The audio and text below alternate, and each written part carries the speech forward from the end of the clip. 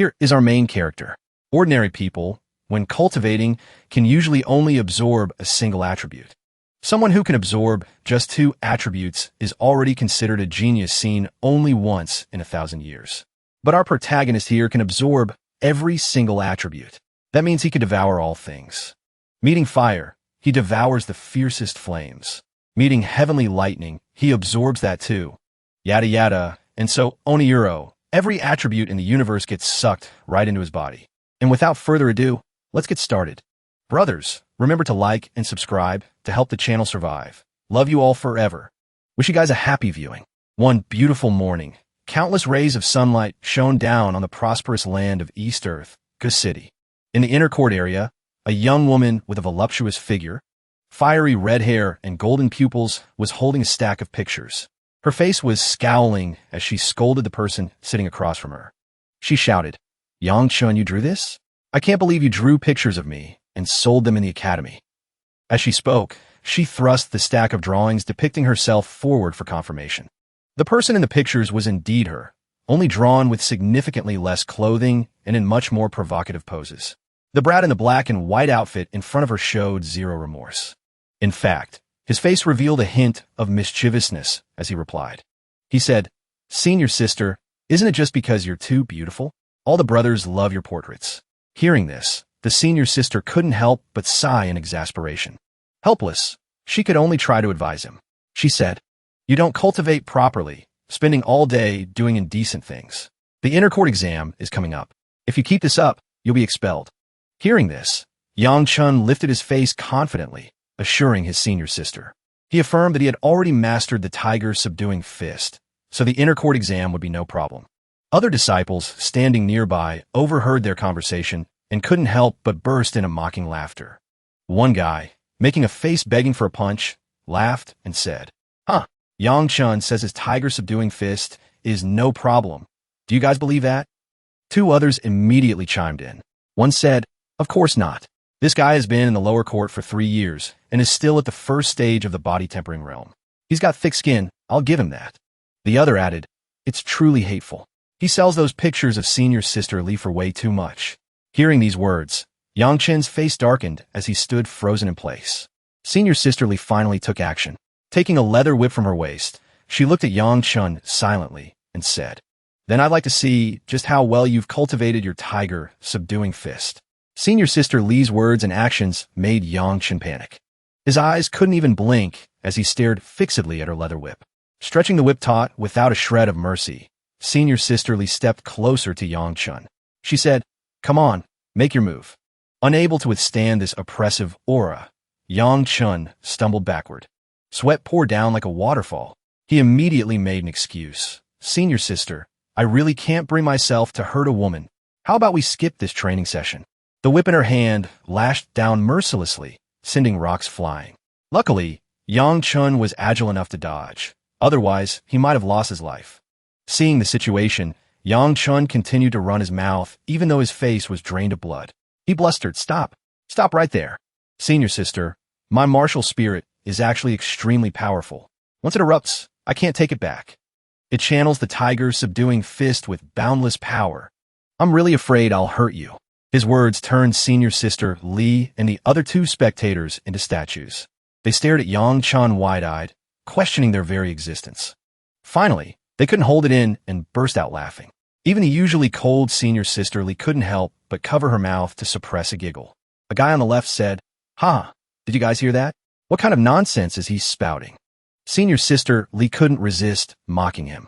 Looking at him provocatively while fondling the whip in her hand, she said, "Yang-chun, you just said you have a martial spirit? Do you even know what a martial spirit is?" Seeing this, Yang-chun rubbed his nose, looking smug. He said, "Of course." He continued, "A martial spirit is the symbol of a heavenly Tao master, a gift of outstanding talent bestowed upon a martial artist. A heavenly Tao master is known as the favored child of the heavens." Senior sister Lee was slightly surprised to hear this. She said, "You know quite a bit, don't you?" Praised, Yang-chun tilted his head to the sky, one hand on his hip, the other on his chest, looking both smug and proud. He said, "I am a heavenly Tao master. A great heavenly Tao master." A sarcastic laugh rang out as soon as Yang Chun finished speaking. It made Yang Chun and everyone else instinctively look behind them. The laughter came from one of Yang Chun's fellow disciples. His face was treacherous and petty. With ill intent, he said, Yang Chun, you've been in the academy for 3 years, and your cultivation is still at the lowest level. Aren't you ashamed to call yourself a heavenly Tao master? He didn't bother hiding his disdain for Yang Chun, getting more aggressive as he spoke. He continued, You are a complete piece of trash. Don't you know that? Wake up. Yang Chun glanced at him, but his face showed no sign of caring. However, his eyes were completely different from when he was facing his senior sister and the others. Seeing Yang Chun not react, the guy pushed further. He walked right up to him, provoking him. He said, Come on, you say you're heavenly Tao master? Show us your martial spirit then. Yang Chun stood there, his face shadowed, unresponsive. Senior Sister Lee saw the situation going south and spoke up to intervene. Su Yang, that's enough. But Su Yang didn't stop. He took a stance to summon his martial spirit. His spirit was a massive, majestic tiger. Certain of his victory, he said, Senior Sister, today I will help you teach this boasting piece of trash a lesson. The other brothers standing around, who didn't like Yang Chun either, chimed in. One said, TSK, Su Yang is already at the peak of the second stage of body tempering. Yang Chun is finished this time. The other replied, Who told him to run his mouth? He needs a lesson, so he'll remember it for a long time. Su Yang, flanked by his golden tiger martial spirit, charged toward Yang Chun with a triumphant look on his face. Yang Chun didn't even bother to dodge the attack. His eyes turned sharp and cold, filled with anger. Suddenly, a loud boom rang out. A blast of golden energy sent Su Yang flying into the distance. The impact was so strong that when Su Yang hit the ground, the area shattered into pieces. Senior Sister Lee and the onlookers were left in a state of shock. Unable to hide their panic, they simultaneously stammered. This is... Yang Chun emerged from the dust and smoke with a cool stance and intense eyes. Behind his back was a martial spirit of indistinct shape, with glowing red eyes and sharp fangs. The swirling red and black aura terrified everyone. The fastest to react was Senior Sister Lee. She stepped toward Yang Chun, whose aura was exploding, and called out Yang Chun. Yang Chun turned his head to give her a cold glance. However, the aura from his martial spirit faded slightly. Senior Sister Lee sighed helplessly and closed her eyes. She said, I hope you quickly advance your cultivation and pass the exam for the inner court. Don't waste your talent. Hearing this, Yang Chun's demeanor flipped instantly. He turned back with a goofy face, scratching his head as he replied, Thank you for the reminder, Senior Sister. I'll remember it. The two of them completely ignored Su Yang, who was still planted face first in the dirt behind them. The newcomers who witnessed the duel couldn't believe their eyes. Some couldn't help but speak up. A bald guy said, Was that thing just now really a martial spirit? Another replied, I couldn't tell what it was, but the pressure was intense. Another wide-eyed disciple added, Did this brat Yang Chun actually awaken a martial spirit? Hearing these words made Yang Chun secretly happy. With smugness written all over his face, he walked away confidently. Elsewhere, a figure was walking. Wherever this person went, he attracted the attention of all the girls along the road. According to these girls, the person walking was both a genius and handsome. Everyone wanted to marry him. The person in question was a tall, fair-skinned young man with brown hair and an extraordinary aura. He carried a large sword on his shoulder and wore white and green robes. Everyone called him by the title Jin Wukuiro, the strongest of the outer court. After taking just a few steps, he saw Yang Chun whistling, acting carefree and aloof, walking out of the inner court. The coldness on Jin Wuk's face instantly vanished. Replaced by eyes shining like stars, he excitedly called out, Big brother. Yang Chun turned around upon hearing the call. Seeing clearly who it was, Yang Chun ran over, beaming with a bright smile. He didn't forget to rub the other person's head, his mouth running nonstop. Hee, Xiao Ke. Seeing such a cheesy reunion, the girls who had been admiring Xiao Ke couldn't help but judge and exclaim. One said, But why's the big brother of the top ranker in the outer court Yang Chun, the guy ranked first from the bottom? Yang Chun ignored their comments. Draping his arm around Xiao Ke's shoulder, he raised his voice. Xiao Ke, your big brother really got to shine today. Scared those little bastards out of their wits. My martial spirit emerged like a true dragon descending to earth. Even Li Qinglin had to crawl at my feet and pay respects. Xiao Ke cautiously asked. He said, Did Senior Sister Lee make eyes at you? As if scratching the right itch, Yang Chen's mouth went into overdrive. Blushing, he stroked his chin, painting a completely fictional scenario in his head. He said, "You weren't there? You didn't see the fiery look in Li Qinglin's eyes. If there hadn't been other people around, I bet she would have thrown herself into my arms right then and there." Having said that, Yang Chen lowered his voice to a solemn tone, sighed, and clutched his chest in self-reproach. He said, "But I would feel guilty towards that girl Muxia." Hearing this, Xiao Ke smiled happily at Yang Chen. "Muxia still doesn't know you've awakened your martial spirit, right? We should go tell her." Yang Chen didn't say much, just replied with a single word, "Go," and hurriedly set off following the suggestion. Xiao Ke just stood there, smiling gently as he watched his silly big brother. The two were on their way to Yu Mushiue's small cottage. Yang Chen was still naively humming a tune as he walked. Xiao Ke walked leisurely behind him. Suddenly, an arm reached out to block their path, and a girl shouted, "Stop!" This startled both of them, causing them to stare at the person in front of them. The person ahead was a girl with beauty capable of toppling trash cans. Fierce eyes accompanied by a few freckles on her cheeks, plus a pair of supersized lips, creating a combination that made anyone remember her forever after just one look. Seeing this, Yang Chen played dirty, pushing Xiao Ke forward to deal with it, ignoring his brother's own fear. Xiao Ke stammered with a stiff face, "Sister Shirlu, we're looking for Muxia."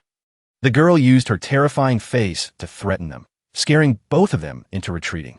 She said, "What's the matter?" Xiao Ke put on a serious face. He said, "It's important." Yang Chen was still hiding behind him, on maximum alert. Shirlu didn't care. She stuck a finger in her nose to pick it. She said, "If you have business, speak up. I'll pass the message along." Yang Chen couldn't take it anymore.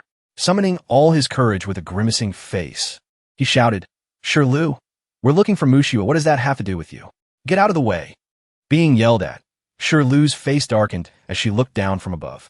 Flicking a massive booger away, she said, "Ho ho, not only are you a piece of trash, but you're also unbearably stupid." With his pride wounded, Yang Chen felt annoyed. His face darkened, his eyes grew stern, and he started to vocalize his displeasure. Shirlu didn't stop. Crossing her arms and looking away, she continued her insults. She said, "What are you crazy for? Mushiua's point is that she doesn't want me too close to you. Don't you get it? In this exam, she will definitely enter the inner court. In the future, you two will be people from two different worlds. It's better not to interact." Unable to believe what he was hearing, Yang Chen questioned those absurd words with a serious expression. He said angrily, "Impossible. Unless I hear it with my own ears, I won't believe it." At that moment, a girl with blue hair and a golden hairpin stepped out, attracting the attention of the three people arguing. Yu Muxia walked out with emerald green eyes, carrying an atmosphere that was gentle yet surprisingly oppressive. Xiao Ke lost his patience and looked straight at Yu Muxia to ask, "Muxia, what is the meaning of this?" Yu Muxia immediately feigned weakness, using the White Lotus act to evade. Lowering her eyelashes, she uttered a soft "Brother Wuck."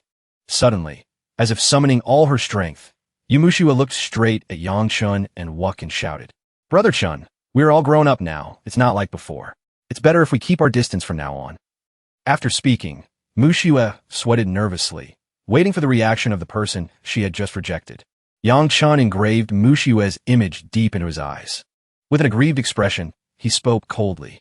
Having spoken, Yang Chen decisively turned and walked away, leaving behind the gazes of the three people. Muxia, Xiao Ke, and Shirlu. Xiao Ke also prepared to leave, but didn't forget to leave a final word for Muxia. He said, "You Muxia, I hope you won't regret this in the future." Both of them walked away, ignoring Muxia watching from behind. That night, Yang Chen sat cultivating on a rock by the lake. Xiao Ke sat pensively next to him. Waves of crimson energy, like burning fire, radiated from Yang Chen. After a while, a book engulfed in swirling flames appeared above Yang Chen's head. Yang Chen opened his eyes, staring into the void, unable to hide his surprise. He subconsciously opened his mouth. "This is..." Reaching out to grab the book that had just appeared in midair, Yang Chen's eyes went round with astonishment as he held an incredibly powerful secret manual in his hands. He shouted, "This is the inheritance of the primordial demon, dragon, martial spirit. Primordial demon dragon blood." Opening a page of the tome to try it out, Yang Chen touched the glowing characters' heaven-sensing scripture. He couldn't help but ponder, reading the content while thinking, "It seems with my current strength, I can temporarily only cultivate the first chapter. Stopping his train of thought, Yang Chun immediately tried to practice according to what was recorded. As described in the book, the heaven-sensing scripture is something that can be considered as sensing the heavens. One can comprehend the terrifying cultivation methods of the heavenly Tao's great power. Yang Chun sat cross-legged, meditating. His hands moved in the pattern of the bagua. His face was intensely focused. Countless streams of crimson power appeared around him, gradually turning black over time. Yang Chun brought his palms close together. Between his palms, a dazzling golden light immediately appeared. Where Xiao Ke was sitting was also affected by the commotion from Yang Chun. Xiao Ke was astonished as the spiritual energy around him began to be sucked away somewhere, causing him to shout, "What? What is happening?" Turning around to look, he realized that the spiritual energy was being sucked into Yang Chen's body. The suction force was so strong, it created a violent windstorm. Xiao Ke had to hold on tight to avoid being sucked in. He cursed silently. "Damn it, all the spiritual energy in this courtyard is being absorbed by Big Bro. Is this even fair?" At this moment, inside Yang Chen's consciousness, spiritual energy was overflowing, flying around his body like spirits. Images of heavenly Tao masters and knowledge flashed through his mind. Heavenly Tao masters usually have single attributes. Even dual attributes are incredibly rare. For example, a fire-type heavenly Tao master can only absorb the fire attribute spiritual energy of heaven and earth. As for other attributes, let alone absorbing them, just sensing them is difficult. Waking up from the dream state, Yang Chun was shocked, his mouth wide open, hands trembling as he realized he was an all-attribute heavenly Tao master. Taking a deep breath, the young man, ignoring whether it was day or night, let out a howl that echoed through both the inner and outer courts. His face couldn't hide his excitement. Xiao Ke used his light footwork to jump to Yang Chen's side, who was still gaping with joy. Xiao Ke said, "Big brother, what happened? Why are you so happy?" Yang Chun hugged Xiao Ke tight, leaving his little brother bewildered. Yang Chun simply said, "Xiao Ke, from now on, Big brother will protect you." After saying that, he looked at the quiet space around the small courtyard and exclaimed. He thought to himself, the power of this martial spirit to devour spiritual energy is terrifying. In such a short time, it absorbed all the spiritual energy of the courtyard. Thinking he would go home to sleep after training, Yang Chen instead looked at Xiao Ke with sparkling eyes and a face asking for trouble. He said, "Xiao Ke, let's go up the mountain." Xiao Ke still didn't understand what was going on, asking just to confirm, "Up the mountain?" Then, without waiting for his junior brother's consent, Yang Chun grabbed the kid's hand and dragged him along. Yang Chun said, "Right, we can't cultivate here. The spiritual energy of Chaoga Mountain is abundant, suitable for our cultivation.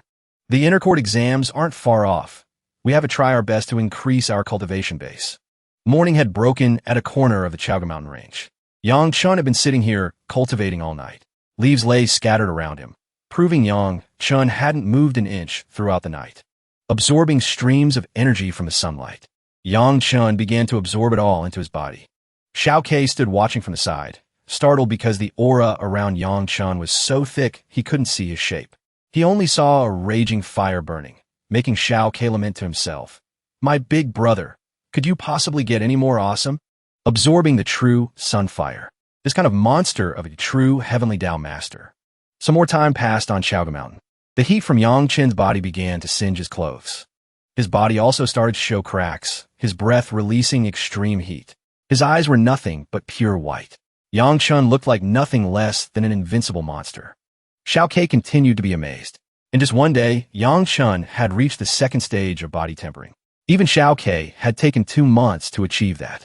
Saying that, not wanting to be caught up to so easily, Xiao Ke also entered a state of cultivation. Afternoon arrived on Chaoga Mountain. Sensing something unusual, Xiao Ke suddenly opened his eyes from his meditation. He looked in panic toward his brother, only to see a pile of black, human-shaped ash. He screamed in horror. "What does this mean? What happened?" Rushing closer to check the situation, Xiao Ke called out frantically with a worried expression. He shouted, "Big brother, don't scare me." Just as he finished speaking, a crackling sound was heard. From the pile of earth and stone, fragments fell away, revealing a muscular body inside. Yang Chun shouted loudly, bursting up from the debris.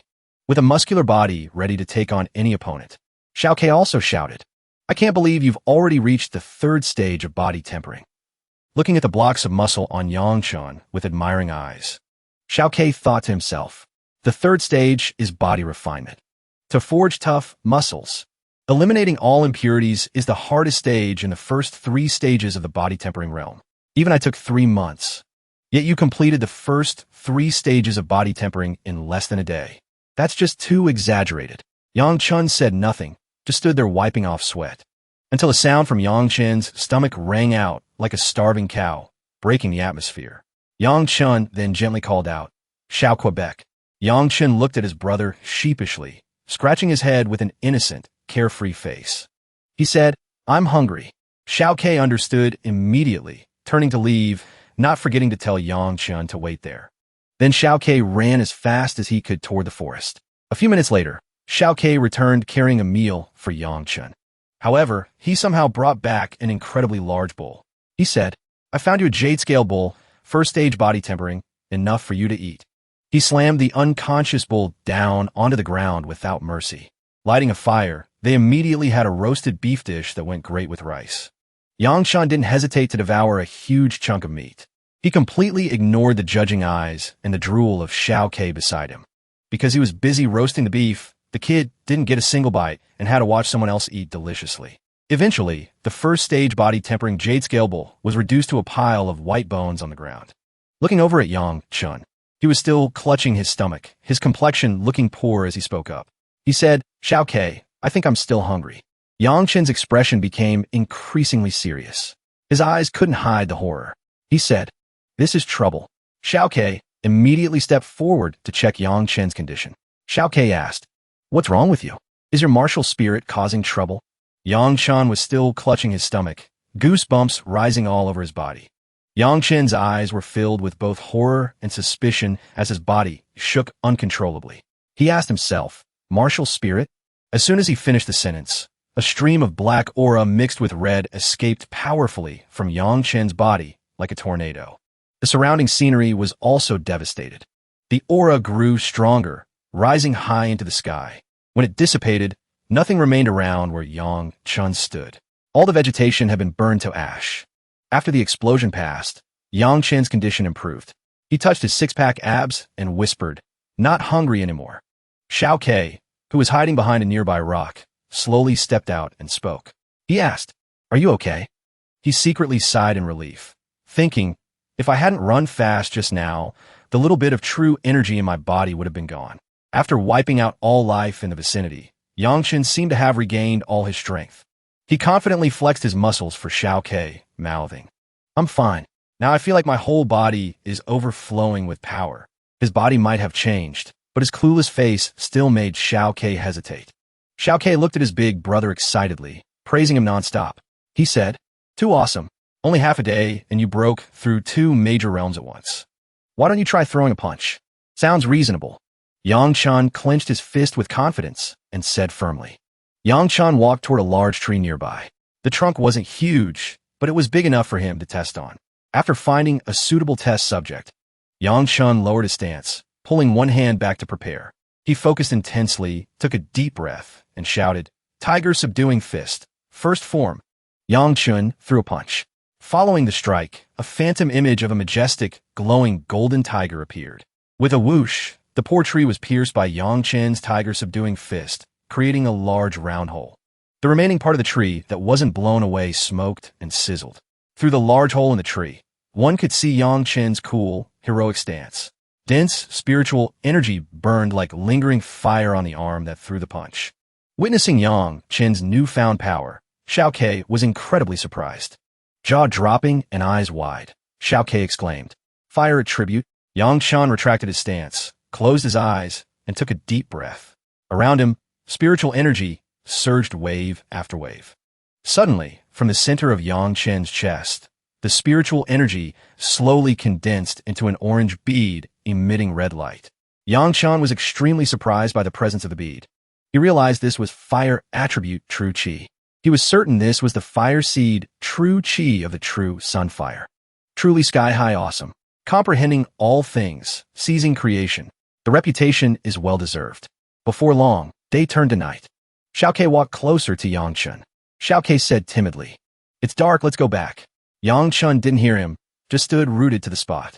After a moment of thought, Yang Chun tilted his head and looked at Xiao Ke. His gaze was serious, his lips curling into a faint smirk. He said, No way. We are finding a cave to crash in for the night, then we keep cultivating. Just like that, the two of them circled the forest within Gexing Mountain. Mid-stride, Yang Chun suddenly froze, whipping his head to the side in surprise. Seeing his strange behavior, Xiao Qiro's eyes went wide as he asked, What is it? Yang Chun didn't say a word. He bolted forward, his muscular arms tearing through the roadside brush to reveal a natural waterfall hidden behind it. Yang Chun stared intently at the waterfall, a perverted expression creeping onto his face. His cheeks flushed red, his jaw dropped, and his pupils shrank to the size of beans. Following the line of sight of Yang Chuniro's drooling face, down into the pool beneath the falls, was a young woman with long hair, porcelain skin, delicate features, and a smoking hot body. She was soaking in the water, completely stark naked. The quiet night only accentuated her otherworldly beauty. The girl had no idea she had fallen into the sights of a lecher. She bathed carefree under the moonlight, surrounded by the stunning scenery of Chaoga Mountain. With zero shame, Yang Chun strained his eyes wide, open to get a better look at the girl in front of him. He couldn't control the drool streaming from his mouth. Xiao Ke, curious, stepped up beside Yang Chun and asked, What are you looking at? Following Yang Chuniro's gaze, Xiao Ke looked ahead. He panicked the moment he saw the silhouette of a maiden bathing in the pool. Xiao Ke lost his composure and shouted, Brother Euro.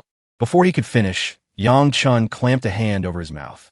He raised his other hand to his lips, signaling him to be quiet and not let Xiao Ke make a sound. However, they had already been exposed.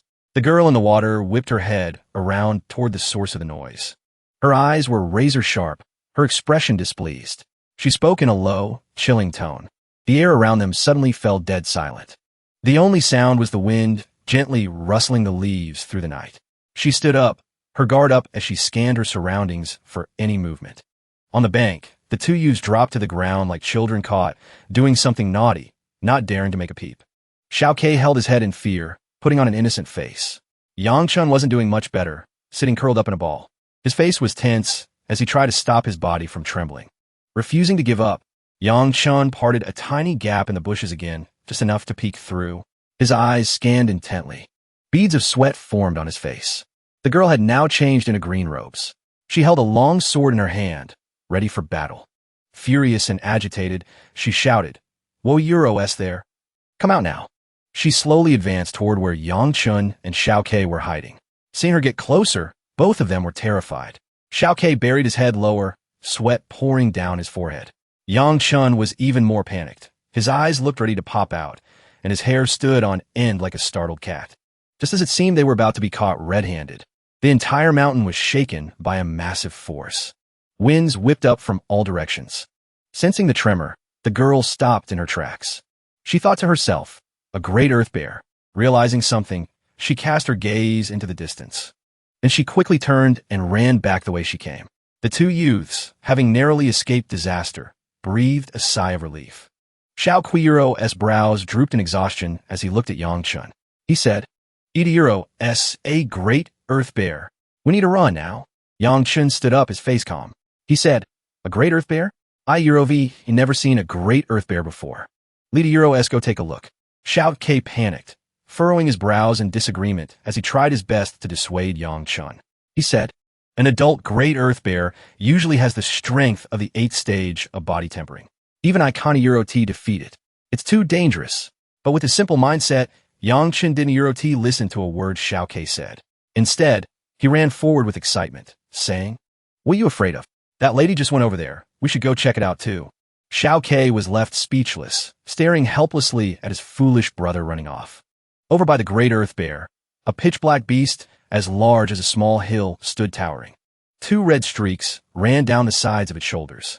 Every time it roared, the heavens and earth shook. The vicious bear swung its paw forward, its eyes glowing red with killing intent. Its strike blasted a massive crater into the ground. Dirt and rocks flew everywhere. The girl from before quickly dodged the fatal blow from the giant bear. Yang Chun and Xiao Ke watched the battle from a distance. Yang Chun said, So the girl bathing earlier was Tian Lingxi. Yang Chun turned to Xiao Ke, who was also watching the chaotic fight. He said, Xiao Ke, go over there and help her. Xiao Ke raised an eyebrow at that. His expression turned serious. He said, you saw it clearly too, didn't you? That great earth bear isn't fully grown yet.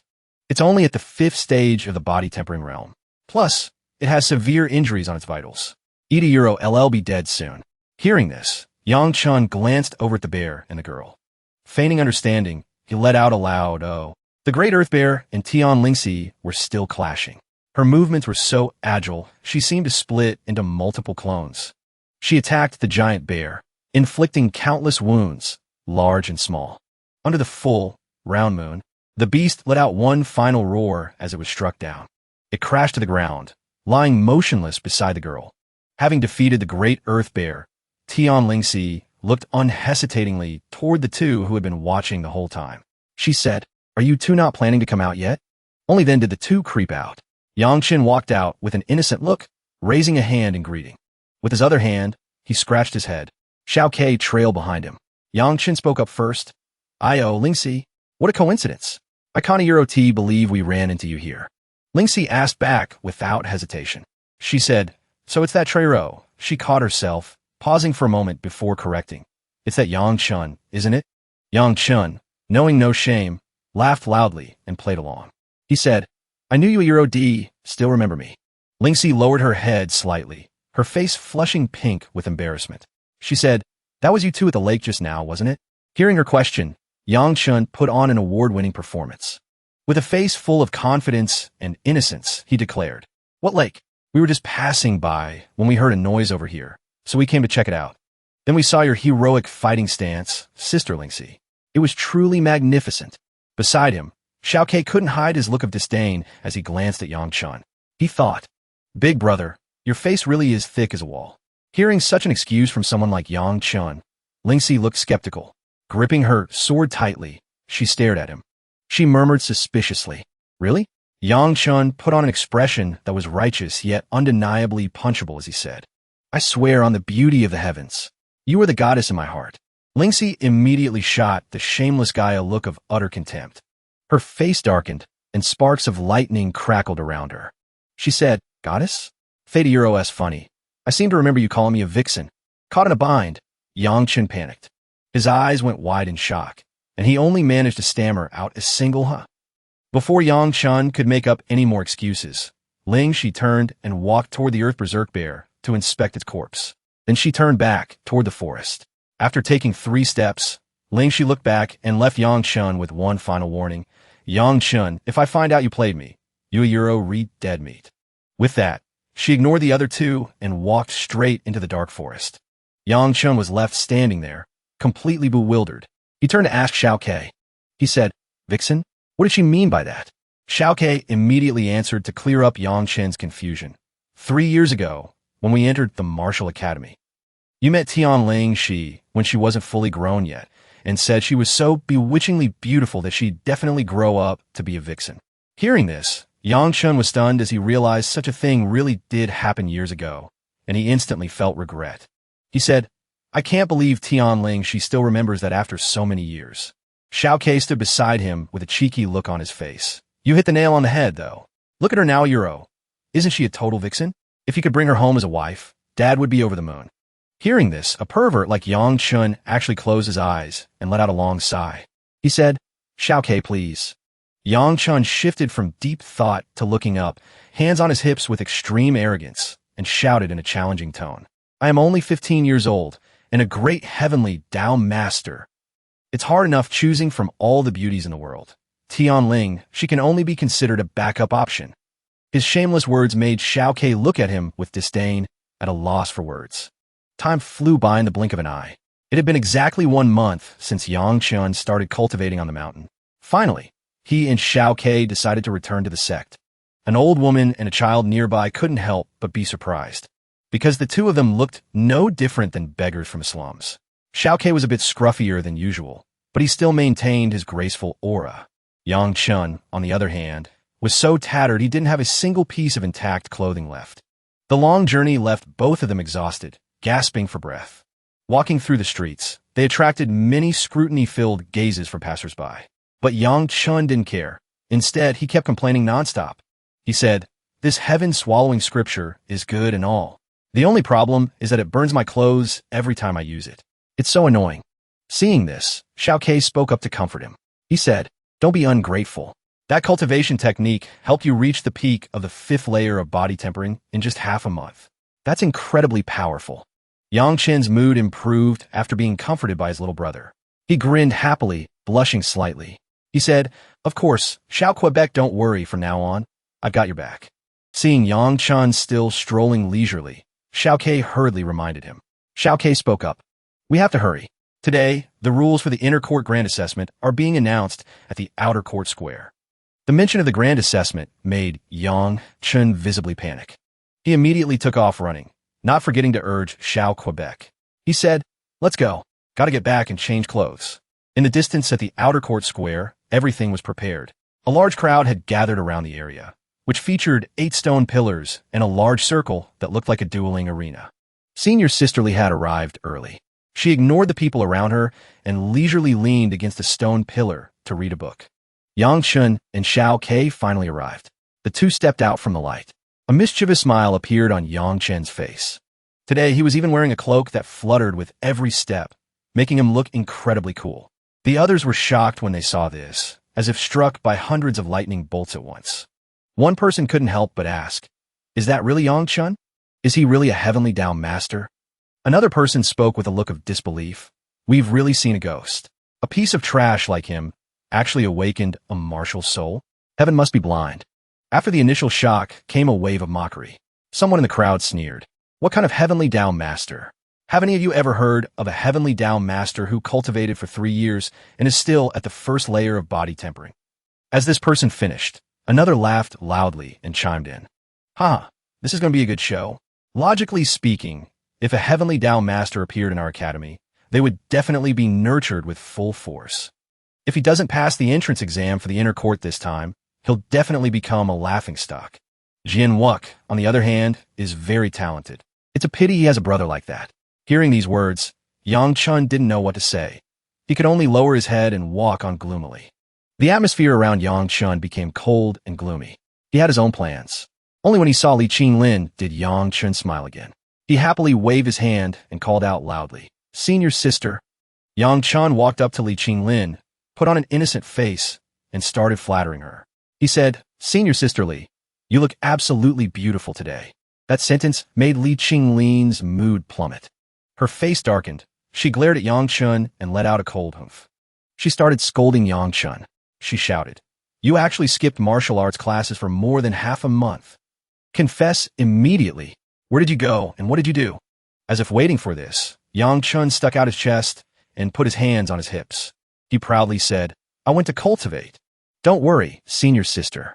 A tiny inner court assessment won't trouble me. I am the great heavenly Dao master, after all." Looking at Yang Chen's confident face, senior sister Li didn't know what to say and could only sigh. Then she fell silent. Li Qinglin looked left and right, checking to see if anyone was eavesdropping. Her expression at this moment was a bit comical. After confirming no one was there, she leaned in close to Yang Chun. Looking constipated with worry, she raised a hand and whispered, "Have you broken through to the 2nd layer of body tempering yet?" Hearing this, Yang Chen's face lit up with sparkles, and he spoke every word clearly with pride. He said, "I have completed the bone tempering stage and reached the 5th layer of body tempering." Hearing such an absurd answer made senior sister Li extremely angry. Angry emojis practically popped up over her head one after another. Li Qinglin was speechless, gritting out each word. She said, "Yang Chun, I don't want to deal with you anymore." After saying that, senior sister Li stormed off in anger, leaving Yang Chun bewildered, not knowing what he did wrong to upset her. With 1,000 questions in his head, Yang Chun blankly asked Xiao Ke, standing next to him, "Why is senior sister so angry? It seems she doesn't believe me." Jian Wuk didn't know how to answer either. He puffed out one cheek, looking confused. Xiao Ke silently lamented. "Aren't you embarrassed saying stuff like that? Going from body tempering 1st layer to 5th layer in just over half a month? Who would believe you?" The atmosphere at the assessment was incredibly lively. Finally, the time had come. A silver-haired figure appeared out of nowhere. The newcomer was an old man who looked quite formidable. He spoke, I am here to announce the rules for this grand assessment. The inner court assessment is divided into 2 stages. His posture hovering in midair made the atmosphere of the exam even more unpredictable and harsh. From above, he continued, Stage 1. You may form your own teams. Groups of 3 will enter Chaoga Mountain. You can use any method to collect spirit herbs or spirit beasts. At this point, his voice turned stern. Of course, the prerequisite is to stay alive. If you encounter danger, you may call for help. There are academy teachers stationed all around Chaoga Mountain. However, those who call for help will be considered to have failed. The time limit is 3 days. The group that gathers the most materials will earn the highest score.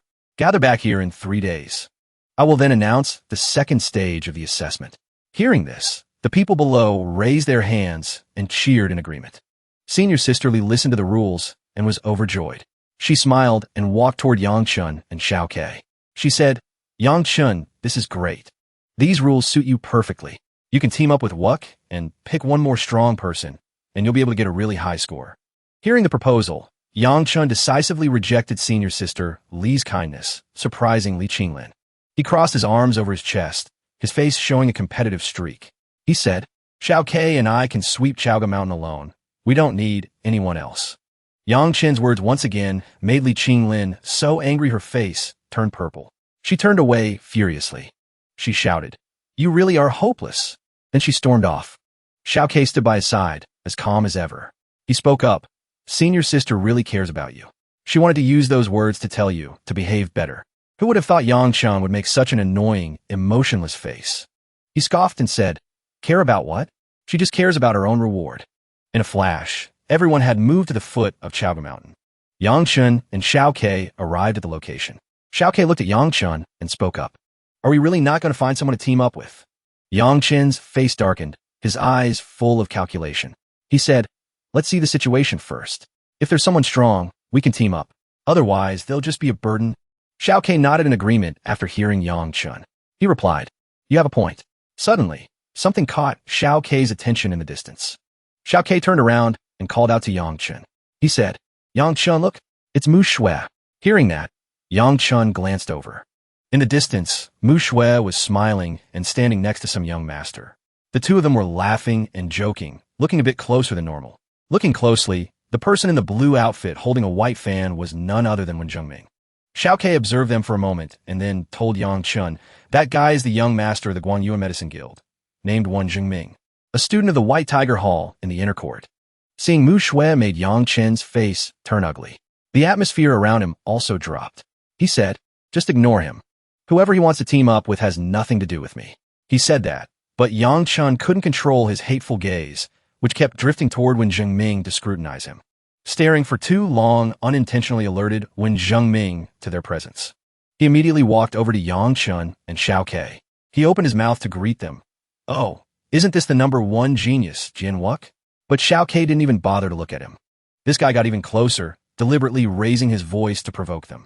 His attitude was incredibly obnoxious. Mu Shui was clinging to him, not leaving his side for a second. Standing opposite Xiaoke, he cast a glance at Yangchun. He said, Teaming up with your trash brother?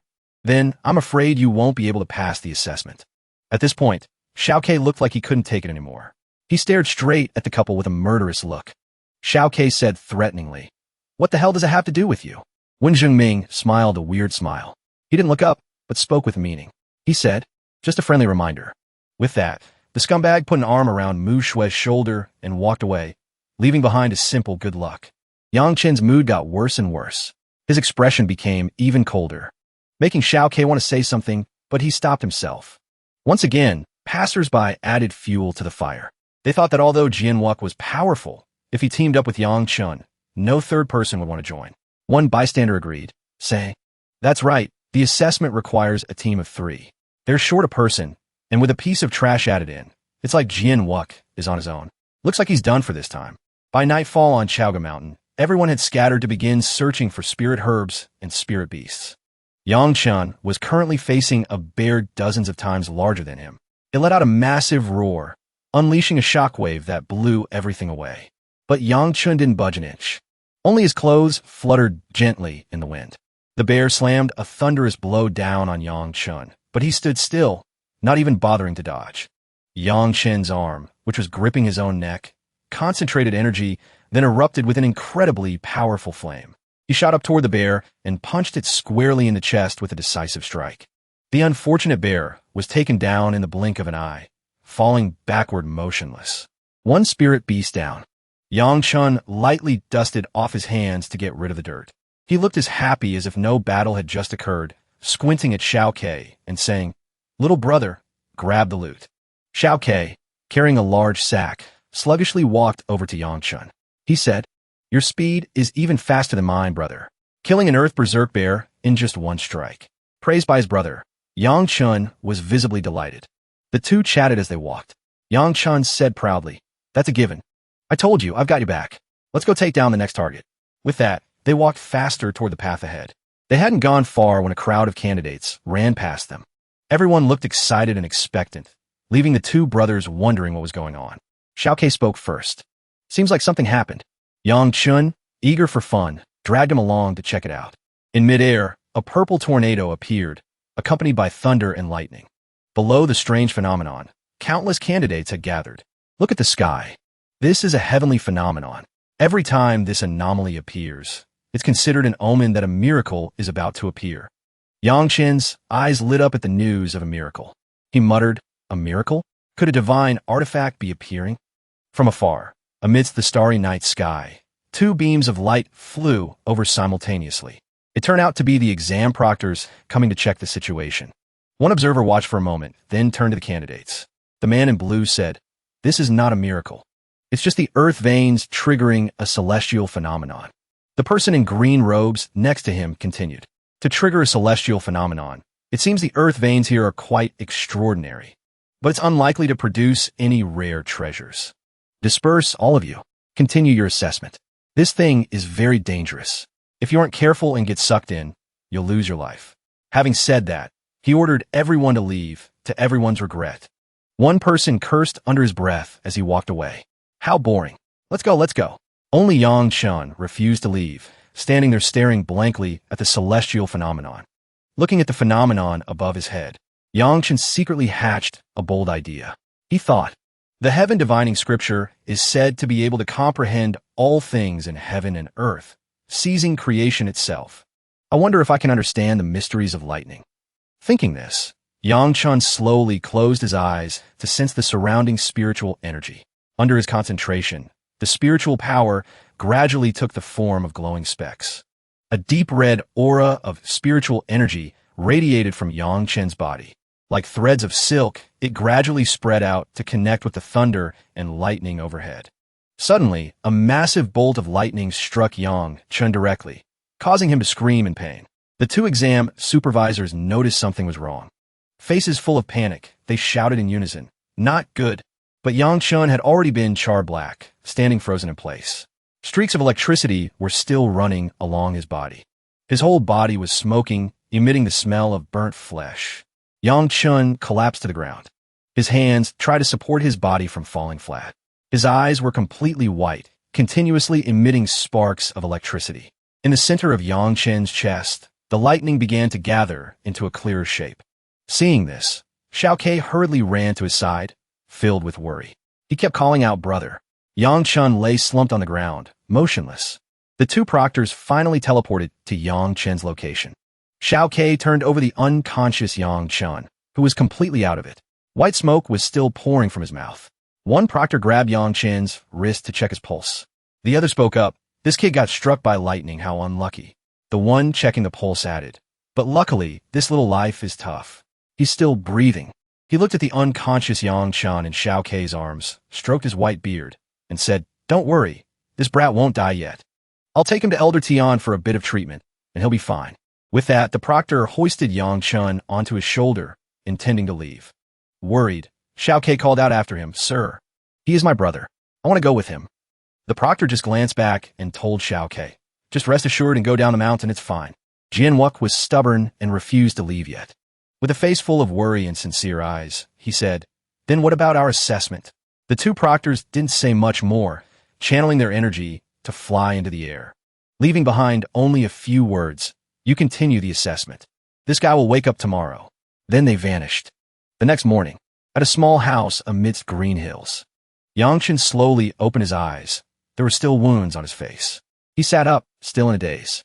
His sleepy face looked exhausted. He asked himself, "Where is this?" I remember being struck by lightning. Placing his hand on his body, he was surprised when small purple sparks of electricity emitted from nowhere. Seeing this, he immediately sat in a cross-legged position. Clasping his hands together, he channeled energy. Yang Chun was now surrounded not only by fire spiritual energy, but also by lightning spiritual energy. The second bead had appeared. He asked himself in surprise, "Is this heavenly lightning true qi?" Yang Chen's jaw dropped, his eyes wide in disbelief. He marveled to himself. It seems the heaven divining scripture absorbed that bolt of heavenly lightning yesterday and turned it into heavenly lightning true qi. Remembering the moment he was struck by lightning made Yang Chen shudder. But then he stood up on the bed and shouted with joy, "I'm invincible this time." After enjoying his moment of joy, he realized he was in a place he didn't recognize. Looking around, he thought, "Where on earth is this?" Yang Chan decided to open the door and leave the room to investigate. Before him was a wooden house and a large courtyard. Looking in another direction, Yang Chan saw a young woman painting. Her delicate shoulders and long hair made it impossible for him to look away. He intended to walk closer to see what she was painting. Yang Chun stopped in his tracks, looking at the girl in astonishment. The painting she was working on was emitting rays of shimmering golden spiritual power. He thought, the spiritual fluctuations are so strong. Is this person a formation master? In Yang Chen's mind, a formation master was a title for a specialized support profession for heavenly Tao masters, but with a noble status, surpassing even the heavenly Su continent. A formation master is naturally a heavenly Tao master, but not every heavenly Tao master is a formation master. The formations inscribed by a formation master have various special support effects. Whether for cultivation or combat, they are extremely useful. Someone with formation inscriptions can even fuse them onto weapons and armor, providing beneficial enhancements. Getting closer, Yang Chen's jaw dropped in surprise when he realized the girl painting in front of him was Tianling Shi. He panicked, his mind racing with the words, "Why is it her?" Sensing someone behind her, Tianling, she glanced back. She spoke calmly, "You're awake." Under the clear blue sky, the wind gently blew leaves past, accentuating Tianling, Shi's stunning beauty. Yang Chun stammered, tongue-tied. He pointed a finger at Tianling, Shi in disbelief. He asked, "Vixen, you're a heavenly Tao master?" The question immediately made Tianling, Shi visibly annoyed. With an irritated attitude, she looked at Yang Chun with dissatisfaction, enunciating each word. "That's right. Is there a problem?" As the two were exchanging words, someone approached from a distance. It was Tian Bagwang. His long white hair gave him an aura of an immortal sage. His emerald eyes looked at Yang Chun with a smile. Tian Bagwang gently asked Yang Chun, "Can you sense the soul power fluctuation from the person next to you?" Yang Chun didn't bother hiding his ability. He answered Tian Bagwang very naturally. He said, "Of course." Then, he turned toward the stone table where a beast hide with a formation diagram was placed. Placing his hand on the hide, Yang Chun narrowed his eyes and continued, "Sir, the formation inscribed on this beast hide is of the wood attribute, holding a heavy sensation. It's likely a defensive formation." Seeing that he could not only sense it, but also understood formations so clearly surprised Tian Bagwang greatly. He unconsciously asked again, "You can sense it too?" Yang Chun, being asked again, could only helplessly reply, "Yes, I can." After confirming Yang Chen's ability, the corners of Tian Bagwang's eyes crinkled, and he smiled. Tian Bagwang said, "Do you want to learn?" Before Tian Bagwang could finish his question, Yang Chun, quick as the wind and abandoning all dignity, dropped to his knees. His action made even someone as composed as Tian Bagwang freeze in shock. Facing the person standing before him, Yang Chun respectfully clasped his hands in front of him. He shouted, "Disciple Yang Chun pays respects to master." Then he skillfully performed 3 bows and 9 kowtows, paying his utmost respects to Tian Bagwang. Tianling Shi, who had been sitting on the side, finally couldn't take it anymore. She stood up, puffing out her cheeks, pointed at Yang Chun, and said angrily, "Dad, he's a scoundrel. Don't take him as a disciple." Yang Chun, kneeling on the ground, didn't care and even put on a smug face. Tian Bagwang regained his composure, looking down at the kneeling Yang Chun. He spoke slowly, "To be my disciple, you must remember one thing. You must not be mediocre. Within the next 5 years, if you do not achieve anything outstanding, you will be expelled from the sect. Yang Chun remained kneeling, hands clasped respectfully, and asked curiously, Master, what counts as an achievement? Tian Bagwang looked up at the blue sky before him. A phrase fell from his lips, light as a feather, but shocking to the listener. He said, Shake the Eastern Lands. With just those 4 words, Yang Chun couldn't believe his ears. His eyes popped out, and his mouth hung open in shock.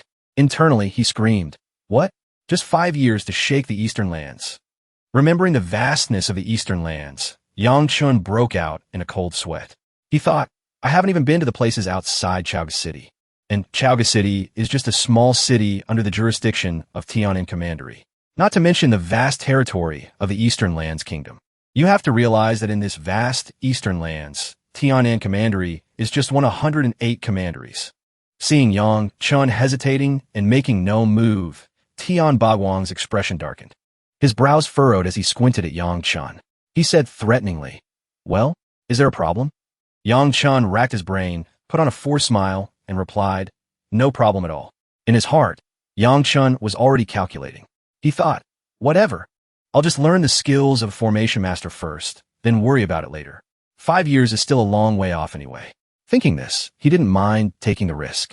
Tianling, she knew she couldn't interfere with her father's business, so she just stood there dazed, watching Yang Chun become her father's disciple. After accepting Yang Chun as a disciple, Tian Bagwang stepped forward and pulled him up. He said happily, Xiao Chun, Master will stay at the Chaoga Martial Academy for a while. How much you can learn will depend on your own fortune. Hearing this, Yang Chun was extremely happy, beaming with a bright smile. He clasped his hands and bowed to Tian Bagwang, saying yes. Tian Bagwang laughed heartily. He waved his hand at Yang Chun and said, In the future, there's no need for such formalities. Your sincerity is enough. You're still participating in the inner court assessment. Go and finish your test quickly. After speaking, Tian Bagwang turned to his daughter. With an innocent face, he ordered Tian Lingxi. He said, You see him out. The request made Lingxi extremely annoyed, but she had to obediently lead Yang Chun away. Stepping out the door, Yang Chun turned back to smile at Tian Lingxi. He said, Lingxi, I didn't expect you to be a heavenly Dao master. You hit it pretty well.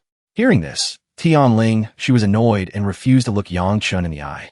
She said coldly, What does it have to do with you? Yang Chun, thick-skinned as ever, wouldn't quit and stay to ask more questions. He said, Lingxi, what is your current cultivation? Have you broken through to the 6th layer of body tempering yet? Tian Ling, she was visibly irritated, looking straight at Yang Chun. She retorted, What does it have to do with you? Yang Chun continued waving his hands around, flattering the person in front of him. He said, Lingxi, I think you look better with your hair up. Before Yang Chun could say more, the door slammed shut with a bang. Making an ear-piercing sound, she shouted angrily from inside, What does it have to do with you? Back to the assessment at the Chaoga Mountain Range. It was now the morning of the 2nd day. A wolf with glowing red eyes and sharp fangs was growling. Xiao Ke stood in front of it, his eyes focused, revealing no openings. After growling, the spirit beast charged to attack Xiao Ke. With the sword in his hand, Xiao Ke swung his arm, creating a perfect arc, directly sending the wolf flying far away. Yang Chun had returned, just in time to witness Xiao Ke's beautiful fight, and clapped in praise. He said, Xiao Ke, your swordsmanship is getting more and more proficient. Seeing Yang Chun, Xiao Ke immediately sheathed his sword. He quickly walked over to Yang Chun. Xiao Ke spoke up, Brother, are you okay? Yang Chun pointed a thumb at himself, looking smug, and said, It was just a tiny bit of lightning. How could it kill me so easily? Xiao Ke continued, I knew you'd be fine, brother. Come on, let's keep killing monsters. And so, the two continued roaming Chaoga Mountain to complete the assessment. Finally, the 3-day assessment period was over.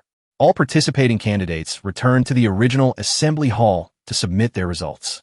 The hateful Wen Jingming and Mu Shui came over to pick a fight with Yang Chun and Xiao Ke again. Wen Jingming's foul mouth couldn't wait to sneer. In the end, still no one teamed up with you guys? After speaking, he received looks of utter contempt from Yang Chun and Xiao Ke. Yang Chun didn't bother to care. His face showed clear disgust as he turned his head away. He said, Just you wait and see. The scumbag Wen Jingming couldn't help laughing out loud at that. He mocked, Oh please. The trash is talking. You killed a few spirit beasts, and now you're acting big. Mu Shui nestled in his arms, also covered her mouth and laughed along, making Yang Chen's face darken with annoyance. From midair, the proctor appeared. He announced loudly, "All teams bring your loot to me for submission." He continued, "Any squad that gathered 3 or more spirit herbs or killed 3 or more spirit beasts may pass the preliminary test. Of course, the greater the quantity, the bigger the rewards you will receive later." Hearing this, Wen Jingming tilted his despicable face upward. Arm around Mu Shui's waist, he ordered, "Let's go." Behind him, a subordinate carrying a sack of items on his shoulder spoke with difficulty, "Yes, boss." With that, he stepped forward to the proctor, knelt down, and opened the bag to reveal the items inside. After checking, the proctor announced the count. He shouted, "Squad of Wen Jingming, Mu Shui, and Chun Xiao killed 7 spirit beasts, 1 spirit herb. Passed the assessment." Wen Jingming immediately looked smug, casting his slanted eyes toward Yang Chun. He said, "Well, trash Yang Chun." Mu Shui also looked up at the sky, triumphantly. Yang Chun was provoked, but didn't get angry. He just yawned lazily. He called out sluggishly, "Wuck." He said, "Xiao Ke, serve the dish." Receiving the order, Xiao Ke turned to get their stuff. Wen Jingming, still oblivious to the vastness of heaven and earth, laughed mockingly, waiting to see the joke of Yang Chun and Xiao Quebec. From behind a stone pillar, Xiao Ke struggled to drag out a gigantic bag. It terrified Wen Jingming and everyone present. Mu Shui, Wen Jingming, and countless candidates nearby were so scared their jaws dropped. Countless question marks appeared in their heads at that moment. Someone standing nearby, witnessing Yang Chen's team's massive bag, couldn't help but speak up. How many spirit beasts and materials must be in a bag that big? Others even claimed it was fake. Wen Jingming and Mu Shui, who were mocking Yang Chen as a cripple just moments ago, now had dark faces but were not ready to believe it yet. Wen Jingming huffed and said, "Why so flashy?" Xiao Ke used his strength to drop the bag into the center of the circle. The bag hit the ground with a loud thud, kicking up a cloud of dust. The proctor was also sweating, pointing at the bag. He said impatiently, "Open it up." Not making everyone wait long, Xiao Ke reached out and opened the bag. What was revealed inside shocked every candidate present. One by one, they looked as if they had been struck by lightning, clutching their heads and screaming. Especially Wen Jingming, who had the most extreme reaction. Pale-faced, he screamed, "How is this possible?" A mountain of materials, including rare spirit beasts and spirit herbs, appeared behind Xiao Ke. The proctor, witnessing such a grand event for the first time, became flustered.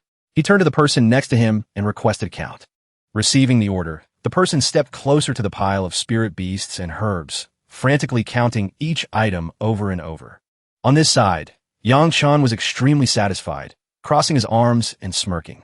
Wen Jingming beside him still hadn't recovered, repeatedly stammering the same question. He kept saying, "Impossible. This cannot be real." The results were in. The proctor read out each item loudly.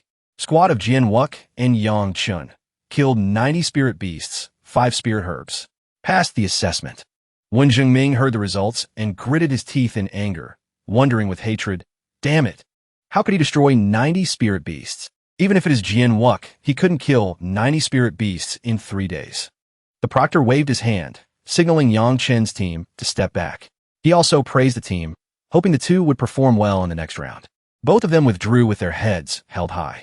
Yang Chen teased Xiao Ke.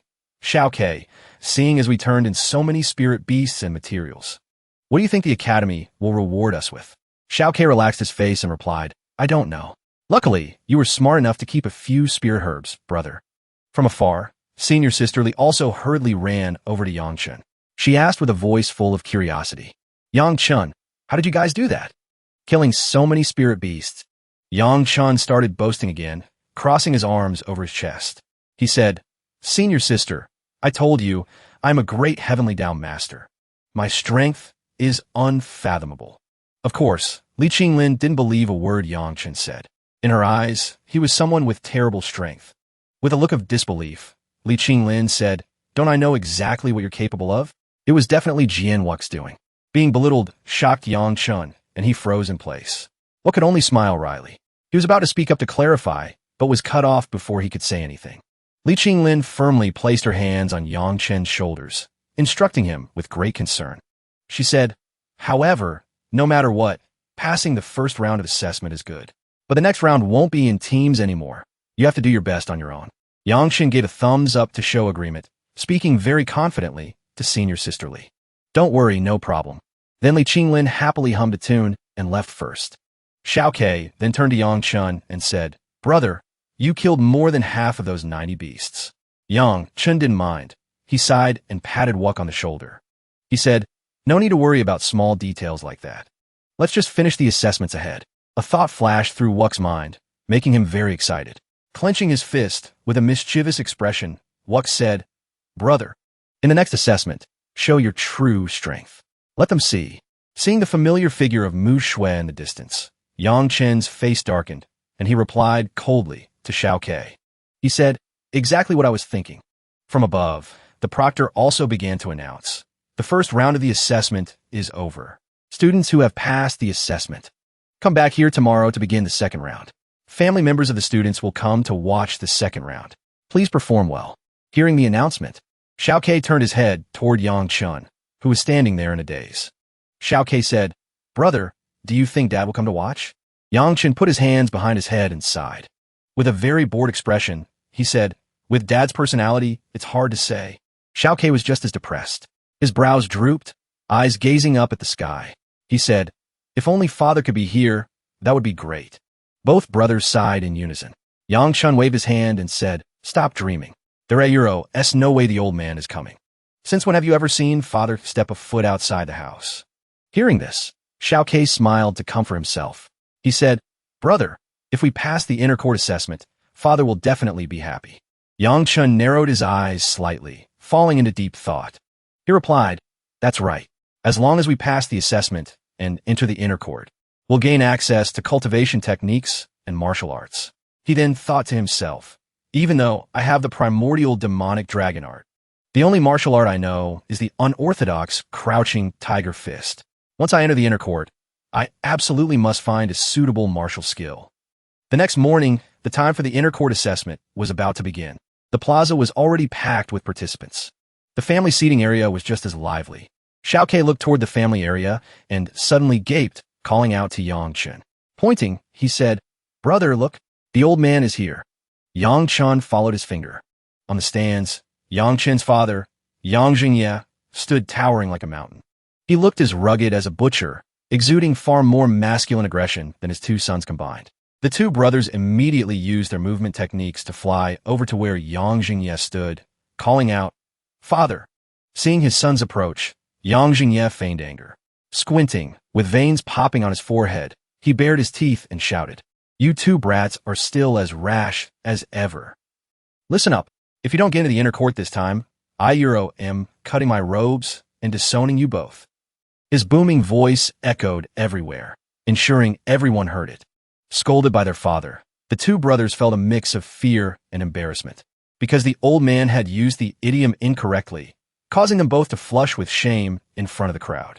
Yang Chun thought to himself, this is humiliating. Old man, is not how you use that idiom.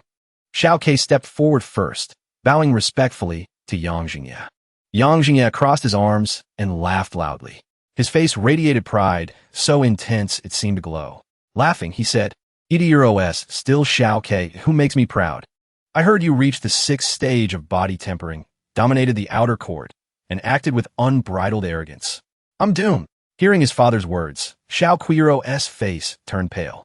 His lips twitched as he thought, where did father hear these rumors? When did I ever dominate the outer court? And where exactly was I unbridled and arrogant? Yang Zinduro's cheerful mood suddenly plummeted to the ground. He huffed and said, That's right. He looked toward Yang Chun. Yang Jingye gripped the railing of the stands tightly, dropping all pretense of dignity. He roared, Speak. Why did you offend little Shui? The future wife I secretly picked out for you. His barrage of words sent the two sons into a panic. Yang Jingye's words left Yang Chun utterly bewildered, his eyes darting toward Yu Mushue, who was standing nearby. On the stands, Yu Mushue's father, Yu Qian, heard his daughter Yuro's name mentioned and flared up in anger, pointing at Yang Jingye. He shouted, Yang Jingye, you bastard! Since when did my daughter become your family's wife? Now, both Yang Chun and Mushue were backed into a corner, unable to open their mouths to defend themselves. Whispers about them began to circulate through the stands. One person spoke up. I heard Yang Chun has been in the academy for 3 years and is still at the first stage of body tempering. Does that trash actually have delusions of climbing up to you, Mushiwa? Another person chimed in. Lady Yuiro's martial talent is excellent. Her cultivation has already reached the 3rd stage of body tempering. Sheiyuro LL definitely passed the inner court exam this time. Yang Chun stood there, hearing every word of criticism. Someone added, There is a recent rumor that Yang Chun awakened a martial soul, but who knows if it's true or false. Another sneered. Even if that kid awakened a martial soul, Ida probably a trash soul. Have you ever heard of anyone cultivating for 3 years and staying at the 1st stage of heavenly way body tempering? Yang Chiniuro's father, standing on the platform, heard it all clearly. Someone whispered, Exactly. Cultivating the heavenly way should be as easy as drinking water. I think that little rogue Yang Chun is just a fraud. It was beyond endurance. Yang Jingye suddenly roared. Get lost. Go prepare for the exam. It looked like he was chasing Yang Chun and his brother away, but in reality, he was driving away the gossipers. Yang Jingye watched his son's retreating figures. He thought, something isn't right. Why is Yang Chun still at the 1st stage of body tempering? The patriarch pinned all his hopes on him, and seeing how distant he and little Shui are, what exactly happened? The time for the assessment arrived. The proctor stood on a stone pedestal and read the exam content aloud. He said, Today's competition is considered the entrance examination. The official exam starts today and consists of 3 rounds. Those who pass will be promoted to the inner court. Xiao Ke sighed. He said, Brother, we worked so hard to get the top spot. I didn't expect it to just be an entrance exam. Standing beside him, Yang Chun said excitedly, It doesn't matter. Who cares what the test is? We or OLL just keep taking the top spot. The proctor continued. Furthermore, the Martial Academy will deliberate on your total scores. We will select the top 10 students to receive rewards. In particular, the person in 1st place will be gifted a hidden dragon pill. All the participating students' eyes lit up as they exclaimed in unison. A hidden dragon pill, according to the rumors. The hidden dragon pill is a golden pill surrounded by a dragon image, transported directly from the royal capital. It is the masterpiece of a grand alchemist. The main ingredient is the inner core of a subdragon beast, possessing fierce medicinal power. Consuming and refining it can strengthen the body and soul and increase one's power.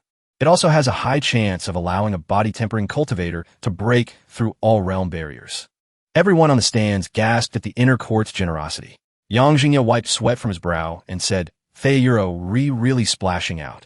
The proctor raised a hand to focus everyone's attention. He continued, In this competition, aside from the hidden dragon pill for 1st place, 2nd and 3rd place will be rewarded with a solid origin viscera pill. As for 4th through 10th, they will split 10 small spirit pills. Hearing the name, solid origin viscera pill, immediately piqued Yang Chen's interest. His eyes sparkled, cheeks flushing red, and mouth hanging open. He thought, I'm currently at the peak of the 5th stage of body tempering. To reach the 6th stage and complete the body tempering phase, even with the heaven-devouring scripture, it would take a few days. But if I had the solid origin viscera pill, it would be different. Thinking this, Yang Chen resolved to get that pill no matter what. He clenched his fists and gritted his teeth. He said, I am definitely getting that solid origin viscera pill. Suddenly, the scene turned chaotic. The candidates clamored and gathered in one direction. Several people shouted, Look, it's Tian Lingxi. Standing nearby, Yang Chun was startled. It really was Tian Lingxi. Her beauty commanded the attention of almost everyone there. Following behind her was a tall, thin man. That's Guan Mingho. As the pair approached, someone remarked, The couple, Guan Mingho and Tian Lingxi, the 2 greatest talents of the outer court.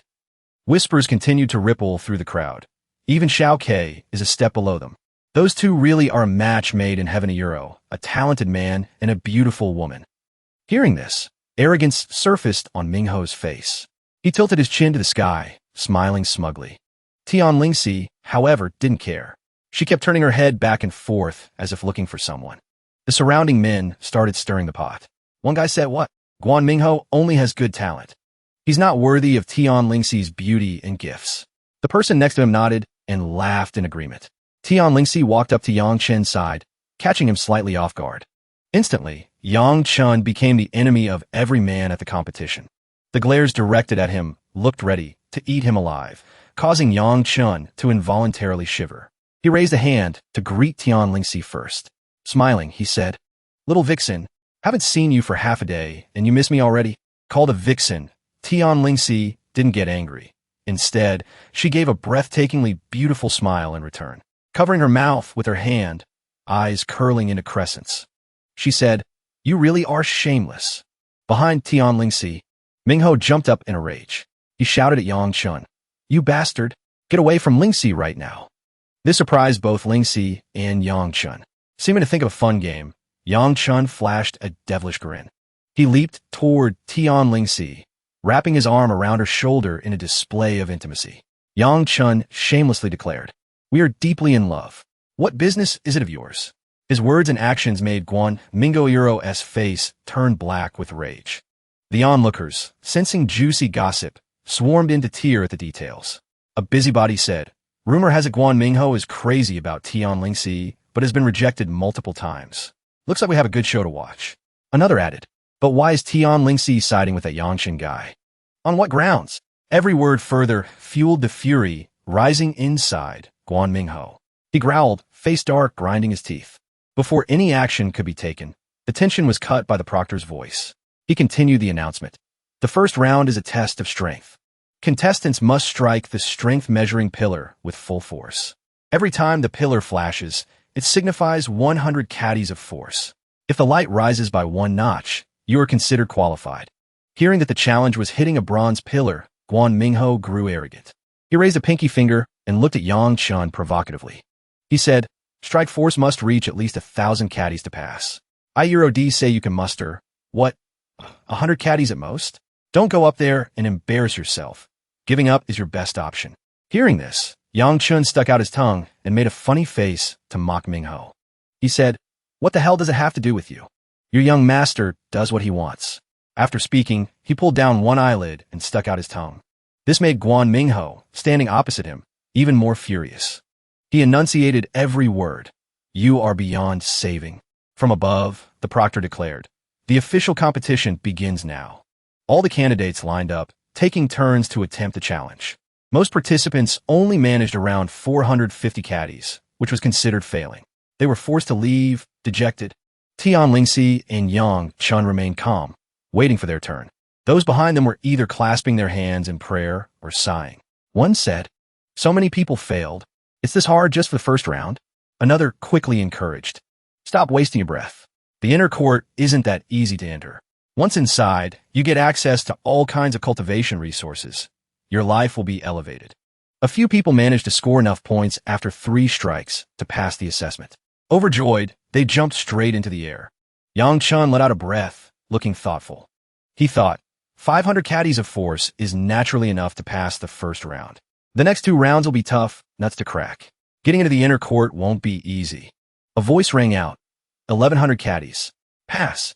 The person at the pillar was a tall young man in red robes. His hands were wrapped in white cloth, and he had a fierce face. His name was Situ Ping. A person in line behind him exclaimed, "Situ Ping from the Situ family. He has innate divine strength and practices the family's great strength art." It's no surprise his punch reached 1,100 caddies. Another person shrugged, as if stating the obvious. The Situ family is the wealthiest in Chaoga. That kid probably hasn't even finished drinking his stockpile of body-tempering medicine yet. Off to the side, Yang Chun leaned close to Tian Lingshiro's ear, his face shamelessly playful. He said, "Hey Vixen, let me tell you something. That Situ Ping guy, he soaked in medicinal tubs for 3 years just to get a measly 100 caddies over the limit. What a waste of his family's great strength Vajrard." Tian Lingxi pushed Yang Chen's hand off her shoulder. She retorted sharply, "Oh, is that so?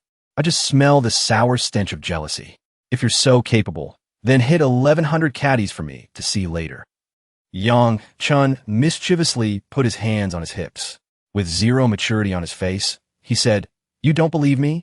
If you don't believe me, let's make a bet." Tian Lingxi seemed to seize the opportunity.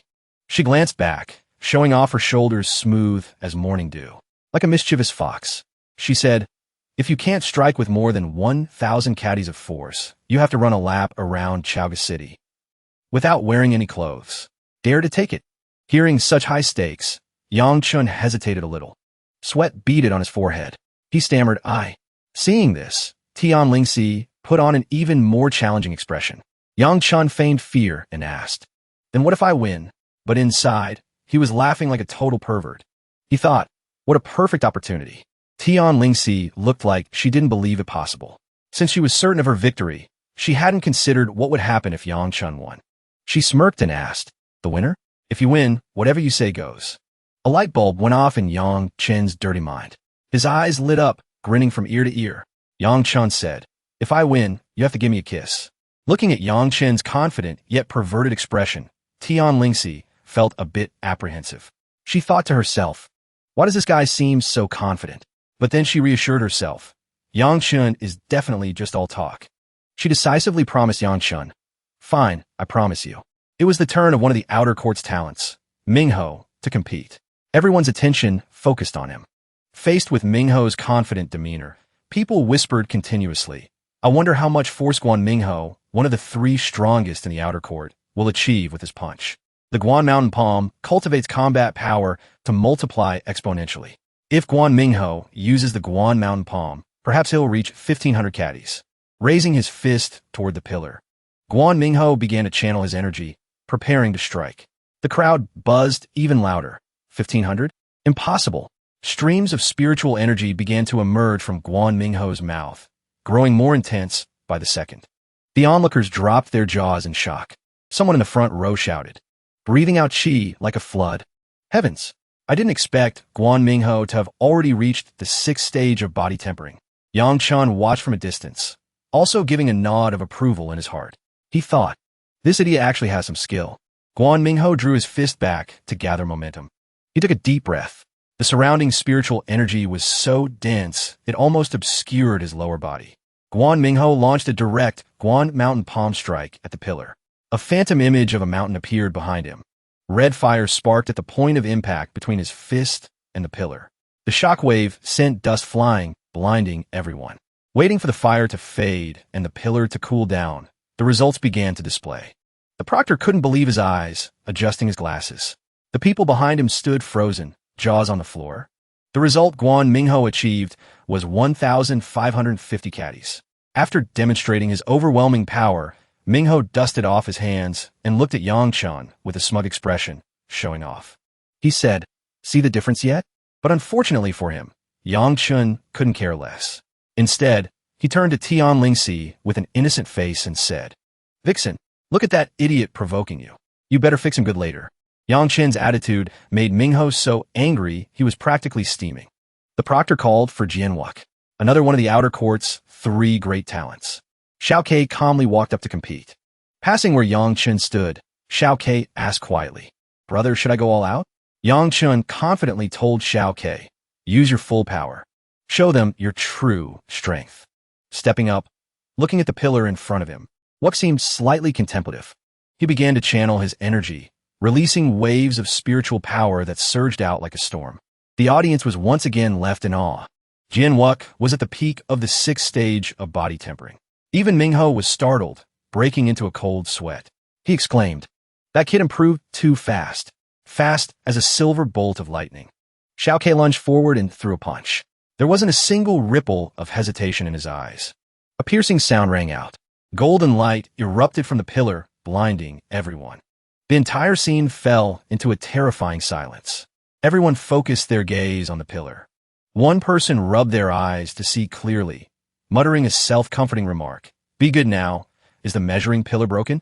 The pillar clearly displayed the number, 2,050 caddies. Pass.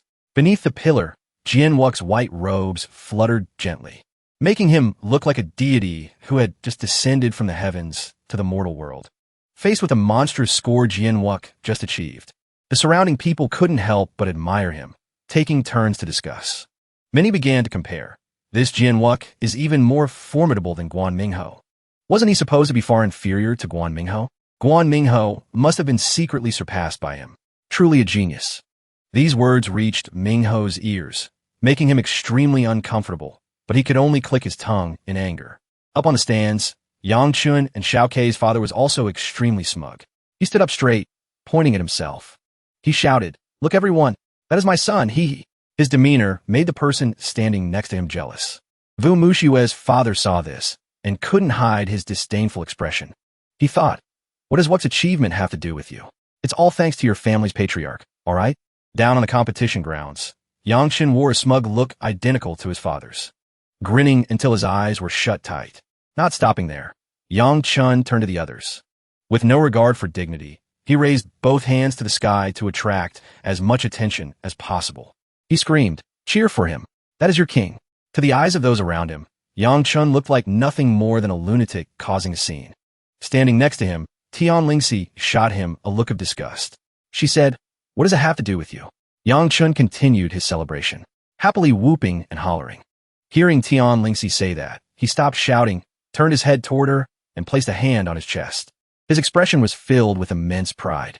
He said, "Vixen, don't you know that Shao Kei's achievement today is all thanks to the efforts of a big brother like me?" Yang Chen's shameless words were too much for Lingxi, who put on a look of contempt and turned her face away. She didn't want to be annoyed by him any further. While Yang Chun and Lingxi were arguing, the others couldn't stay still and looked toward them. A young man spoke up. Two of the three strongest in the outer court have posted their results. Only Tian Lingxi is left. Not keeping everyone in suspense, it was Tian Lingxi's turn to enter the arena. With her beautiful appearance, her sky-high aura, and her title as a talent of the outer court, almost all the men present were captivated by her, unable to stop their hearts from fluttering. Yang Chen walked up from behind and placed a hand on Tian Lingxi's shoulder. With a perverted expression and an unserious tone, he said, "Vixen, looks like it's your turn." The surrounding men, seeing such an overly intimate gesture between the two, couldn't help but get angry, looking at Yang Chen with resentment. Tian Lingxi stepped up to the strength pillar. Each step she took froze a patch of ground and ice. Countless motes of blue spiritual energy radiated from her person, condensing around her body like a blue flame. The closer she stepped to the pillar, the greater the power accumulated around Tian Lingxi. Everyone on the stands held their breath, waiting to see what kind of talent the outer court prodigy possessed. Tian Lingxi remained calm. She threw a straight punch at the pillar. The force seemed light, but the point of impact generated a massive noise. From it, a violent blue shockwave erupted and spread outward. Tian Lingxi retracted her hand and quickly stepped back to await the result. The proctor adjusted his glasses and looked up at the top of the pillar to observe. He read aloud, 1,450 caddies qualified. The result immediately made the male fans of Tian Lingxi grit their teeth and tear up. Refusing to accept it, they shouted toward Tian Lingxi. "Wrong result. Worse than Guan Mingho. This isn't right. My goddess should be in first place." Hearing this, Yang Chen didn't bother arguing with such narrow-minded people. He crossed his arms, pouted, and said, "What do you guys understand?"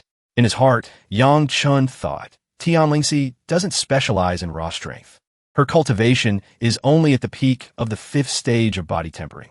If she advances to the 6th stage, wouldn't her combat power defeat Guan Mingho? Just as Tian Lingxi stepped down, the proctor called Yang Chen's name. He happily skipped and hummed his way up to the test. Yang Chen's confident expression actually gave Tian Lingxi a sense of unease. Involuntarily, she wondered, why is he still so confident? Tian Lingxi grew increasingly worried. Her complexion looked worse as she feared losing the bet. She asked herself, does this guy really want me to kiss him? But then she reassured herself, shaking her head vigorously to dispel all those assumptions. She thought firmly, no, there's no way he can pass. Standing before the pillar, Yang Chun didn't rush to start but struck several bizarre poses. He twisted his hips one moment and did a full split to stretch his muscles the next. His baffling actions gave the people who already looked down on him a good laugh. One person laughed while pointing at Yang Chun and said, "Ha ha ha, what the hell is he doing?" Before the laughter could die down, something changed around Yang Chun. Streams of spiritual energy began to appear from the surroundings, slowly drifting toward him. The people who were mocking him just moments ago saw their faces change color. Eyes wide, jaws dropped in shock. One guy suddenly said, "What am I seeing? Am I seeing a ghost? Don't you need to be at Bone Forging Realm or higher to mobilize the body sinews like that? Is there a fluctuation?" Wen Jinming, who already disliked Yang Chun, looked even more annoyed. His face turned black, his hand gripping his fan as if he wanted to snap it. He gritted his teeth and said, "What is going on? What on earth is happening?" Isn't Yang Chen only at the first stage of body tempering? Beside him, Yu Mushua couldn't hide her surprise either. Tian Lingxi was even more furious. She raised her eyebrows and puffed out her cheeks, steam practically rising from her head. She cursed silently. That scoundrel! He really tricked me. But it was too late for regrets. Guan Mingho was so shocked he was rooted to the spot. Sweat poured down his forehead. Hiss! Impossible! Is Yang Chen at the 5th stage of body tempering? Guan Mingho squeezed his eyes shut. Even now, he tried to reassure himself, though his complexion betrayed him. Guan Mingho comforted himself. So what if he reached the 5th stage? He's still not my equal. That bastard's cultivation was surely boosted by some rare pill or medicine. His punching score will definitely be a joke. On the platform, Yang Chen's eyes were full of victorious confidence. With a smile, he unleashed a full power punch. The fist he threw carried the phantom image of a golden tiger. It rushed toward the strength-measuring pillar, looking both majestic and terrifying. The impact created a tremor that blanketed the testing ground in dust. Nothing could be seen except for a flash of Yang Chen's fire attribute spiritual energy. The indicator light on the pillar grew brighter as it measured the force. The score kept climbing with no sign of stopping. Everyone present was dumbfounded. Their jaws hit the floor. The proctor stammered as he announced, 1,750 caddies. Qualified. Wen Zhiming's face had gone pitch black. He clenched his fists. Gritting his teeth, he said, he just has brute strength. In a real fight, he might not be my match. Beside him, Yu Mushua widened her eyes and covered her mouth with both hands. She whispered softly, Brother Yang Chen. Seeing the score, Yang Chen excitedly turned toward Tian Lingxi. He pointed at the pillar and shouted, Vixen, look at that. However, looking at the spot where Tian Lingxi had been standing, she was nowhere to be seen. The speed of her escape was so fast that even Yang Chen was left bewildered. He called out, Where did she go? Yang Chen knew Tian Lingxi had fled because she lost the bet, but he didn't rush to chase her. Flashing a triumphant smile, he said, You can run, but you can't hide forever. The monk can run, but the temple remains. Tian Lingxi had already made it quite a distance away. Walking fast through the forest, she puffed her cheeks in anger. She cursed silently. Stinky Yang Chen, you tricked me. I won't forgive you. Yang Chen walked over to Jian Wuk, his face beaming with pride. The people who had looked down on him were still in shock, staring after Yang Chen, forgetting to close their mouths. Senior Sister Li, who had watched the competition from start to finish, was also extremely surprised. However, she couldn't hide the concern and suspicion on her face. She said, No way. I remember clearly that half a month ago, he was indeed at the 1st stage of body tempering. In just half a month, he transformed into a 5th stage body tempering cultivator. Resting her chin on her hand, Senior Sister Li's eyes scrutinized Yang Chen continuously. She thought, he truly is extraordinary. After everyone had completed the strength test one by one, those who met the standards were gathered to hear the announcement. The proctor said, The first round, the test of strength, ends here. Those who qualified will participate in the 2nd round early tomorrow morning. Just like that, the candidates went home to prepare for the next day. In the afternoon, at the residence of the brothers Yang Chen and Jian Wuk, as soon as they arrived, seeing there were no prying eyes from outsiders, Xiao Ke abandoned all decorum and threw himself straight onto the bed, looking extremely comfortable. Rolling back and forth, Xiao Ke said to Yang Chen, Brother, what do you think the 2nd round will be tomorrow? Yang Chen walked over and sat on a chair. His eyes determined, fists clenched. He said, I'm not sure. If they follow tradition, it will probably be a combat assessment. If we fight, we Euro LL, just do it directly. If we see anyone who's an eyesore, we'll beat them senseless. We don't need to be modest. Xiao Ke sat up from the bed. He turned to where Yang Chen was sitting, his face full of doubt. He asked, Do you think father will come to watch tomorrow? Yang Chen looked at Xiao Ke and thought for a long while. He let out a depressed sigh. His gloomy face suggested he was all too used to this. He said, Unlikely. Meanwhile, at the same time, at a luxurious building in Chaoga City, Guan Mingho's father, Guan Zi, was taking him out for drinks to meet someone. Guan Zi said, Senior Brother Yuan, it's been a long time. I didn't expect your cultivation to have reached such a profound realm. I am impressed, truly impressed.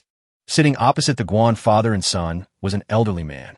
He had a long, rugged scar on his face and was draining every cup of wine on the table. From Guan Zi's words, this man was named Yuan Min.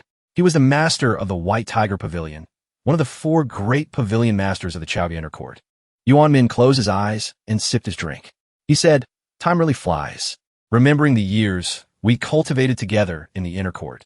It feels like it just happened yesterday. Guanzi laughed heartily. He said, Senior brother Yuan, I'm entrusting Mingho's future in the inner court entirely to you.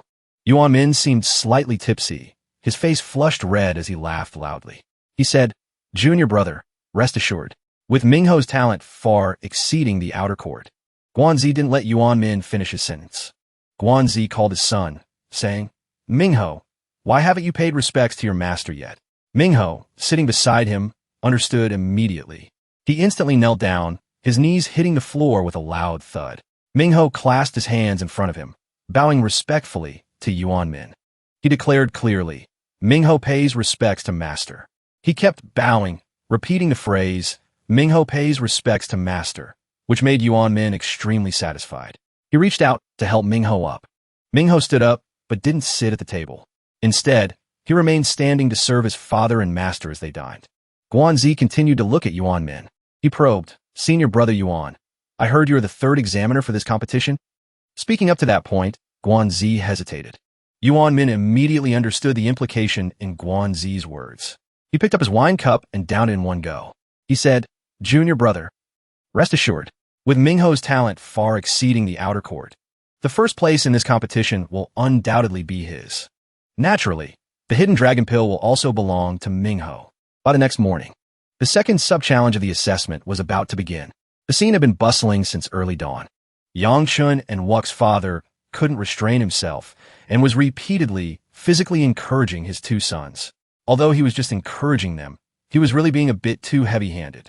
While slapping Yang Chun and Wuk on the shoulders, he said, You two did very well. You didn't make me lose face. Yang Jingya wore a look of pride, raising a finger to announce, Grandfather has spoken. After this competition, you can come home for a few days. The old man probably misses you too. Hearing that he could go home, Xiao Kei's eyes lit up immediately. He exclaimed happily, Really? That's great. Yang Chun, standing next to him, was the opposite. Hearing about going home made him a bit uneasy. His expression suddenly turned anxious, and he even shivered.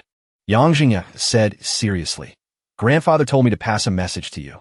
He said that at any moment, you must always hold back a trump card. Yang Chun and Xiao Kei listened very intently, memorizing everything their father instructed. The senior proctor arrived. He gathered everyone and announced, The second round of the inner court assessment begins now. Assessment content, test of the heart. Hearing the words test of the heart panicked the crowd below. Everyone looked left and right, not knowing what a test of the heart was. The senior proctor leisurely raised an arm to the sky. Hovering above his hand, a ring of golden light suddenly appeared. He continued to channel his energy, and the light from the ring radiated even more intensely. Then, from that ring of light, a pillar of light shot straight down to the ground, spreading out in a conical shape. This astonished the candidates nearby. The proctor continued, All students taking the exam, step into the heart-tempering formation. Remember, maintain your state of mind. Those who pass 5 stages are considered qualified. As he spoke, he narrowed his eyes to warn the candidates, indicating this was no easy challenge. The assessment participants quickly stepped into the heart-tempering formation. Yang Chun and Xiao Kei also entered one after the other. As soon as he entered the formation, Yang Chun was transported to a forest. This left him bewildered, not understanding what was happening. He turned left and right to see what the hell this place was, when suddenly, countless strange sounds came from nowhere. In front of Yang Chun, a horde of spirit beasts was rushing toward him. There were lions, great earth bears, pythons, and honey badgers. All of them looked incredibly ferocious. Yang Chun calmly recognized that everything in front of him was just an illusion. He closed his eyes, channeled his energy, and leisurely shouted, It's all an illusion. Shatter for me. Just as he thought, the terrifying spirit beasts before him were merely illusions.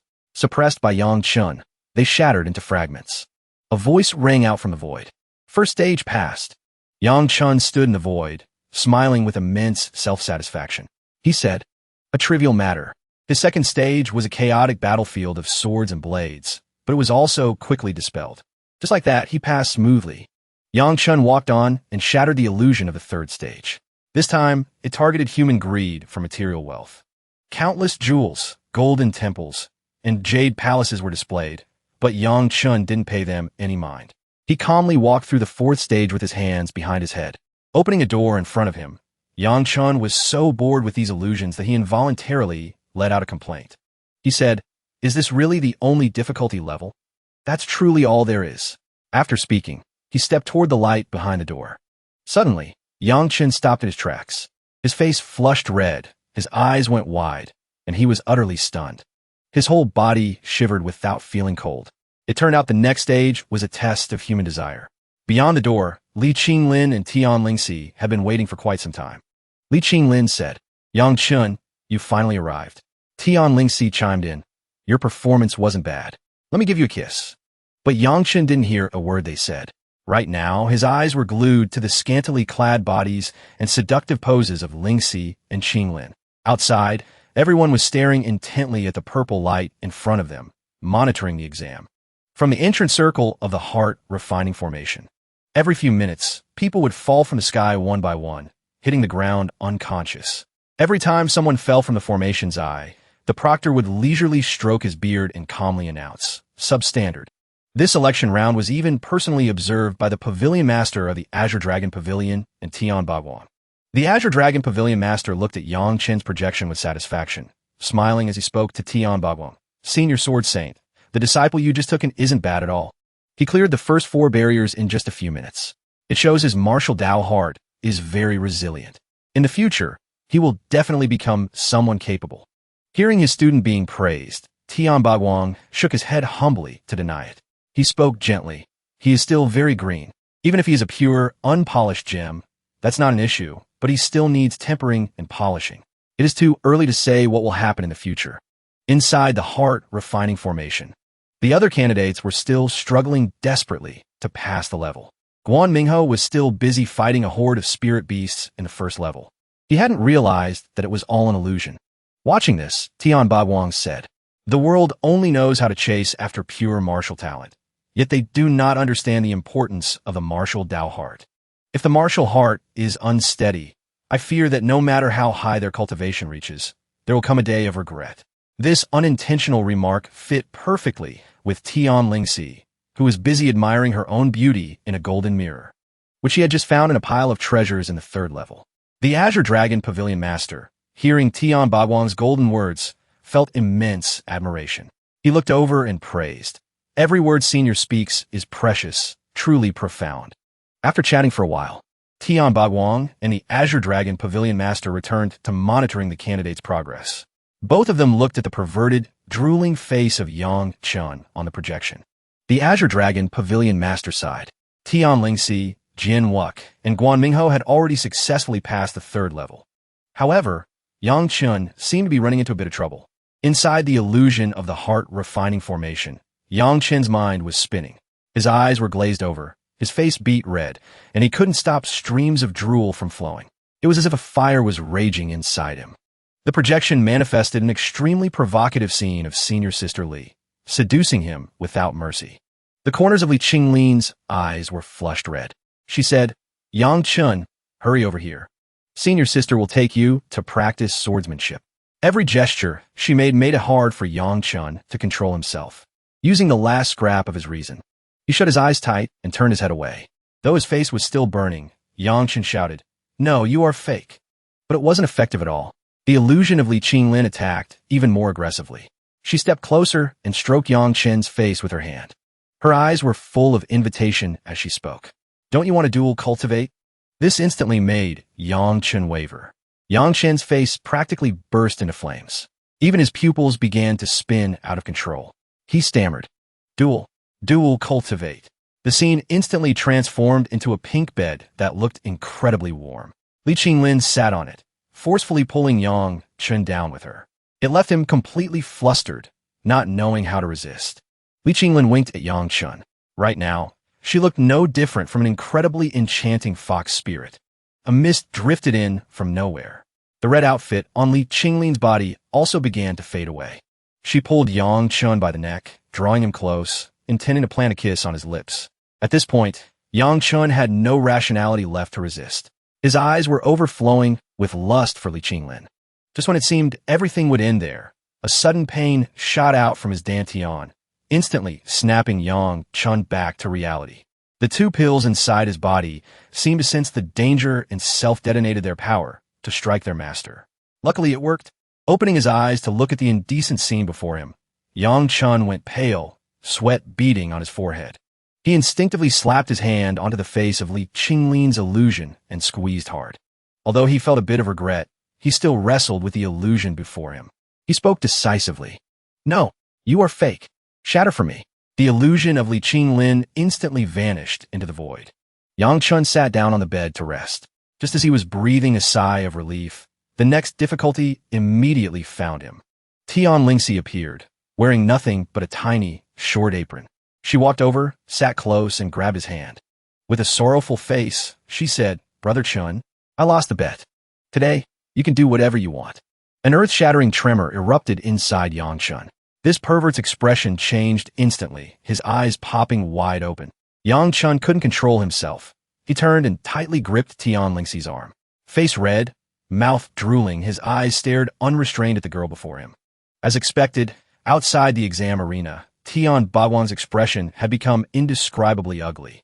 His eyes were filled with murderous intent, and his mouth curved downward in a frown. The Azure Dragon Pavilion Master, standing next to him, tried to say a few words to diffuse the situation. He forced a smile and said, "Senior Sword Saint, that kid is at an age of vigorous vitality. Being enchanted by beauty is quite normal. Didn't the ancient sages once say, even heroes have a hard time passing the beauty trial?" Even with those words, Tian Bagwan's face continued to darken. Inside the illusion, Yang Chun was mere inches away from touching lips with Tian Lingxi's phantom. Suddenly, his eyes snapped wide open. A light flashed. It seemed he had realized something. Yang Chun shoved Tian Lingxi away hard. He backed away himself, shouting, "Wait!" Rejected unexpectedly. The illusion of Tian Lingxi began to shed tears. She looked like a white lotus flower in need of protection, saying indignantly, "Brother Chun, do you not like me?" Without wasting words, Yang Chun clasped his hands together in a seal. He began to channel the heaven-reaching scripture. Countless strands of green, spiritual energy surrounded his body. The illusion of Tian Lingxi before him began to crack. Then it completely shattered into fragments. A voice rang out from the void announcing, "Fourth level. Passed." Yang Chun stood beneath the falling shards, his arms hanging limp. He sighed, looking helpless. That guy Guan Mingho also pushed open the door to the fourth level and entered. Inside were Tian Lingxi and two other girls in dancer outfits, dancing. They were incredibly beautiful. Mingho walked in with a wicked smile. He tugged at his collar as if he was ready. He suddenly shouted, "Watch this." From Guan Mingho's chest, a golden circular object was revealed. The illusions in front of him were instantly vaporized by it. A notification sounded. Fourth level passed. Guan Mingho tucked the round object back into his shirt.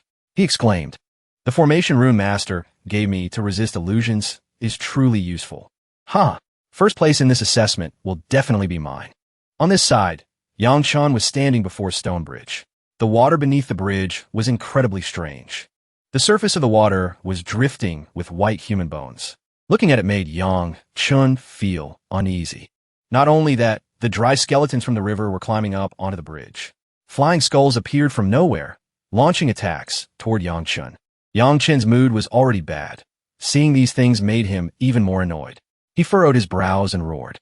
"The vixen and senior sister might affect my state of mind, but you lot are just riffraff. Shatter for me."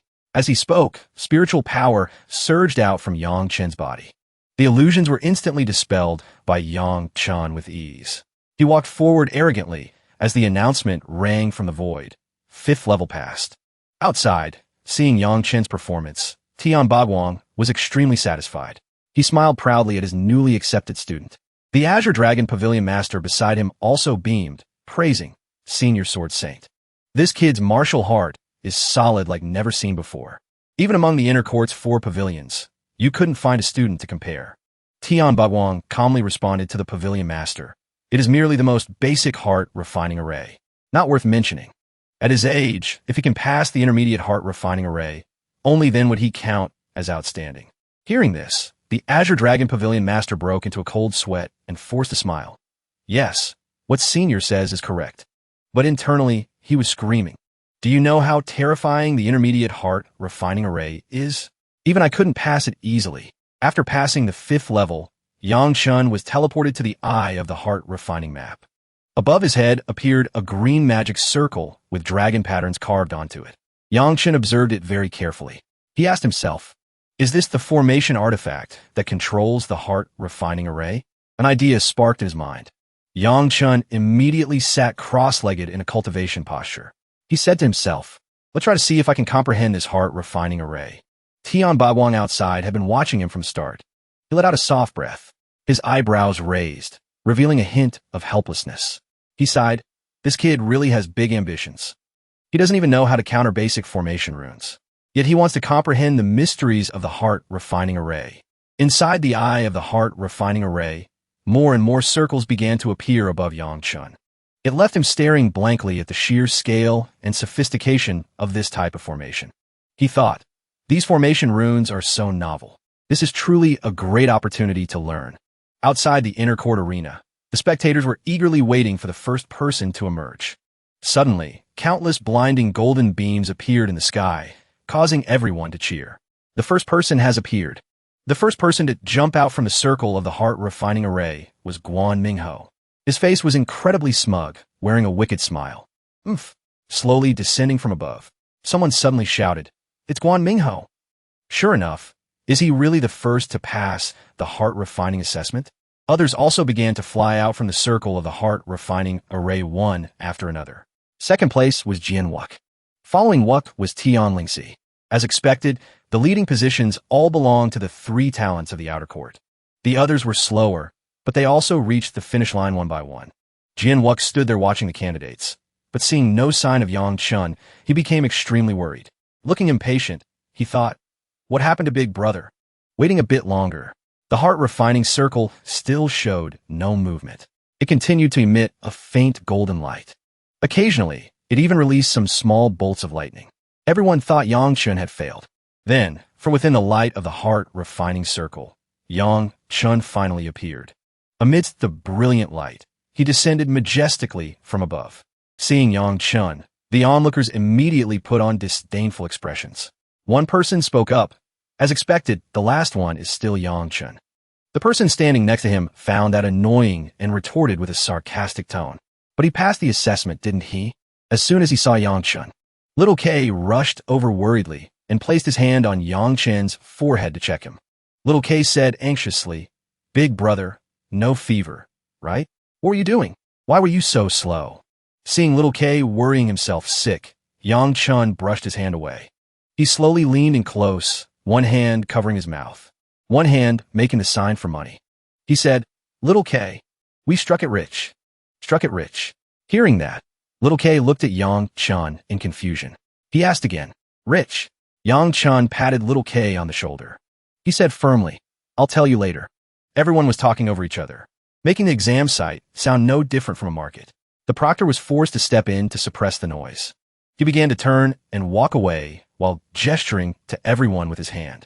He said, the third round of testing will take place in the inner court. Those qualified to participate, follow me. Everyone followed his command. All those who met the standards walked together toward a precious tower. Before them was a massive tower reaching into the sky. Each floor had black tiles tapering to points at the four corners. The white walls of the tower were trimmed with crimson red. In front of the tower, the White Tiger Pavilion Master, Yuan Min, had been waiting for a long time. He looked down at the crowd of candidates from above. He stood with one hand on his hip, the other pointing at the tower behind him. He said, This is the C.I. Ling Tower, a heavy artifact of our Chaoga Martial Academy. Each floor contains a great formation laid down by Master Chun. The third round of testing is to enter the tower. This seat is the master of the White Tiger Pavilion, and the head examiner of this third round. Yang Chen's group, Tian Lingxi, Jian Wuk, Guan Mingho, stood at the front of the candidate group, listening intently, not missing a single word. The White Tiger Master continued, This round, the C.I. Ling Tower will only open the bottom 5 floors. Passing the first floor is considered passing for general admission to the inner court. Naturally, if you want to compete for the top 10 in this examination, you must try to pass the other floors. Standing there listening, Guan Mingho revealed a vile expression. Relying on his backing, he cracked a cunning smile. He thought smugly, no matter how hard you lot try, it's useless. The top spot can only belong to me. The pavilion master finished speaking and shouted, "Let the examination begin." Following his command, the door to the Ling Tower groaned open with difficulty. Its weight ground against the floor, kicking up a cloud of dust. Behind the door, a thick, pitch-black curtain was revealed. Yang Chun walked up to the entrance of the Ling Tower and cautiously placed his hand on the black curtain. Golden streaks of light suddenly appeared on the black curtain, rippling out like waves on water. Mustering his courage to step through, Yang Chun was transported to a lush green forest. Seeing a scene similar to the first mental test, Yang Chun was a bit confused and stood still. From a nearby tree branch, a figure darted past quickly. You'd expect a peerless master to appear, who knew it would just be an amateur thug. He landed on the ground, face looking ferocious. Holding a large broadsword in his hand, he shouted a threat toward Yang Chun. Seeing Yang Chun standing motionless with no expression, the thug raised his weapon, assumed a stance, and charged to attack. He roared, "D!" Yang Chun immediately felt helpless at the sight.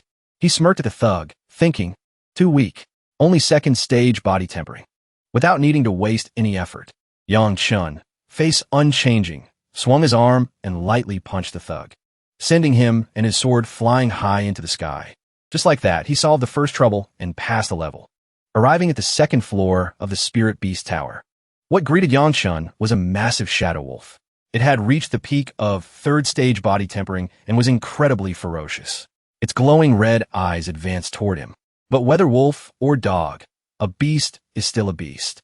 Before it could do anything, Yang Chun unceremoniously punched it until it yelped in pain. Outside the tower, the candidate's climbing progress was announced. A circular spot of light shot up to the third floor, surprising everyone. The seniors proctoring the exam were extremely surprised by the speed of this year's candidates. One spoke up to ask, "Who reached the third floor so quickly?" The person next to him replied, "It must be Guan Mingho. The descendant of the Guan family possesses not too shabby power. Furthermore, that kid is calm, and his martial Dao mind is strong. In combat, he has a significant advantage over other students." As Tian Bagwang watched from the side, White Tiger Pavilion Master Yuan Min also spoke up in praise. He said, "That kid from the Guan family really isn't bad. A rare, genius youth." This statement found full agreement from the White Tiger Pavilion Master. He laughed loudly, stroking his mustache gently. He boomed, "Right now, most students are still hacking blindly in the killing formation on the first floor. To be able to rush straight to the third floor in one go. Guan Mingho's overall strength must be a tier above them." Inside the Ling Tower, Guan Mingho was fighting the spirit beast. He was careless and got scratched with 3 lethal lines across his body. But he didn't dodge at all. Instead, he revealed a mysterious smile. An object inside the torn part of his shirt flashed with golden light. That light shot directly outward, aiming straight at the shadow wolf to attack. The power was absolutely terrifying. It sent the shadow wolf flying instantly. Guan Mingho was extremely satisfied seeing this. His detestable face bloomed with a smug smile. He adjusted the undergarment that was peeking out. He thought, with the low-grade royal inner armor artifact Master gave me, this second door is too easy. Outside the Ling Tower, 2 more spots of light shot up to the third floor, causing everyone to buzz with excitement again, shouting, "Someone else entered the third floor?" Another person wiped away sweat, exclaiming in wonder, "That's really fast. Is it Tian Lingxi and Jianwuk?" Only they could keep up with Guan Mingho's pace, right? Inside the ancient tower, third floor. Different from the other floors. This floor wasn't a forest, but a room in ancient Japanese style. In the middle of the room were 2 puppets dressed as samurai. Yang Chun slid the door open and stepped in. Before he could get his bearings, these 2 puppets reacted and began to move. The pupils of the samurai puppets suddenly lit up, fast as the wind. Of the 2 puppets, one wielding a long spear attacked Yang Chun's left. One wielding a katana jumped into the air to attack his right, forcing Yang Chun into a difficult position, trying to find a way to cope. The puppet's slash came down, sending debris flying everywhere, but he quickly dodged to the side, taking no damage. Yang Chun couldn't hide the tension on his face. He asked himself, their speed is really fast. Are these 4th stage body tempering puppets? Not giving him a moment to rest or think, a spear-wielding puppet charged to attack again, forcing Yang Chun to jump up to dodge the blow. It made him struggle immensely. He thought, 4 stage puppets, but there are 2 at once. Moreover, they coordinate so tightly, This is even harder than fighting a 5th-stage body-tempering opponent. Yang Chun sprang backward. He crouched, one hand planted on the ground for balance. With a cautious expression, spiritual energy began to move around him. He silently recited the mantra, heaven-reaching scripture, activate. The two samurai puppets continued their assault, charging ferociously toward Yang Chun. Their momentum was not to be underestimated. Yang Chun glared at the two puppets. After activating the heaven-reaching scripture, the tide had turned. He could now keep up with the puppet's movements. Wasting no more time, as the puppet rushed in, Yang Chun threw a punch at its body. The punch was so powerful it nearly pierced through the puppet's armor. A golden tiger phantom roared out from Yang Chun's strike, knocking the puppet flying back into the one running up behind it, causing them to be destroyed instantly. Just like that, Yang Chun cleared the 3rd floor. Hearing the tower's announcement, he couldn't hide the pride on his face as he clenched his fist, looking at the spiritual aura lingering around his body. He thought, I didn't expect that after circulating the heaven-reaching scripture, my vision would improve so much. The opponent's speed looks much slower now. Moving on to the 4th floor. This time, what awaited Yang Chun were two frenzied earth bears as big as hills, roaring with all their might. Standing before two massive beasts, Yang Chun seemed a bit small and helpless. Standing quietly observing the two spirit beasts, Yang Chun's eyelids lowered slightly. Sweat began to trickle down. He muttered to himself, two 5th-stage body-tempering frenzied earth bears. That a bit prickly. Thinking this, he gulped nervously. Standing outside the tower, the spectators began to buzz again when they saw a light spot fly up to the 4th floor. Someone pointed up at the tower in astonishment and shouted. Someone entered the 4th floor. The person next to him exclaimed, Guan Mingho is indeed very skilled. Another person spoke with a voice full of doubt. Could it be that it's not Guan Mingho? That remark was immediately refuted. If not Guan Mingho, then who is it? Li Qinglin, watching from the side, also revealed a look of intense curiosity. She wondered, is it Yang Chun? From the eaves of each floor of the CI Ling Tower, every time it lit up and shot out a golden beam, it meant a candidate had been eliminated. These eliminated youths would be thrown down from the tower. The lucky ones were just tattered, but the unlucky ones were beaten into cripples or even unconscious. The proctor standing next to someone who had just fallen from the tower was incredibly nonchalant. Stroking his beard, he said faintly, those disciples who couldn't pass the 1st floor have all been ejected. The remaining disciples who haven't come out mean they have passed the test. Another senior standing nearby also sighed helplessly and spoke up. The elimination rate is too high. This intercorps promotion exam doesn't even have 200 people, much fewer than the previous term. The beard-stroking senior smiled and said, the rules are different this time. Although the quantity is small, there are quite a few true genius youths in this batch. It counts as the best class in the last 10 years. White Tiger Pavilion Master Yuan Min, acting as the chief examiner, had been watching sternly all along and finally spoke. He said, I hope those brats continuing to charge up there have some self-awareness. If they end up crippled or something, then even if they become intercourt students, they'll be useless waste. An hour later, almost all candidates, whether they passed or not, had exited the tower. The atmosphere began to quiet down. A senior walked up to the White Tiger Pavilion Master and said, there are 5 people who haven't come out yet. Before he could finish his sentence, a loud noise rang out from the 3rd floor of the tower. A golden light flashed. A male figure in red clothes was blasted out from within the light. Situ Ping failed at the 3rd floor of the tower, falling from high above in tattered clothes. He hit the ground, but luckily managed to break his fall with his hands. The crowd behind immediately began discussing the difficulty of the exam. One person said, Situ Ping? I didn't expect even he wouldn't pass the 3rd floor. This ancient tower is too scary. Before the crowd could finish chattering about the tower incident, they began to panic themselves. Faces changing color, they started doing a roll call. Someone said, then there are only 4 people left. Guan Mingho, Jian Wuk, Tian Lingxi, and who is the other one? After speaking, they looked at each other in doubt. The person who just spoke shouted again, look and see who hasn't come out yet. After a round of checking back and forth, everyone was shocked to realize the truth that seemed like a joke. Someone shouted in disbelief, it's Yang Chun. It's really Yang Chun. He still hasn't come out. Wu Muxue stood there frozen, unable to believe what she just heard. She cast her gaze toward the tower. Her face flushed black then red, eyes wide open. She said, Brother Chun is already this amazing? A light appeared again. This time, the person completing the exam was Tian Lingxi. She descended from the tower without a single scratch. Her light body movements and clothes fluttered in the wind, making her look like a fairy descending to earth, breathtakingly beautiful. She landed gently on the ground with elegance. Her whole body seemed to emit a sparkling light. Her extraordinary aura attracted everyone's attention.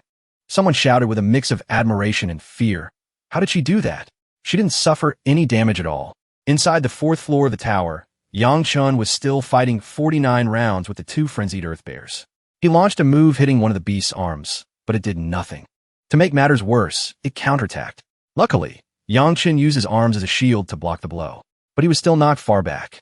While using his arms to block, he narrowed his eyes to observe the two large beasts. He silently marveled at their iron-hard skin. He thought, this is way too tough. Yang Chun realized the situation wasn't good if he dragged this out.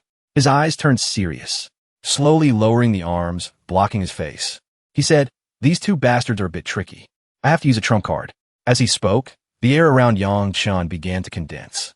When he was ready, he dashed forward and punched straight at one of the frenzied earth bears. From the strike, a tornado of fire spirit energy condensed, causing the point of impact to instantly smoke. The frenzied earth bear was then engulfed in a sea of fire. Howling miserably, finally unable to withstand it, it rolled onto the ground. Smoke billowed from it, making sizzling sounds. It thoroughly turned into grill bear. Yang Chun was also startled out of his wits by his own attack. He stared blankly, exclaiming in his heart. He thought, took care of one. My solar tree me is so domineering. This is too wise and martial of me. After thinking, he looked at the other frenzied earth bear standing frozen in cold sweat behind him. Yang Chen's face turned incredibly wicked, smiling a treacherous smile. He raised his fist and cursed silently. Damn it. Chasing me earlier was fun. Watch me play you to death, you son of a bitch. At the same time, also on the fourth floor, Guan Mingho was being beaten to a pulp by two frenzied earth bears. He was hit until his eyes rolled back, flying through the air. Then he crashed to the ground, covered in countless wounds. One eye was beaten so bad he couldn't open it. The armor underneath was on the verge of collapsing. Gritting his teeth, he said, damn it, this fourth floor is too strong. Looks like I can't pass. But even so, I should still have the top spot secured, right? But life isn't a dream. Outside the C.I. Ling Tower, someone shouted again. Someone reached the fifth floor. Following the shout, a spot of light moved from the fourth to the fifth floor. Before everyone could recover from their surprise, another spot of light chased up to the fifth floor. The spectators were so terrified they screamed. Unbelievable. Two people made it to the fifth floor. Everyone's jaws dropped at the quality of this year's candidates. A minute ago, outside the tower, Black Tortoise Pavilion Master Bingji was stroking his mustache in satisfaction. Then he turned to praise White Tiger Pavilion Master Yuan Min. He said, to think someone already stormed into the fifth floor. Yuan Min also laughed with satisfaction mixed with arrogance, responding. He said, not bad, being able to storm the fifth floor. It's enough to clarify that Guan Mingho is still the genius of this class. Hearing this, Black Tortoise Pavilion Master Bingji's expression didn't change. He just closed his eyes and smiled faintly. He repeated the words as a query. He said, Guan Mingho, is it? Hearing that, Yuan Min immediately became annoyed and unconvinced. He crossed his arms over his chest. Without even turning his head, he glanced over and said, Bingji, could it be you think the person charging into the fifth floor right now isn't Guan Mingho? Pavilion Master Bingji replied, hard to say. Pavilion Master Yuan Min immediately lifted his chin smugly, challenging, Bingji, dare to make a bet? Pavilion Master Bingji no longer kept his friendly face, but became sharper, slowly opening his golden eyes. Glancing at Yuan Min, he said, how do you want to bet? Pavilion Master Yuan Min, feeling victory was in hand, laughed triumphantly. Looking down with his gaze, he said, if I win, your cloud exiting sword belongs to me. Deal? Bingji stroked his mustache. Not willing to back down, he glanced at Yuan Min and said, but if you lose, then your blood-drinking saber will have to change owners. The two of them were evenly matched, neither giving an inch. The light flashed again, signaling that two people had appeared together on the fifth floor. Yuan Min was also extremely surprised. He watched seriously and then exclaimed, is the second person Jinwook? Inside the fourth floor, Guan Mingho was still trying to fist-fight the two frenzied earth bears, even though his whole body was now covered in wounds. The armor he was equipped with was gradually shattering. He roared, launching a full-power cotton palm strike straight into the spirit beast's eye. hoping to inflict even a little wound on the monster before him. Pavilion Master Yuan Min was incredibly furious at the attitude of both brothers. He raged with fire. Spiritual energy poured out of him, taking the form of a massive flame lion's head. He shouted loudly, "Revoke Jian Wuk's status as second place." Just like that, Wuk's position in the top 3 was stripped away. Jian Wuk was originally a gentle and calm person, but hearing this, he couldn't keep his cool. Wuk's face went dark. His whole body emitted a deep blue aura that was almost black. His eyes were sharp as knives. Wuk gritted his teeth and said, Wuk angrily made to step forward. His face was full of murderous intent, 1,000,000% ready to declare war on Yuan Min. Luckily, Yang Chun managed to pull Wuk back by the shoulder in time. Yang Chun said, "Little K, right now we can't beat him." Seeing this, Yuan Min acted incredibly overbearing. Standing from above, he glanced down at Wuk and said smugly, "Considering Jian, Wuk has no respect for elders in his eyes. Revoke his qualification as second place. The second place goes to Tian Lingxi, and originally fourth place Situ Ping becomes third place." Saying that, he paused for a moment, glaring sarcastically, drawling out every word. "If you have an opinion and don't accept the Academy's decision, then get the hell out of the Academy for me." After speaking, Yuan Min walked away. He brushed past Pavilion Master Bing Ji, leaving Pavilion Master Bing Ji speechless, only able to watch him with emotionless eyes. After Yuan Min left completely, the candidates who had been watching the drama finally started clamoring. Yang Chun had his inner court qualification revoked. "That's miserable. It wasn't easy to pass." Another person chimed in, "Exactly. If it were me, I would have endured it and let it pass." He was too stubborn. Yang Chun was also about to leave when Li Qinglin came running frantically from afar. She was extremely urgent. Her face showed clear worry for him. Li Qinglin's eyes trembled as if she were about to cry. She scolded him with a mix of anger and worry. "You damn brat. Do you know what you've done?" Contrary to Li Qinglin, Yang Chun was incredibly calm. He even smiled innocently, teasing her back. He said, "Senior sister looks really beautiful when she's angry." Hearing that, Li Qinglin was extremely annoyed. She scolded, "How can you still smile? You've had your inner court qualification revoked. Tell me, why did you have to argue with the Pavilion Master?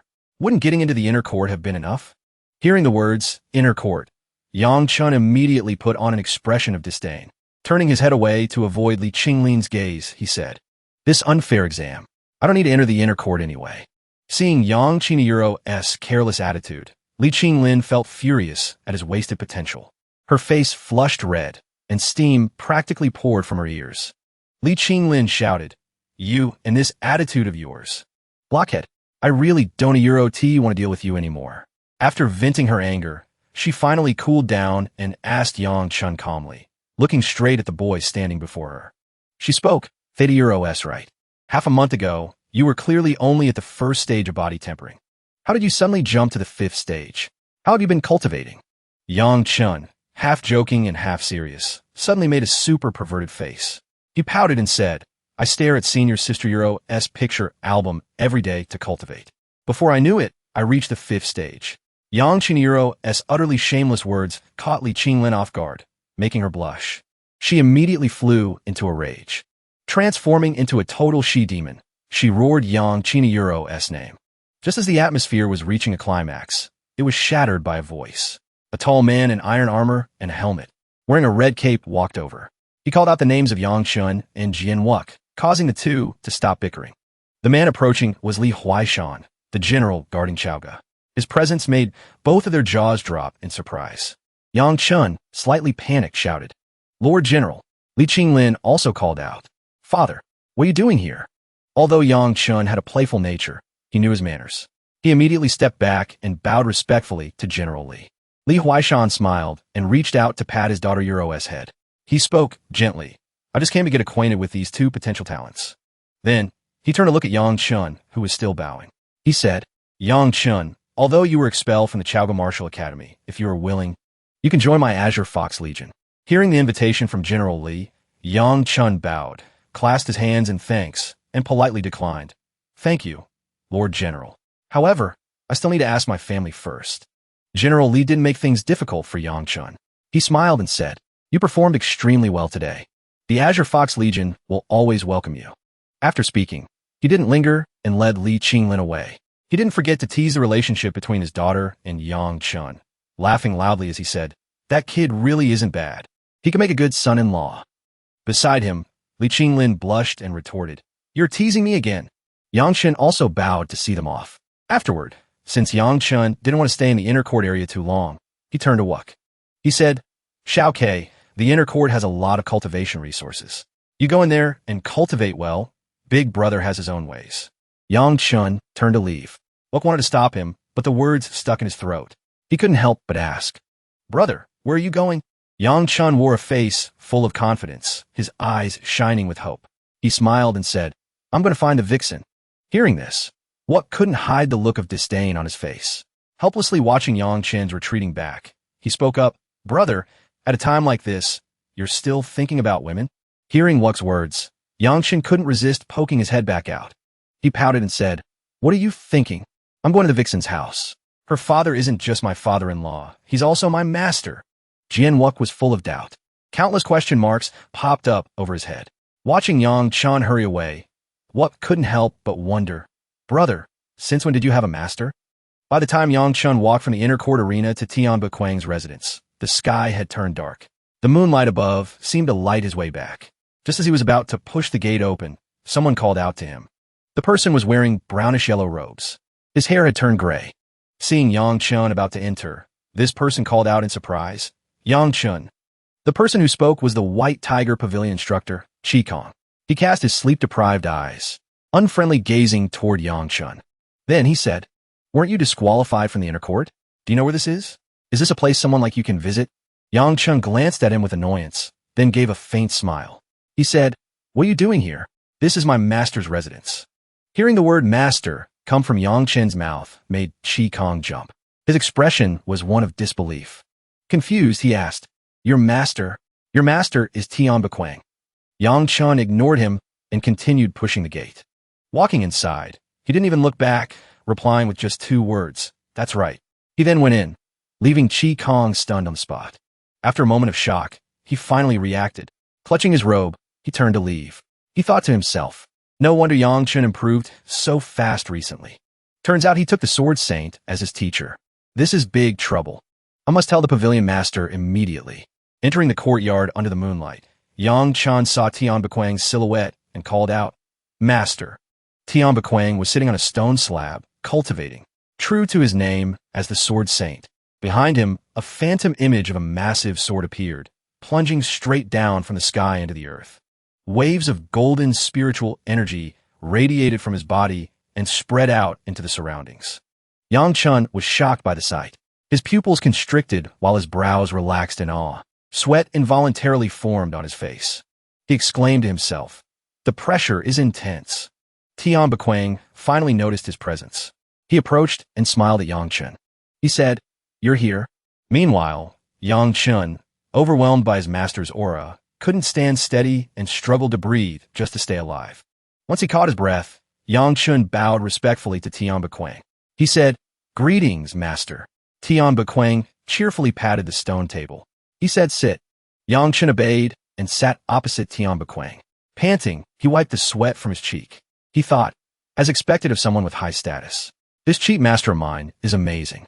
He must be contemplating some high-level sword art." As if reading Yang Chun's mind, Tianba Quang spoke without hesitation. He said, "Want to learn it?" Hearing his master's golden words, Yang Chun nodded so vigorously his face distorted. He said decisively, "Yes." Tianba Quang wasn't surprised. He slowly raised his teacup and took a sip. Then he leisurely said, "You want to learn? Keep dreaming. You're too weak." His voice was gentle, but the words cut like 1,000 blades. Yang Chiniuro's face turned black as he looked helplessly at Tianba Quang. But there was nothing he could do. He could only sigh in sadness. Tianba Quang then asked him about the assessment. He said, "How was your test? I saw your mental state during the exam. It was barely passable." Hearing about the inner court exam, Yang Chun looked disgruntled. He said, "Master, it went like this," and proceeded to recount everything to Tianba Quang, sparing no details. Under the bright full moon of Chaoga City, Tianba Quang listened to his disciple's story and became extremely annoyed. He said, "That Yuan Min has some nerve." Seeing that Tianba Quang seemed to be on his side, Yang Chun cursed even more enthusiastically, clenching his fists as he ranted. He agreed. Exactly. Xiaoke and I reached the 5th level in the final round. We were stronger than that Guan Mingho. I refuse to accept this. Tian Bequang closed his eyes as if pondering something. He said, as a teacher, how can he be so filthy and crude? He has truly humiliated the reputation of the academy. Yuan Min has gone astray. He is digging his own grave. Yang Chun cunningly raised a finger to get attention. He said, Master, why don't you say a word and kick Yuan Min out of the academy? Tian Bequang opened his eyes and looked seriously at Yang Chun. He said solemnly, Kid, you're overthinking it. I'm not a member of the academy. I'm still just a guest staying here. Furthermore, if you don't have the skill yourself, don't ask your seniors to fight for you. That is the behavior of coward. Are you a coward? Yang Chun was shamed into silence by Tian Bequang, his face turning dark. He shouted defensively, Of course I'm not a coward. But internally, he was cursing. I knew you were unreliable, Master. That Yuan Min is a big shot in the inner court. I can't reason with him. I can't beat him either. What am I supposed to do? But suddenly, Tian Bequang's attitude surprised Yang Chun. The usually calm master now revealed a terrifying expression, with evil eyes and a demonic smile. His whole body emitted an icy aura. He slowly said, However, kid, you're my disciple. Yuan Min bullying you is looking down on me. If you get the chance, beat him to a pulp. Yang Chun looked at the perverted smile of the master before him. His body shuddered, eyes wide with fear. He thought, It seems my master's way of thinking is different from normal people. He scratched his head and naively asked Tian Bequang, Master, so what should I do? Tian Bequang kept his wicked smile. Then, he returned to his usual calm expression. Tian Bequang closed his eyes and said slowly, If you don't accept it, find a way to regain your face yourself. In this world, strength does the talking. Yang Chun rubbed his hands together. His cheeks flushed. He smiled innocently at Tian Bequang. He said, Master, do you think I could stay here to cultivate? Before he could finish, a female voice rang out from nowhere. No way. Interrupted suddenly. Both were startled and confused. It was Tian Lingxi's voice. She walked out of her room, approaching the two of them. She glared at Tian Bequang with killing intent. She commanded, Father, do not let him stay here. Seeing his daughter angry, Tian Bequang couldn't hide the apprehension in his eyes. He tried to act cute, waving his hands to appease his pouting daughter. He said, Lingxi, he's my disciple. Let him stay for now. Besides, we need someone to do the chores around here. Just dump it all on him later. Tian Lingxi realized she couldn't object, so she could only compromise. But she didn't forget to shoot daggers at Yang Chun with her eyes. Her expression was incredibly sour. Yang Chun stood there, looking at her and grinning smugly. He even flashed a peace sign at her. This made Tian Lingxi steam with rage. But she had to swallow her anger and walk inside. Yang Chun gleefully turned to Tian Bequang. He said, Master, when will you teach me how to inscribe runes? Tian Bequang looked up at the starry sky, the wind gently rustling his long hair. He spoke, Inscribe runes? You're too green. Go read all the jade slips in the library first, then we'll talk. Hearing this, Yang Chun couldn't wait and jumped up. He voiced his confidence. I'll go read them right now. The sound of a door opening quickly followed. As the door swung open, Yang Chun stood frozen to the spot. He turned pale and broke into a sweat looking at what appeared before his eyes, his eyeballs nearly popping out. Right in front of him was a massive library filled with books. Every book was arranged neatly. They sparkled, emitting a soft light. The aura of immortals filled the air. Yang Chun's mouth hung wide open without him even realizing it. In the starry sky above the Chaogam Martial Academy, the 4 brightest stars twinkled together, forming a quadrilateral. Under Tian Bequang's roof, inside the library, Yang Chun had begun his cultivation. He sat cross-legged, a martial art book placed before him. His hands formed the shape of the Bahua. They began to rotate, generating countless streams of spiritual energy swirling around him. While he was in deep concentration, Tian Lingxi's voice echoed from outside. She said, Father, we're in luck. Tonight, we're having golden jade deer tonic soup. Hearing about delicious food, Yang Chun's resolve wavered immediately. He opened his eyes wide, breaking his cultivation state. Outside, Tian Bequang's voice rang out, sounding extremely excited. He said, Golden jade deer is very rare. Our luck isn't bad at all. Yang Chun couldn't hold back. He burst out the door and ran to Tian Lingxi. Without hiding it at all, he stared intently at the bowl of deer soup in her hands. Yang Chun pretended to be oblivious, smiling brightly with a drooling face. Looking at the frowning Tian Lingxi holding the soup, he said, "Vixen, did you come to bring me soup?" Tian Lingxi scowled, glancing displeased at Yang Chun. She spoke up. "Keep dreaming. Why are you still here? You don't actually plan to live here forever, do you?" Yang Chun was scolded, but showed no annoyance. He laughed it off, scratching his head innocently. He said, "Master told me to stay here and cultivate properly. Is that not allowed?" Then Yang Chun casually brought up the bet. He raised his hand nonchalantly and said, "By the way, Vixen, about that bet of ours, shouldn't we settle it?" Mentioning the bet made Tian Lingxi turn pale with startlement. She hurriedly shoved the bowl of deer soup forcefully at Yang Chun. Luckily, his reactions were sharp, and he reached out to catch the bowl. After handing over the soup, she stomped away in a huff. She shouted, "Just drink your soup," leaving Yang Chun standing there bewildered with the bowl. Watching Tian Lingxi's retreating figure, Yang Chun picked his nose, looking baffled. He muttered, "Isn't it just one kiss? Is it that embarrassing?" Not thinking about it any further, Yang Chun uncovered the steaming bowl of soup and took a sniff. The aroma immediately hit his nose, making him unable to resist. He said, "Smells so good." While the soup was still warm, Yang Chun lifted the bowl, intending to down it in one go. The moment the soup touched the tip of his tongue, Yang Chun's eyes lit up. He mentally exclaimed, "This is delicious." He proceeded to lick up every last drop. It was so good that Yang Chun opened his mouth wide as if he wanted to swallow the whole bowl. After finishing, he let out a loud burp, looking utterly satisfied. He still gripped the bowl tightly. Before he could do anything else, Yang Chun was suddenly blasted backward into the library by an invisible force. He was completely stunned, mouth agape. The moment Yang Chun hit the floor, the library door slammed shut with a loud bang. Tian Buquang's voice echoed in. "Continue cultivating in the library. You are not allowed out until you carve your first rune." Yang Chun looked helplessly at the door and sighed. He mentally complained, "Did Master hear everything just now? Is he giving me a hard time on purpose?" In the end, he walked back to the pile of martial arts books, sighed, sat down slowly, and began practicing rune inscription. Time flew by like a dog running in the fields. Just like that, Yang Chun had been cultivating at Tian Buquang's place for half a month. During this time, he hadn't left the library once.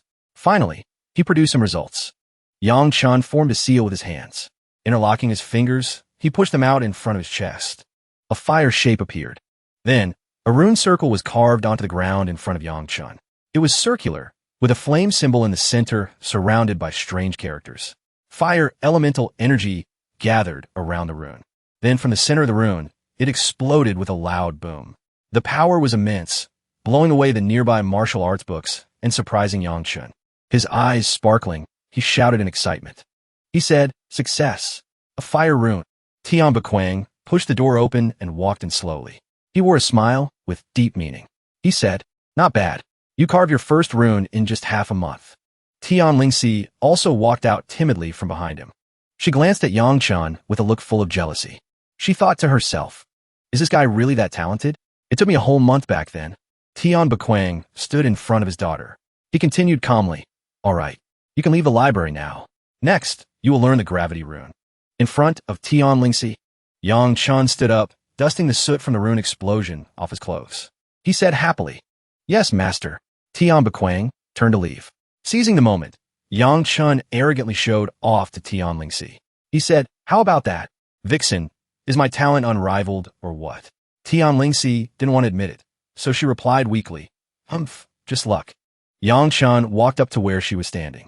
In a very ambiguous atmosphere, he winked at her. He said, "Now is the time to honor the bet." Hearing this, Tian Lingxi's face turned beet red. Angry and unwilling, she shouted, "Get away from me. Talk to me after you learn the gravity rune." After speaking, she didn't dare stay any longer and hurriedly ran out of the library. Yang Chun stood there, leisurely contemplating the future. He thought, "Isn't it just a gravity rune? Just you wait, Big Brother is coming for you." Time passed again. Another half month went by, and autumn turned to winter. Snow fell, blanketing Tian Buquang's residence in white. In a corner of the courtyard, Yang Chun pushed the door open and stepped out. He squinted excitedly and shouted, "Master, I succeeded."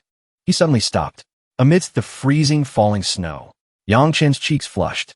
He stood frozen for a few seconds, looking ahead. Appearing in the middle of winter was Tian Lingxi, wrapped in a blue cloak. She freely reached out to play with the white snow. She looked like a blooming green plum blossom, stirring the hearts of others. Yang Chun walked up behind her and spoke suddenly, startling her. He said, "Vixen, does this count as us growing old together?" Tian Buquang also came out and saw the two kids. He said, "You two are up quite early." Seeing the scene of Tian Lingxi stepping on Yang Chen's foot, he smiled. He thought, being young is nice. Seeing Tian Buquang, both of them ran over. Yang Chun, disregarding the consequences, had the gall to joke. He said, "Master, we battled all night long." The shameless words came out so fast that Lingxi didn't even have time to react. Tian Buquang smiled, but his expression looked ready to murder someone. He laughed loudly, but the tone wasn't happy. Tian Buquang cursed silently. This brat is getting more arrogant by the day. He dares to take advantage of Lingxi right in front of me? Looks like I need to teach him a lesson. But before he could act, a golden afterimage appeared in Tian Buquang's emerald eyes. Looking up at the sky, the three of them saw a 10-tailed phoenix. Its body was massive and golden, flapping its wings as it flew toward the Chaogam Martial Academy. Seeing the great bird, Tian Buquang's expression immediately tensed. He spoke up. "Looks like the Martial Academy is in trouble." Yang Chun stared wide-eyed, shielding his eyes to get a better look at the thing flying past. He asked, "Master, what is that?" "It's huge." Tian Buquang watched the bird. He slowly explained to Yang Chun, "That is a golden lawn bird. On its back are people from the Bianjing Martial Academy." Curious, Yang Chun looked at his master's back and asked, "Bianjing Martial Academy? What are they doing here?" Wherever the Luan Phoenix flew, the dark snowy clouds were dispelled. Tian Buquang continued to observe seriously. He said, "Bianjing and Chaoga are neighbors. Both belong to the Tianan Commandery. The academies of the two cities have long had a tradition. Every 3 years, they hold a competition to test the potential of the younger generation from both places. It even involves various kinds of betting." Hearing this, Yang Chen's brows drooped helplessly as he revealed a bit of disdain. He said, "So they're here to challenge us." Tian Buquang lowered his voice, looking at the two young people standing behind him. He said, "I heard Bianjing Martial Academy has some outstanding students this time. Yang Chun, take Lingxi and go watch the excitement." Inside the Chaoga Martial Academy, Guan Mingho was playing chess with Pavilion Master Yuan Min. Suddenly, a loud voice rang out.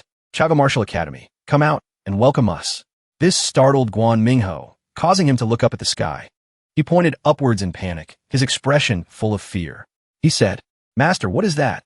Yuan Min also looked in the direction he pointed. Seeing the silhouette of the golden bird flying over, he understood what was happening. He stood up, walking while giving orders to Guan Mingho. He said, "The golden lawn bird of Bianjing Martial Academy. I didn't expect them to arrive so soon. Go summon all the new inner court students immediately." The lawn phoenix landed on the outer court square. The bird held its head high with immense pride. Its body was larger than a building. Its entire body shone gold, emitting countless waves of sky-high spiritual energy. Countless new inner court students and onlookers gathered to watch. Tian Lingxi and Yang Chun arrived as well. He used his arms to push through the crowd, try to squeeze Tian Lingxi to the front.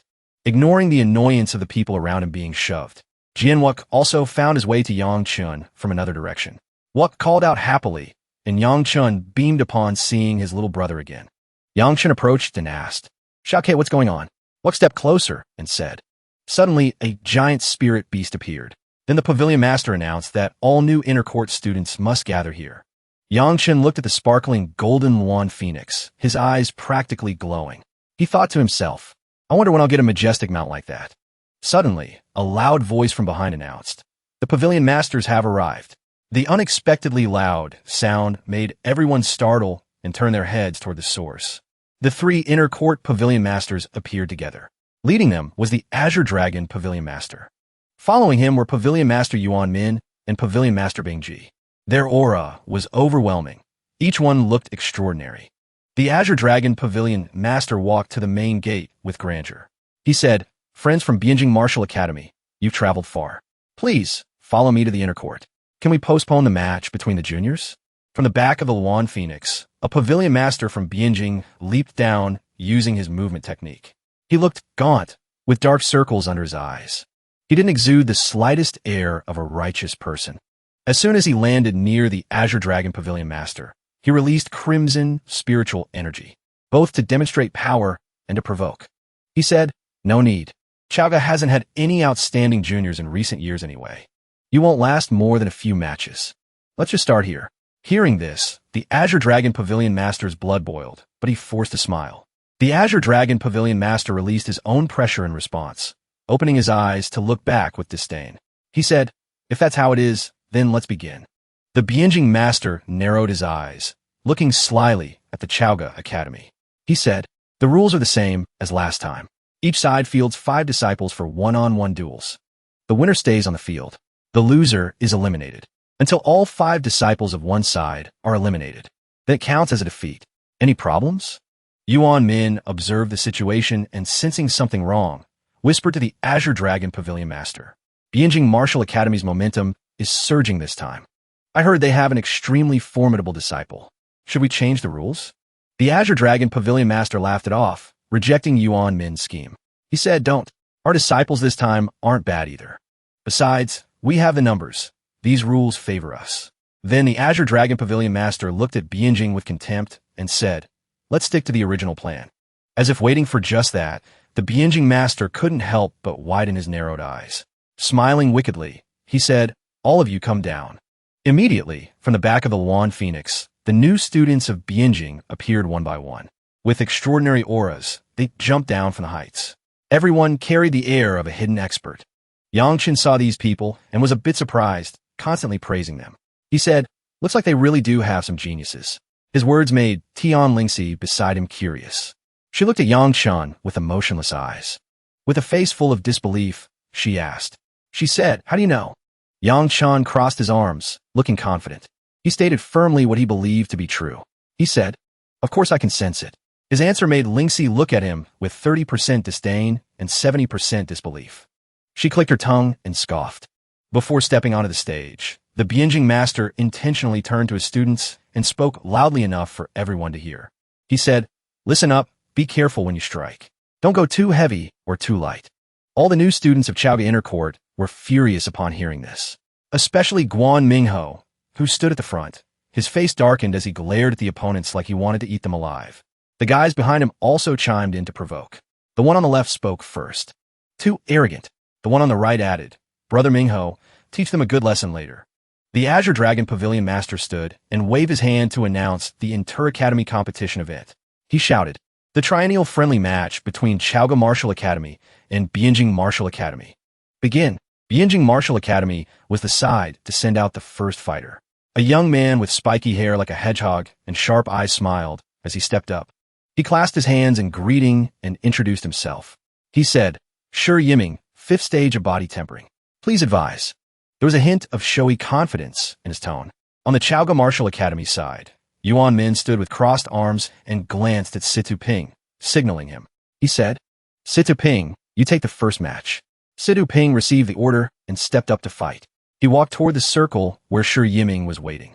Situ Ping clenched his fists, getting into a stance ready for the match. His eyes were intensely focused on his opponent.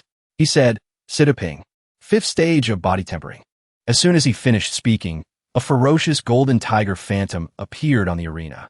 It was spiritual power manifested by Shi Yiming. Immediately, man and tiger lunged forward. Shi Yiming's eyes became more evil than ever, wearing a bloodthirsty smile as he struck at his opponent. The observers were shocked by Shi Yiming's ability. Some were confused, others panicked as they realized the disparity in power. One person couldn't believe his eyes and shouted, "Is he a fire elementalist?" The audience below the stage was also astonished. Yang Chun narrowed his eyes seriously, looking at Shi Yiming. He said, "This kid looks normal, but turns out he's a fire elementalist." Pavilion Master Bang Ji saw this and leaned close to the Azure Dragon Pavilion Master's ear. Stroking his beard, he whispered, "No wonder Bienjing Martial Academy is so flashy this year.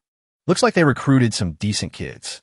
The Azure Dragon Pavilion Master didn't react, just continued watching the match. On the field, Shi Yiming threw a direct punch at Situ Ping. His strike carried intense, fire, spiritual energy, forcing Situ Ping to cross his arms in a desperate attempt to block the blow. But despite his efforts to defend, Situ Ping was still sent flying. He was nearly knocked out of the arena, the white bandages on his left arm charred black, not giving Situ Ping a moment to rest. Shi Yiming rushed forward to deliver a second punch. His eyes were full of excitement. He smirked, delighted at suppressing his opponent with a single blow. While his opponent charged, Situ Ping suddenly crouched down, one hand on the ground, closing his eyes. Everyone thought he had given up, but suddenly Situ Ping opened his eyes wide. He pressed his hands together in front of his chest in a stance. He chanted, "Great strength, Diamond Art." An incredibly violent spiritual energy erupted from his body. Like a flash of light, Situ Ping shot forward, face to face with Shi Yiming. His hand was also primed with a punch. This surprised Shi Yiming, causing him to pause slightly in midair. The two punches were thrown almost simultaneously. They collided with immense force. One blue spiritual energy, one red spiritual energy euro, like ice and fiery euro, did not blend but clashed violently against each other. Despite trying his best, the power gap between the two was too great. Situ Ping was still sent flying by Shi Yiming's punch. This left him utterly shocked. Pavilion Master Bing Ji, watching the fight, was equally surprised. He said, "That kid hasn't even used a martial skill yet," and he forced Situ Ping to use the great strength Diamond Art. Shi Yiming saw his opponent kneeling on the ground, gasping for breath, and felt incredibly smug. Smiling sarcastically, he said, "It's over." Shi Yiming raised his flaming fist high, looking at his opponent like a bug, preparing himself for the final blow. But before he could strike, the Azure Dragon Pavilion Master on the sidelines erupted in anger. He raised his eyebrows and shouted the announcement, "Enough! We concede this match." Having won the match, Shi Yiming relaxed his clenched fist. With eyes full of disdain, he smirked. He scoffed, "So fragile." Those words made the new students of Chaoga Inner Court extremely indignant. They shouted, criticizing him for being too arrogant. "It's just one win." Several others chimed in. "That's right. What's with the arrogance?" Yang Chun was also extremely annoyed. His face turned dark, not because Chaoga lost, but because someone dared to be more arrogant than him. He spoke loudly in an angry tone. "I can't take it anymore. To think there's someone more arrogant than me." Tian Lingxi heard this and snorted coldly. She told Yang Chun, "You are much more arrogant than him, don't worry." Thinking the pretty girl was comforting him, Yang Chun beamed with joy. Turning to Tian Lingxi, he closed his eyes and smiled broadly, thanking her profusely.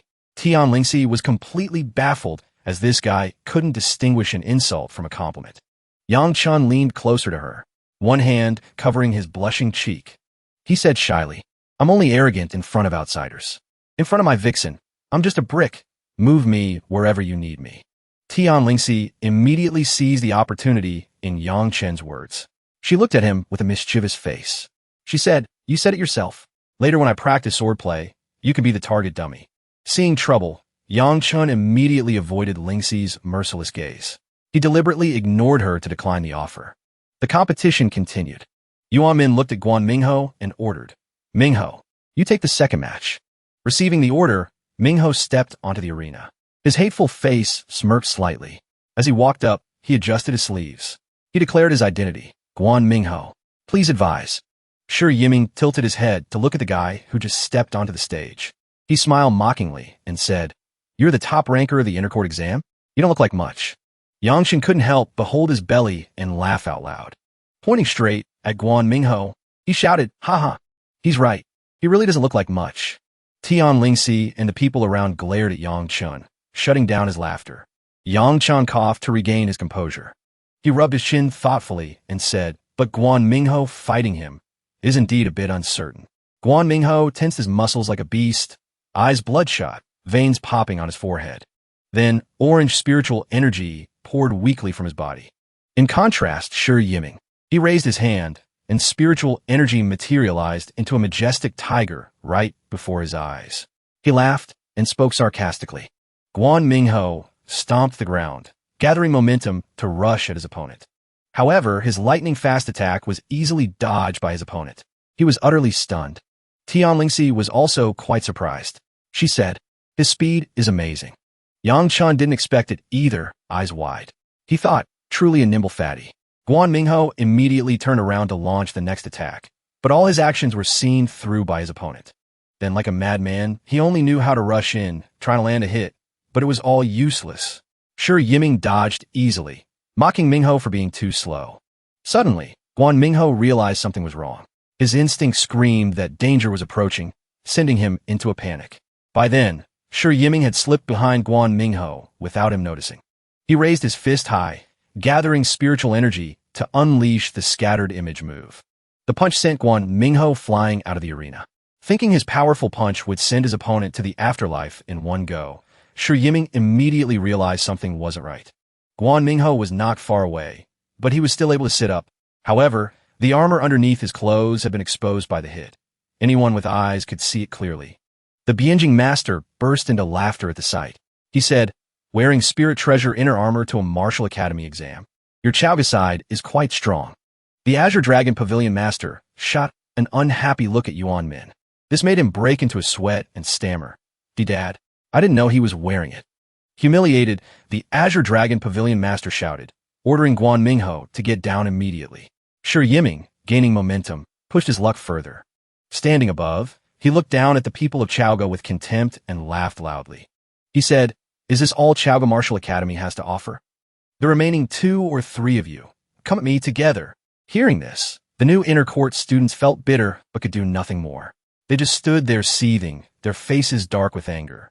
The new students lost all their spirit, their faces clouded with gloom.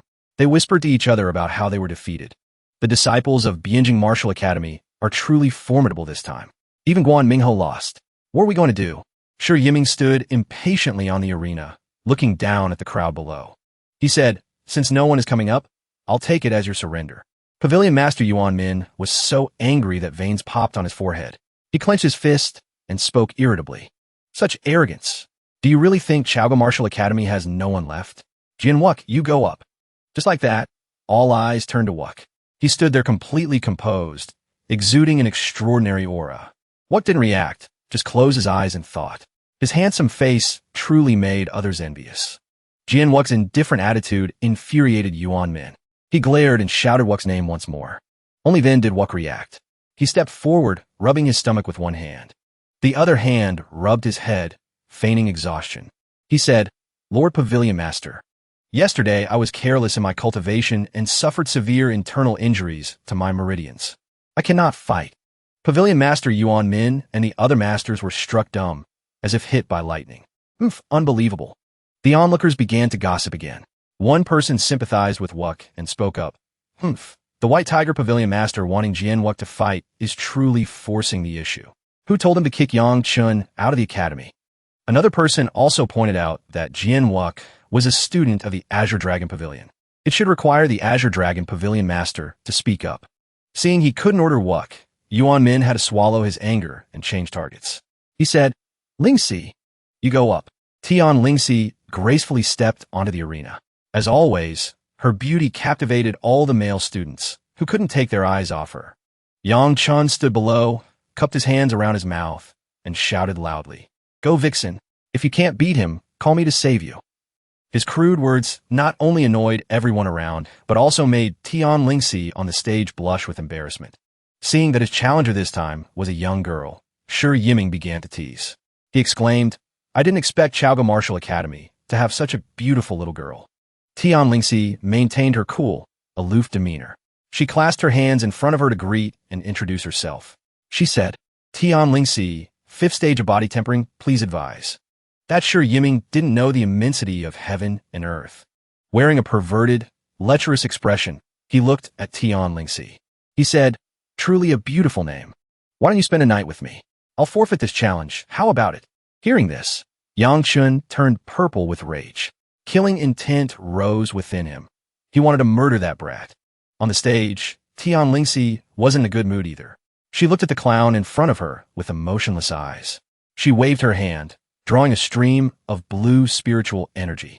Immediately, a white rune circle appeared beneath Sure Yiming's feet. In the center was a large snowflake symbol. He didn't have time to react. He only had time to look up in panic and scream 2 words, "Array Master?" The Bianjing Master watching the match was also extremely shocked. He frowned, stroking his beard, and clicked his tongue in lament. "I didn't expect Chaoga Martial Academy to have an Array Master." Seeing the rune array not reacting, Sure Yiming regained his composure. He said, "I thought it was some powerful array. Useless." Saying this, he stomped his foot on the rune array a few times. Tian Lingxi concentrated, then lightly swiped 2 fingers in the air, drawing a line of light. She chanted the incantation. Absolute limit formation. Following that, the rune array began to react, emitting billowing waves of cold energy that startled Shi Yiming. The Bianjing master broke into a cold sweat. He anxiously shouted, cursing his student for being an idiot. Shi Yiming stood on the rune array, which was now covered in frost starting from his feet. He couldn't escape even if he wanted to. Eventually, even his terrified face was encased in ice, officially rendering him unable to fight. Tian Lingxi didn't even glance at the person, she just froze. She closed her eyes and said indifferently. Next, below the stage, her male fans jumped up and cheered enthusiastically. Senior Sister Lingxi is amazing. Great fight. Amidst the cheers, only Jin Wook and Yang Chun remained calm. Yang Chun smiled proudly and said, "Look, Xiao Kei, your sister-in-law is amazing, isn't she?" Jin Wook looked helplessly at his big brother and asked, "Brother, didn't you say she was a spare tire?" Yang Chun hurriedly covered Jin Wook's mouth and signaled for silence. He said tensely, "Don't talk nonsense. Now the vixen is your official sister-in-law." Wook was left speechless. He criticized internally. Who says she's even interested in you? Back to the arena. Since he was frozen into a large block of ice, Shi Yiming couldn't leave on his own and had to be carried away by two people. Bianjing Martial Academy immediately sent a replacement to the stage to continue the challenge. His appearance astonished everyone, making their jaws drop automatically. Because this person carried a massive sword on his back. Down the center of the blade was an exquisitely carved golden pattern. The young man who appeared had a face that rivaled Wook's. Su Shan, head disciple of Bianjing Martial Academy, requests instruction. Tian Lingxi didn't say much. Her gaze firm, she again drew a line of light in the air with her hand. The same freezing rune array as before appeared automatically on the head disciple's side. He glanced at it. Then he reached back and drew the great sword from his back. Next, he forcefully stabbed the sword straight down, piercing the rune array on the ground. Tian Lingxi's eyes were incredibly sharp. This time, she used both hands to continuously draw countless red lines of light in the air. The rune array beneath the head disciple's feet quickly glowed and changed shape. He immediately pulled up his greatsword.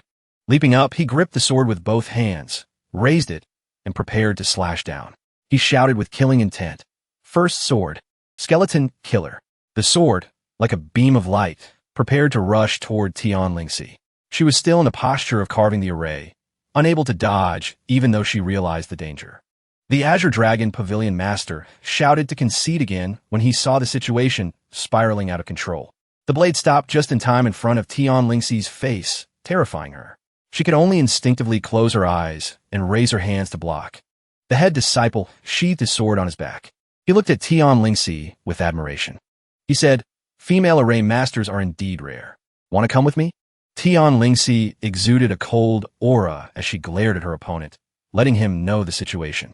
She said, "If you hadn't stopped just now, you would have died too." The head disciple then realized with shock. Unknown to him, a massive red rune array had appeared beneath both their feet. He couldn't believe his eyes. Sweating, he thought, what a formidable array. She's right. If I hadn't stopped, I would definitely be dead. Tian Lingxi turned to leave. She didn't forget to leave her opponent a warning. Amidst Su Shan's wariness, she said, "So don't think you're anything special." After speaking, she proudly walked off the stage. She went straight to where Yang Chun was standing. She puffed her cheeks and acted coquettishly towards him, making the surrounding atmosphere weird. She complained to him that the guy on stage bullied her. Tian Lingxi's sudden change in attitude left Yang Chun stunned and unaccustomed. His cheeks blushed slightly. Over with the inner court pavilion masters, Yuan Min was sweating profusely as he said to the Azure Dragon Pavilion Master, "Only Jin Wook is left at the 5th stage of body tempering or above." With no other choice, the Azure Dragon Pavilion Master closed his eyes tight and said awkwardly, "All right, let him go up." Just as he opened his mouth to call Jin Wook's name, Yang Chun interrupted. He stepped forward, raising his hand to ask the Pavilion Masters for permission to fight the next match. Seeing him, Yuan Min showed his displeasure. He shouted, "Yang Chun, what are you butting in for?" Seeing this, the Azure Dragon Pavilion Master placed a hand on Yuan Min's shoulder to calm him down. The Azure Dragon Pavilion Master spoke. "Let him try. His strength isn't bad either. He might even help Jin Wook take down 2 of them." Then he allowed Yang Chun to go up and fight. Although Yuan Min beside him was unwilling, he could do nothing but huff. Yang Chun immediately jumped onto the arena, standing opposite Su Shan. Without bothering to introduce himself, he clenched his fists. Looking angrily at his opponent, he vented loudly. He scolded, "Hey stupid, you dare bully my Lingxi? Don't blame me for being impolite." Being scolded for no reason made Su Shan extremely annoyed. His expression looked as if he wanted to chop Yang Chun into pieces immediately. The onlookers also showed faces of disappointment. Some sighed. "Yang Chun is up? Looks like we really don't have anyone left."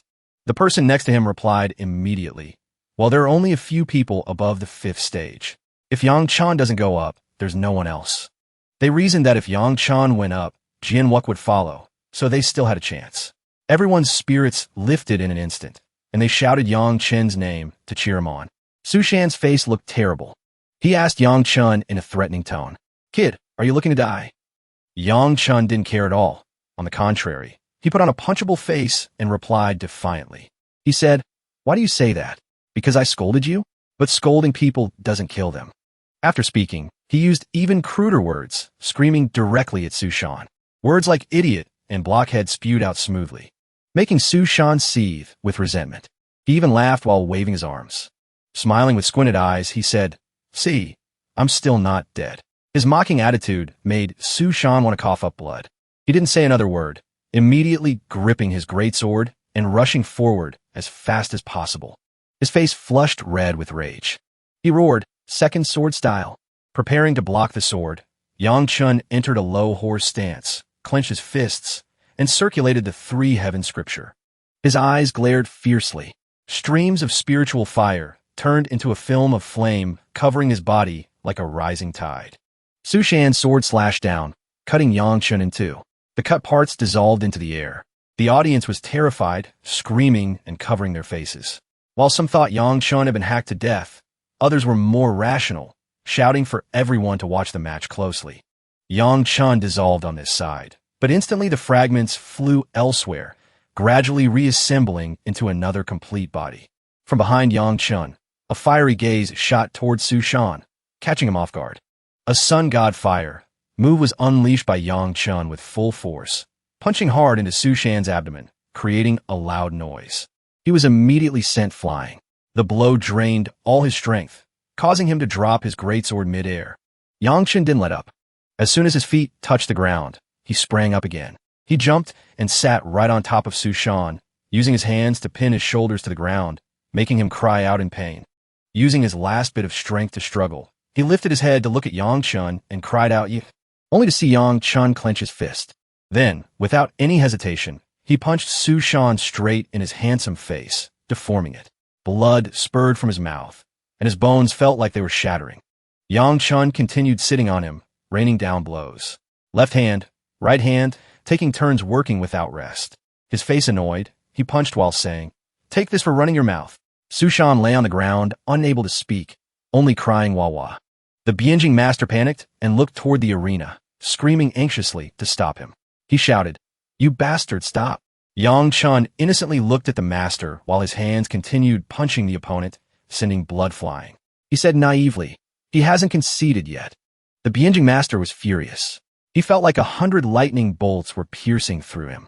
Face red with anger, he shouted, "You smash his mouth like that. How can he concede?" Su Shan lay on the ground, beaten into a pig's head. With his last breath, he raised a hand to signal, "Please stop hitting me." Yang Chun laughed it off, looking innocent as he scratched his head, his face still stained with his opponent's blood. He said, "Oops, sorry. I didn't notice his mouth was smashed. No wonder he didn't say he concedes." Standing below, Tian Lingxi couldn't help but smile when she saw this. The Bianjing master was different. He darkened his face in anger, believing this kid did it on purpose. Victorious, Yang Chun stood before everyone, smiling until his eyes were shut tight. One hand on his hip, the other raising a high V sign, thoroughly enjoying the cheers from everyone.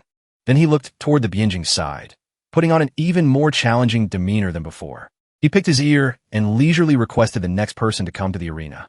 The Bianjing master turned purple and ordered the person standing behind him, ordering him to go up and teach Yang Chun a lesson. This person shouted, "Understood." Next, he ostentatiously used his movement technique to leap high from below, heading straight for Yang Chun. He landed right in the center of the arena, deliberately emitting white spiritual energy as he touched down. His face full of disdain, waving a paper fan in his hand, he slowly introduced himself. Sixth stage of body tempering, Zhang Chong. Please advise. Yang Chun unleashed his sharp tongue again.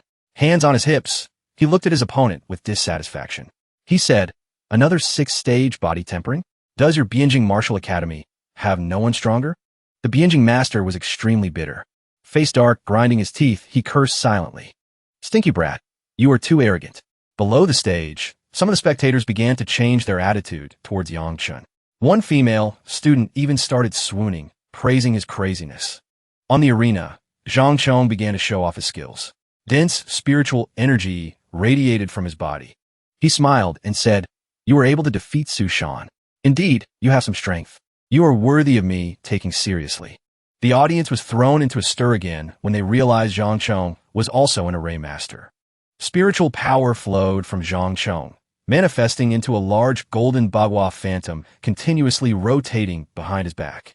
Jian Wuk and Tian Lingxi were extremely surprised. Her face in disbelief, she shouted, that is the array disc martial soul. Wuk looked at her in confusion and asked, what is an array disc martial soul? Sweating and looking unwell, Tian Lingxi explained. The array disc martial soul signifies a complete forbidden array. It is a rather formidable and special type of martial soul. Hearing this, Jian Wuk panicked, eyes wide with worry. He turned his head to the arena. He said, he even brought his own forbidden array? Will Big Brother be okay? At this moment, the entire arena seemed to be covered by Zhang Chong's forbidden array. Unlike Tian Lingxi's rune array, Zhang Chong's forbidden array was much more dangerous, not only large but also complex with layer upon layer. Yangshan glanced down at the shifting array diagram and smirked. He thought, this forbidden formation is a bit interesting.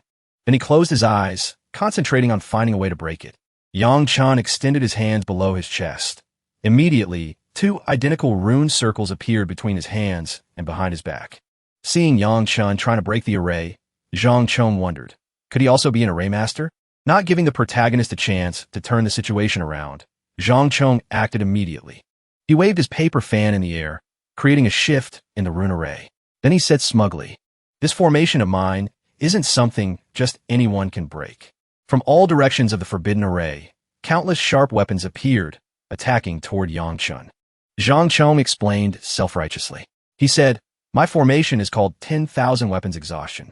There are infinite weapons in here. You basically cannot escape. You've already lost. Yang Chen's expression didn't change. He just calmly smiled confidently. He asked nonchalantly, is that so? Zhang Chong swept his fan toward him, directing the forbidden array. He maliciously told him to enjoy it. Under his control, the weapons rushed at extreme speed toward Yang Chun. However, he didn't bother dodging or looking up even once. Waiting for the hidden weapons to fly within reach, Yang Chun agilely leaped up, catching exactly two throwing knives. Then, while dodging other attacks, he swung his arm and threw the two knives back toward Zhang Chong. Yang Chen's eyes were full of confidence, grinning mischievously at his opponent. He said, the eyes of this formation aren't that hard to find, huh? As he finished speaking, the two knives flew past Zhang Chong and pierced straight into the two array eyes, leaving him both surprised and terrified. A phrase kept repeating in his head. How is this possible? Making him turn pale, eyes wide and mouth agape, frozen on the spot as if struck by lightning. With the array eyes destroyed, the formation shattered into fragments, falling onto Zhang Chong in waves. He had to raise his arms to shield himself from the remnants of the formation. On this side, Yang Chen had just finished drawing a new rune array. The array was jet black, looking extremely dangerous. Yang Chen revealed an excited face. He said, next it's my turn. Immediately, a diagram emitting an incredibly evil aura appeared beneath Zhang Chong's feet. Zhang Chong was terrified now. Pale-faced, he shouted at the protagonist, questioning him. He said, are you an array master too? Yang Chun flew up in a cool pose, rotating his hands, causing fire's spiritual energy to swirl into a small vortex. He smirked and chanted, gravity formation. The formation beneath Zhang Chong's feet began to shift, shaking him along with it, making him dizzy. Gravity began to press down, rendering him immobile. He could only try his best to maintain his center of gravity to avoid being crushed to the ground. While Zhang Chong was using all his strength just to stand firm, his expression turned to despair. When he saw Yang Chun rushing toward him with a powerful fistiuro, his crouching tiger fist. As predicted, Yang Chun showed no mercy, throwing a punch straight at his opponent's face, deforming Zhang Chang's face. Then, both his face and body were blown away by that punch, landing right at the feet of the Bianjing Master. The Bianjing Master couldn't believe it, staring wide-eyed at the protagonist. He thought to himself, I didn't expect him to be able to break Zhang Chang's forbidden array. Then, from astonishment, he took a breath, looking calculating. Even he hadn't expected such a genius character to appear in Chaoga Martial Academy this year. Guan Mingho, who had stayed to watch after losing, was also scared out of his wits. He gritted his teeth to stop himself from losing composure. How can someone like Yang Chun be so formidable? The wretched couple, Wen Junming and Yu Mushiue, were also watching with the others. Wen Junming looked awful, clenching his fists and cursing silently upon learning the protagonist was also an array master. Yu Mushiue put on an innocent act, whispering Brother Chun. Those who didn't trust Yang Chun at first now all did a 180, constantly chanting his name to cheer him on. Having defeated 2 opponents in a row, Yang Chun became even more confident. He raised a finger and beckoned. The corners of his lips curled up uncontrollably. He said, Does your Bianjing Martial Academy have anyone else? Send the next one up. The Bianjing Master was so angry veins popped on his forehead as he looked at the new students he brought. He thought to himself, That stinky brat. Zhang Chong and the others have been defeated. I'm afraid the remaining 2 aren't his match either. After thinking for a while, he began to use agitation tactics. With sleepy eyes and a venomous mouth, he said, Does your Chaoga Martial Academy only have you who can fight? Amidst the falling snow, Yang Chun crossed his arms and replied calmly with closed eyes. He said confidently, Me alone beating all of you is enough. The Bianjing Master wasn't satisfied, looking disdainfully at the others. He said, This is a competition between academies. It's a team competition. You being powerful alone doesn't mean anything, nor does it prove the strength of your Chaoga Martial Academy. Hearing this, Pavilion Master Yuan Min pointed straight at Bianjing. His scarred face was furious. He shouted, You old fox. Those were the rules, and now you won't admit it? That thick-skinned Bianjing Master scoffed, pretending to be righteous. He replied, I didn't say I wouldn't admit it. The rules are the rules, but I'm just speaking the truth. Yang Chun, the one holding the fort, was extremely relaxed. He sighed and shrugged helplessly. He said, Fine, we'll switch people then. Yuan Min was even more furious seeing this. He glared and shouted at Yang Chun not to make arbitrary decisions. But Yang Chun completely ignored him. He walked toward the stands and called out loudly, Xiaoke, you go up next. Jian Wuk was extremely obedient. From beside Tian Lingxi, he stepped forward and said, Okay. Then he stepped up to replace Yang Chun. The moment the 2 brothers passed each other, their eyes were filled with trust and pride for one another. Jian Wuk stepped onto the arena, facing Bianjing Martial Academy. He said, The remaining 2, come at me together. Hearing this, the Bianjing Master's face turned black. He ground his teeth audibly. He said, Damn it, this guy is even more arrogant than the other one. He turned back. Without bothering to hide his frustration, he screamed orders for the last 2 standing behind him to step up and beat Wuk to death. Zhang Chong, who had been knocked unconscious, woke up. Clutching his swollen face, he struggled to speak to the Bianjing Master, basically saying that sending both up at once wasn't a good look. But now the Bianjing Master was blinded by rage. He exploded, roaring like a beast. He ordered everyone to shut up and just obey him. Get up there and kill that arrogant brat who dared to provoke me. The remaining 2 Bianjing students had no choice but to step onto the arena. Both drew their swords, looking warily at Jian Wuk. Wuk reached up and gently drew the sword on his shoulder from its sheath. His gaze didn't waver as he looked at his opponents. Then he quickly swung the sword down, entering a ready stance. The 2 nobodies made the first move. They rushed forward fiercely with swords in hand, left and right in perfect coordination. Wuk leaped into the air like the wind. His sharp eyes read their moves. His hand slashed out a beautiful sword arc. The 2 Bianjing students were instantly struck, screaming. Their swords were shattered to pieces. Their faces were full of horror at Wuk's domineering combat power. The Bianjing Master on the sidelines looked like he had just been bitten by a dog. He was so stunned his jaw hit his chest, screaming helplessly in disbelief. Yang Chun stood below with a blank face. With a mocking expression, he cupped his hands to his mouth towards the arena. He shouted, Bianjing Martial Academy, go back and train some more. Tian Lingxi, standing next to him, held back laughter until tears welled up. Too humiliated, the Bianjing Master didn't say a word and turned away angrily. He said, Let's go. Then, along with his disciples, he jumped onto the back of a lawn phoenix. Just like that, they rode the big bird away into the snowy sky, under the astonished gazes of all the new Chowga students. Waiting for them to leave, the onlookers cheered in joy. They started rushing onto the arena. They gathered to lift Jian Wuck and Yang Chen up and down in celebration, making both of them extremely delighted. The Azure Dragon Pavilion Master and Yuan Min approached. He walked up to the two happily, wearing a fake corporate smile. He said, "Yang Chen, previously, the Academy treated you unfairly. This time, on behalf of the Academy, I revoke your previous punishment. I solemnly invite you to join the Azure Dragon Pavilion." Already disappointed with the Academy, Yang Chen's face darkened upon hearing this. Revealing some disdain, he asked back, "Regarding the competition, isn't there another way to put it?" The Azure Dragon Pavilion Master paused at Yang Chen's question. His smile became stiff. Then he touched his chin, pretending to cough lightly to clear the awkward atmosphere. He said, "Yang Chen, let bygones be bygones regarding the exam. Join my Azure Dragon Pavilion, and I will compensate you accordingly."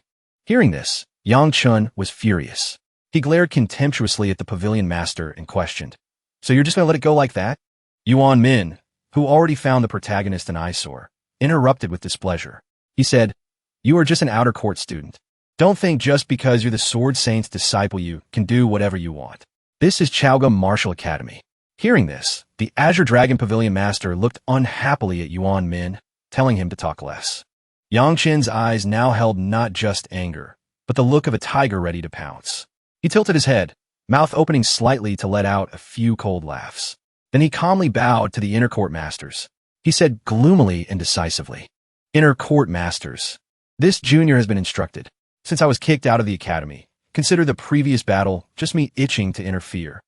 Yang Chen's unusual actions and words made the onlookers drop their jaws and stare wide-eyed. Yang Chen raised his hand toward where Jian Wuck stood. He said, also announcing to everyone that the inner court was to commoners like the two brothers, as high and noble as the clouds, unreachable. Therefore, Xiao Ke will also leave the inner court. After speaking, Yang Chen ignored the inner court masters, whose faces were turning all shades of green and purple, rooted to the spot. He turned around, hands behind his head, and leisurely told Jian Wuck to leave with him. The Azure Dragon Pavilion Master didn't know what face to make, only silently exclaiming, "These two are too stubborn." The others standing by were equally confused. As the backs of Yang Chen and Wuck gradually moved further away, the Azure Dragon Pavilion Master suddenly turned to look at Yuan Min with dagger-like eyes. The other masters did the same, making him sweat all over. Reaching his breaking point, Yuan Min turned red with rage and pointed at the two brothers. He roared in anger. "Do you two want to rebel against the heavens? Is the academy a place you can leave just because you want to?" Hearing this, the two brothers stopped walking and turned their heads back. Yang Chen's face was full of questions. He said, "Oh, does the White Tiger Pavilion Master have plans? Planning to teach us a lesson, are you?" Yuan Min couldn't hold back anymore and launched himself into the air toward Yang Chen and Wuck. Face full of rage, he roared, surrounded by surging fire energy. Seeing this, both brothers prepared themselves. Wuck began drawing his sword. Yuan Min rushed in with killing intent. Anger turned the long scar on his face red. He threw a punch charged with spiritual energy. He screamed, "You asked for this." Yang Chen and Wuck were ready for battle. Suddenly, Tian Lingxi rushed in from somewhere, raising her hands to block in front of the two. Her face also became angry. She shouted, "Pavilion Master Yuan Min, do you really intend to bully the weak with numbers?" Yuan Min stopped in midair. He gathered his fire energy, clenching his fists tight. Looking angrily at Tian Lingxi, he said, "Lingxi, move aside.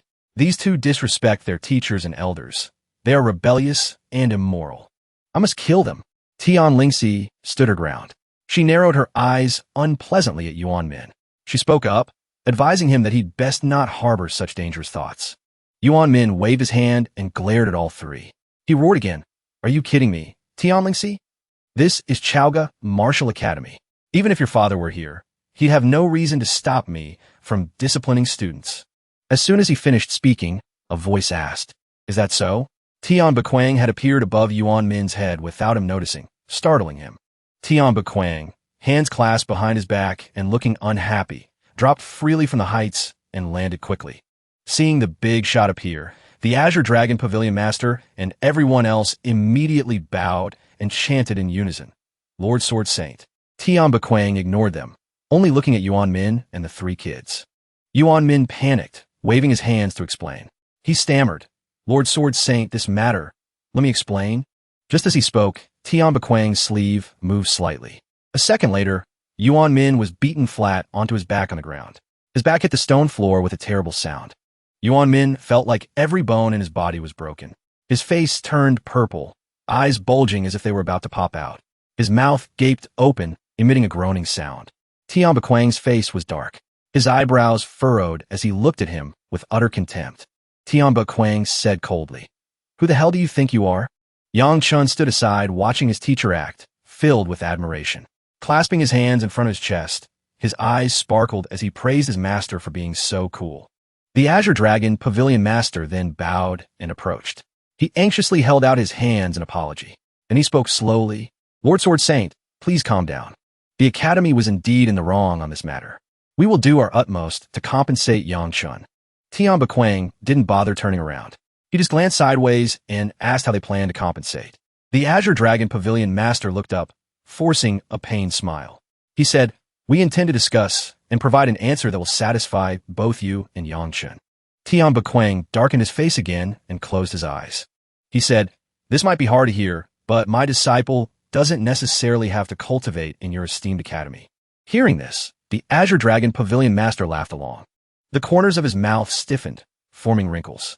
He said, Yes, I will explain the situation clearly to the dean. As for Yuan Min, we will handle him as well. Considering the matter resolved, Tian Bequang didn't spare the inner court people another glance. He walked on air, telling the three to return with him, leaving Yang Chun and Wuk gaping in surprise.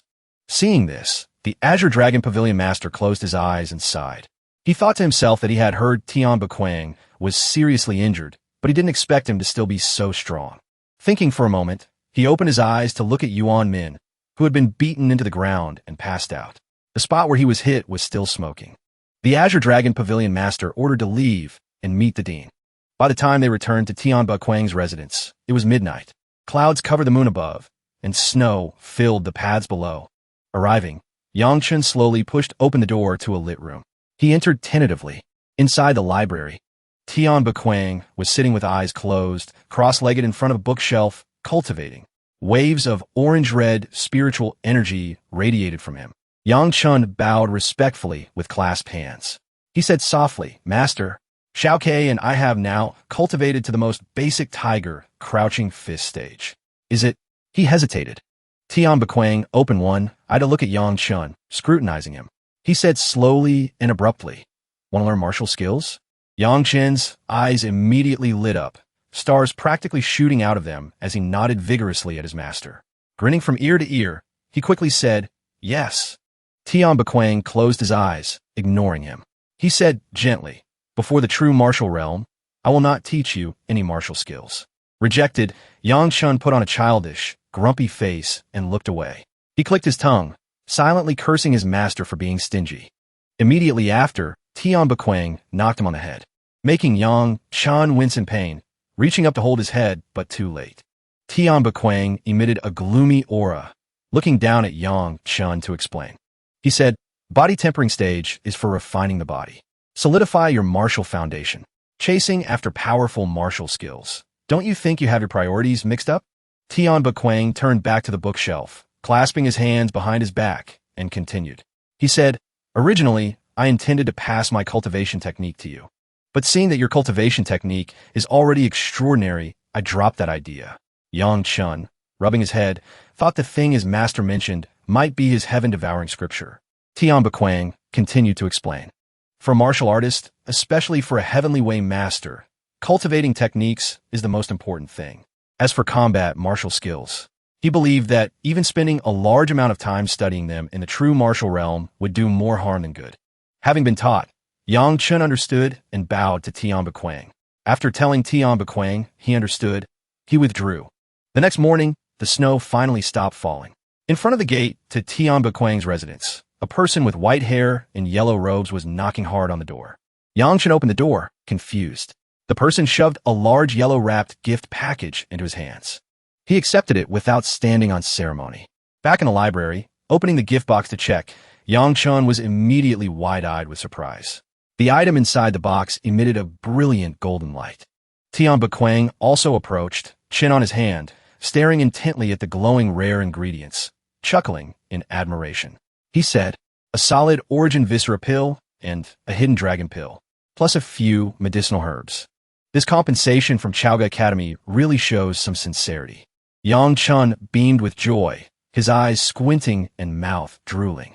Holding medicinal herbs in his left hand and a spirit lantern in his right, he said, "Then I'm eating it right now." Standing behind him, Tian Bagwang glared at his disciple with a terrifying expression. He said, "Do not consume any pills before reaching the 7th stage of body tempering." Startled, Yang Chun let out a surprised ah. Then, returning to his contemplative demeanor, the master told Yang Chun to summon Jian Wuk and Tian Lingxi. The three of them were to head to the Chaoga Mountain Range for training. Yang Chun, previously bummed about not eating the pills, immediately cheered up. His eyes sparkling, he asked, "Is Tian Lingxi going too?" Suddenly, Tian Bagwang looked at Yang Chun with utmost seriousness. He spoke tensely. "Kid, promise me one thing." Yang Chun looked focused, waiting for his master's command. He said, "Master, please speak." Tian Bagwang's expression shifted, looking at Yang Chun with 3 parts command and 7 parts threat. He stated clearly, "No matter what happens, you must protect Lingxi with your life." He reached up and scratched his head. A confident grin spread across his face. He said, "Don't worry, Master. With me there, the spirit beasts in the Chaoga Mountains won't be able to touch a hair on Lingxi's head." And so, on a beautiful sunny day, Tian Lingxi and Yang Chun went to fetch Jian Wuk. The three of them set off together to the Chaoga Mountain Range to cultivate.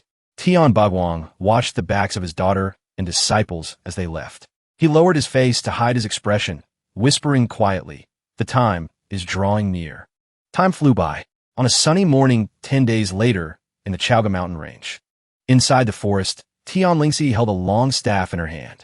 Her face showed unhappiness, indignation, and disbelief at reality.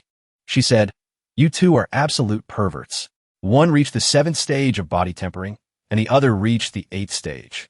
Opposite her was Yang Chun, 7th stage body tempering, walking toward her with a bright smile, holding his hands behind his head.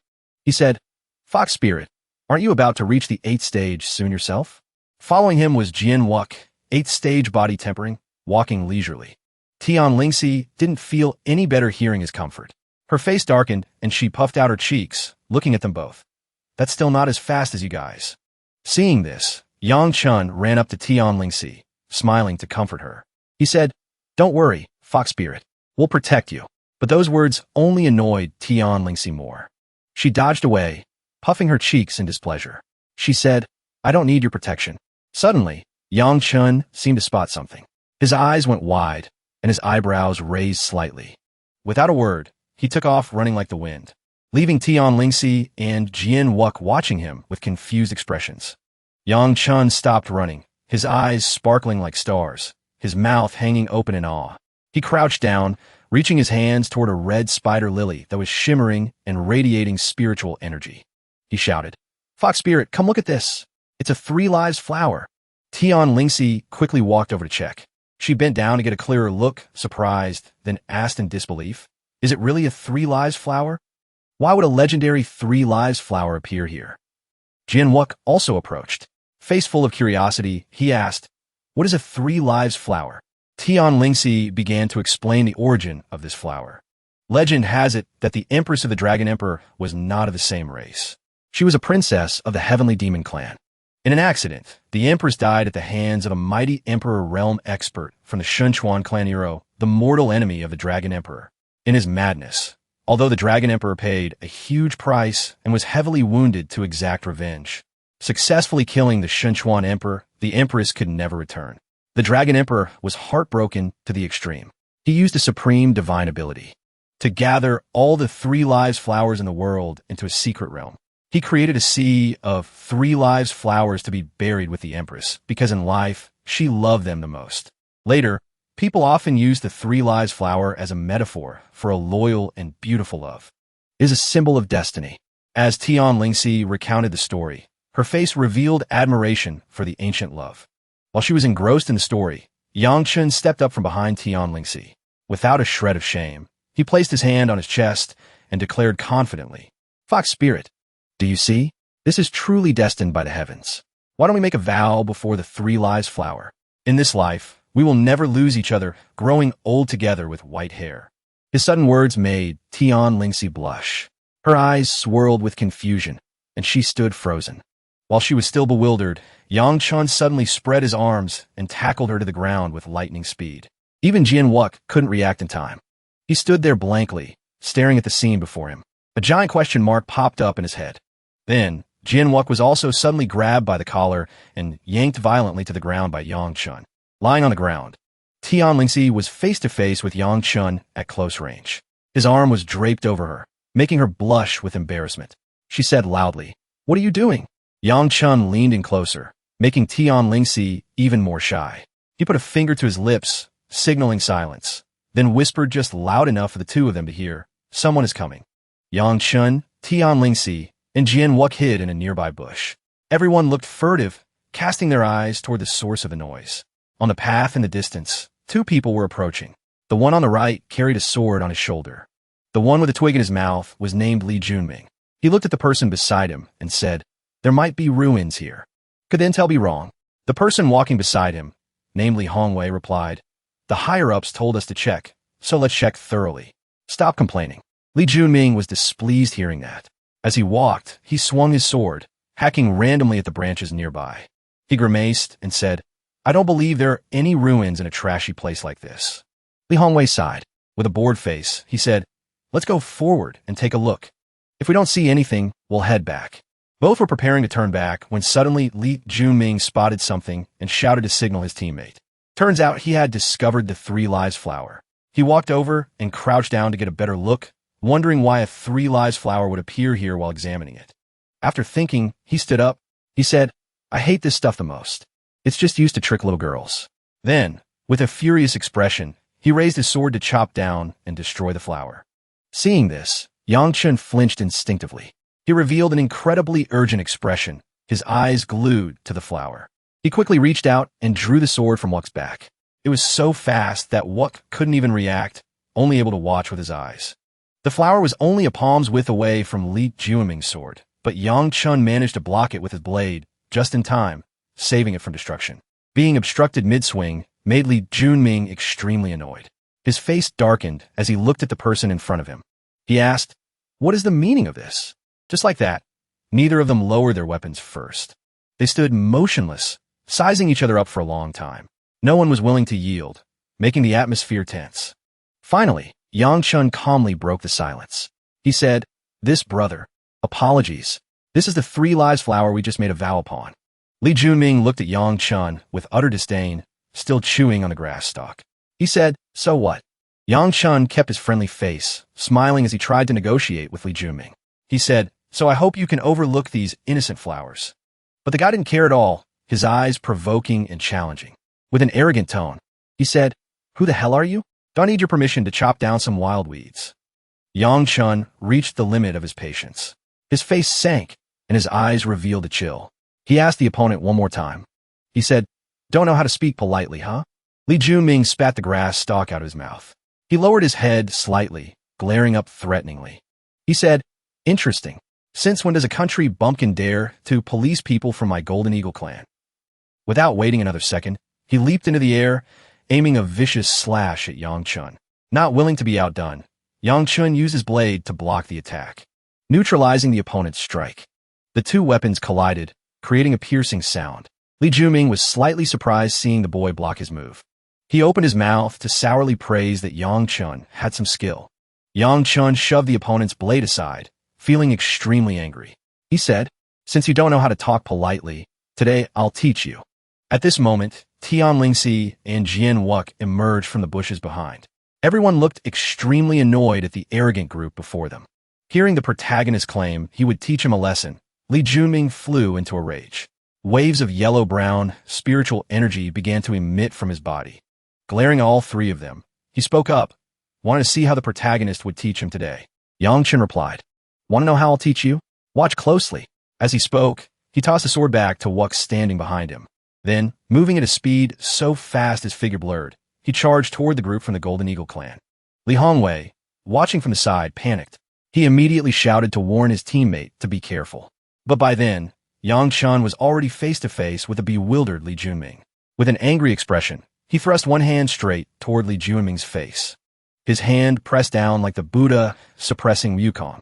He slammed the opponent directly into the ground, creating a massive booming sound. Li Junming was instantly crushed into the earth by Yang Chun with just one hand.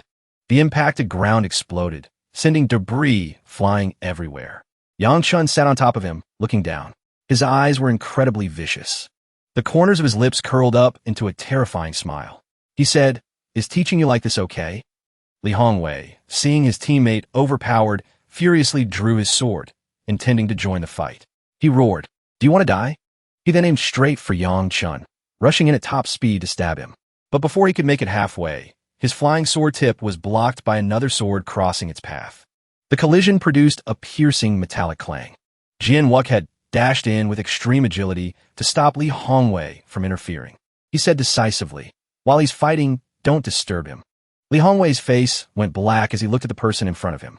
He raised an eyebrow, wondering, 8th stage body tempering? Jian Wuk's sharp eyes revealed his innate intelligence. He held his sword defensively across his chest. By now, it was enveloped in a blue aura of spiritual energy. Li Hongwei lowered his sword, looking at Jian Wuk with caution.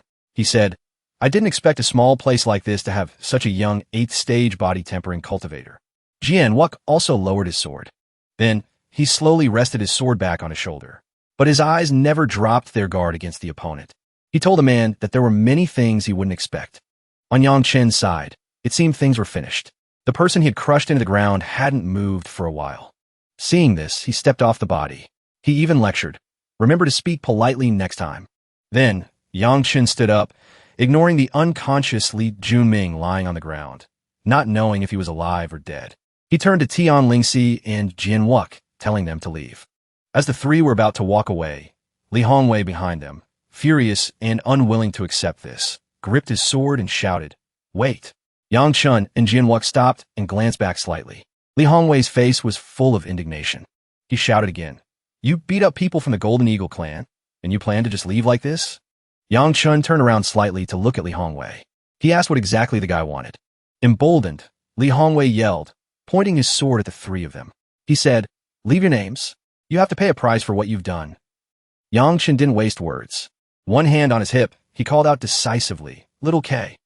Jian Wuk, standing beside him, understood immediately and replied softly, "Understood." Then, a flash of blue light surrounded Jian Wuk. With that, Jian Wuk suddenly vanished. Only Yang Chun was left standing there. Li Hongwei, not knowing what he was facing, was shocked. His face was a mix of panic and surprise, eyes staring wide. Then, no one knows exactly what happened. Only a long, loud scream echoed from within the Chaoga forest, scaring the birds and flying away in all directions. Afterward, Jian Wuk was seen gently sheathing his blade. Behind him, the two men from the Eagle clan lay battered on the ground, showing no signs of life. Tian Lingxi was terrified by Yang Chun and Jian Wuk's actions. With a worried face, she said, "Hurry and leave the Chaoga Mountains. You killed people from the Golden Eagle clan. Staying here too long will bring trouble." Yang Chun didn't care about Tian Lingxi's warning. He walked with his hands behind his head. His expression was nonchalant, as if nothing had happened. He said, "Is the Golden Eagle clan very powerful?" Hearing this, Tian Lingxi became tense, her face darkening. She affirmed that the Golden Eagle clan was extremely powerful, much more so than the academy. Yang Chun still didn't care. With hands on his hips in a very relaxed posture, he closed his eyes and relaxed his facial muscles. He said, "Then we definitely had to kill them. I don't want to keep two troublemakers around." Jian Wuk, who had been standing calmly beside Yang Chun, agreed and backed him up. Wuk said, "That's right. Besides, he dared to ruin your love flower. He deserved to die." Hearing love flower, Tian Lingxi flared up. Her cheeks flushed red with embarrassment, but she put on a prickly, angry front. She scolded, "What love flower? Stop talking nonsense." Then, ignoring the two brothers standing there, she turned her back to hide her blushing face and walked away quickly. As she walked, she urged them to leave quickly because it wasn't safe to stay long. Seeing this, Yang Chun and Jian Wuk didn't need to be told twice. They scrambled to chase after her. The three of them headed toward the forest exit to return home. By the time the sun was high, the three finally returned to Tian Bagwang's residence. Tian Lingxi gently pushed the gate open, ready to enter. Suddenly, she stopped, not stepping inside. Her face was full of surprise, eyes popping as she stared into the courtyard as if seeing something unexpected. Standing in the middle of the courtyard wasn't Tian Bagwang waiting for her, but an old man with his back turned. He wore a wide-brimmed hat and a mysterious white cloak.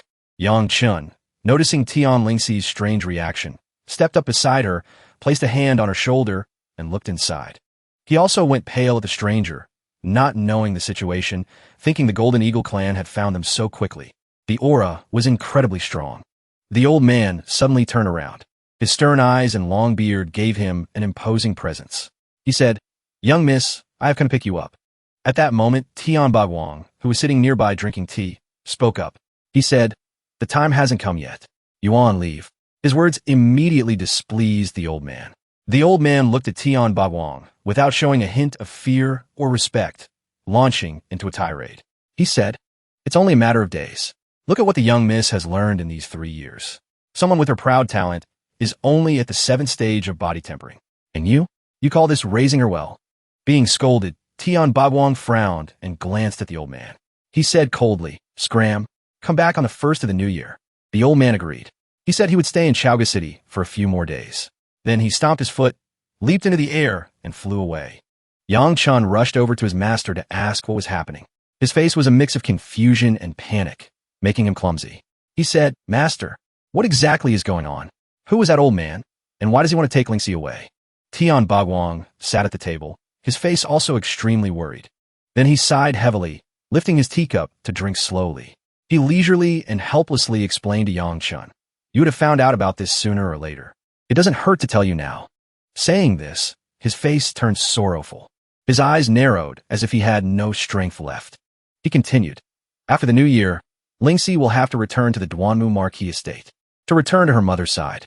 If you, brat, really have feelings for her, then within 5 years, you must become famous throughout the East. Of course, this is also something you once agreed to with me. Although your master was once a big name across Tiannan, honored as the Sword Saint, unfortunately, my martial soul was crippled. Now I can only hide in this remote Chaoga city, lingering on with my last breath. Luckily, having lingered by my side for 3 years has been enough." As he spoke, he looked up at the sky, his face showing regret, but also a sense of contentment. Yang Chun stood beside him, slowly processing everything. Suddenly realizing something, his face filled with shock, unable to believe his ears. Eyes wide, mouth agape, hair standing on end. He shouted, "Master, your martial soul was crippled? Who did it?" Yang Chun gazed at his master, sitting there with a gloomy expression. Extremely worried, he pressed for an answer. He said, "Master, tell me, who did it? I will definitely help you get revenge." Tian Bagwang smiled kindly, patting Yang Chen's head with satisfaction. He said, "Kid Chun, although you look crooked on the outside, I know that inside, you have integrity." But immediately after, Tian Bagwang's face turned somber again, filled with worry and helplessness. He continued, "But my affairs have nothing to do with you. What you need to do is focus on cultivation and improve your own cultivation base." Yang Chun, face full of determination, seriously declared to Tian Bagwang. He said, "Master, in the future, I won't just protect Lingxi, I will protect you too."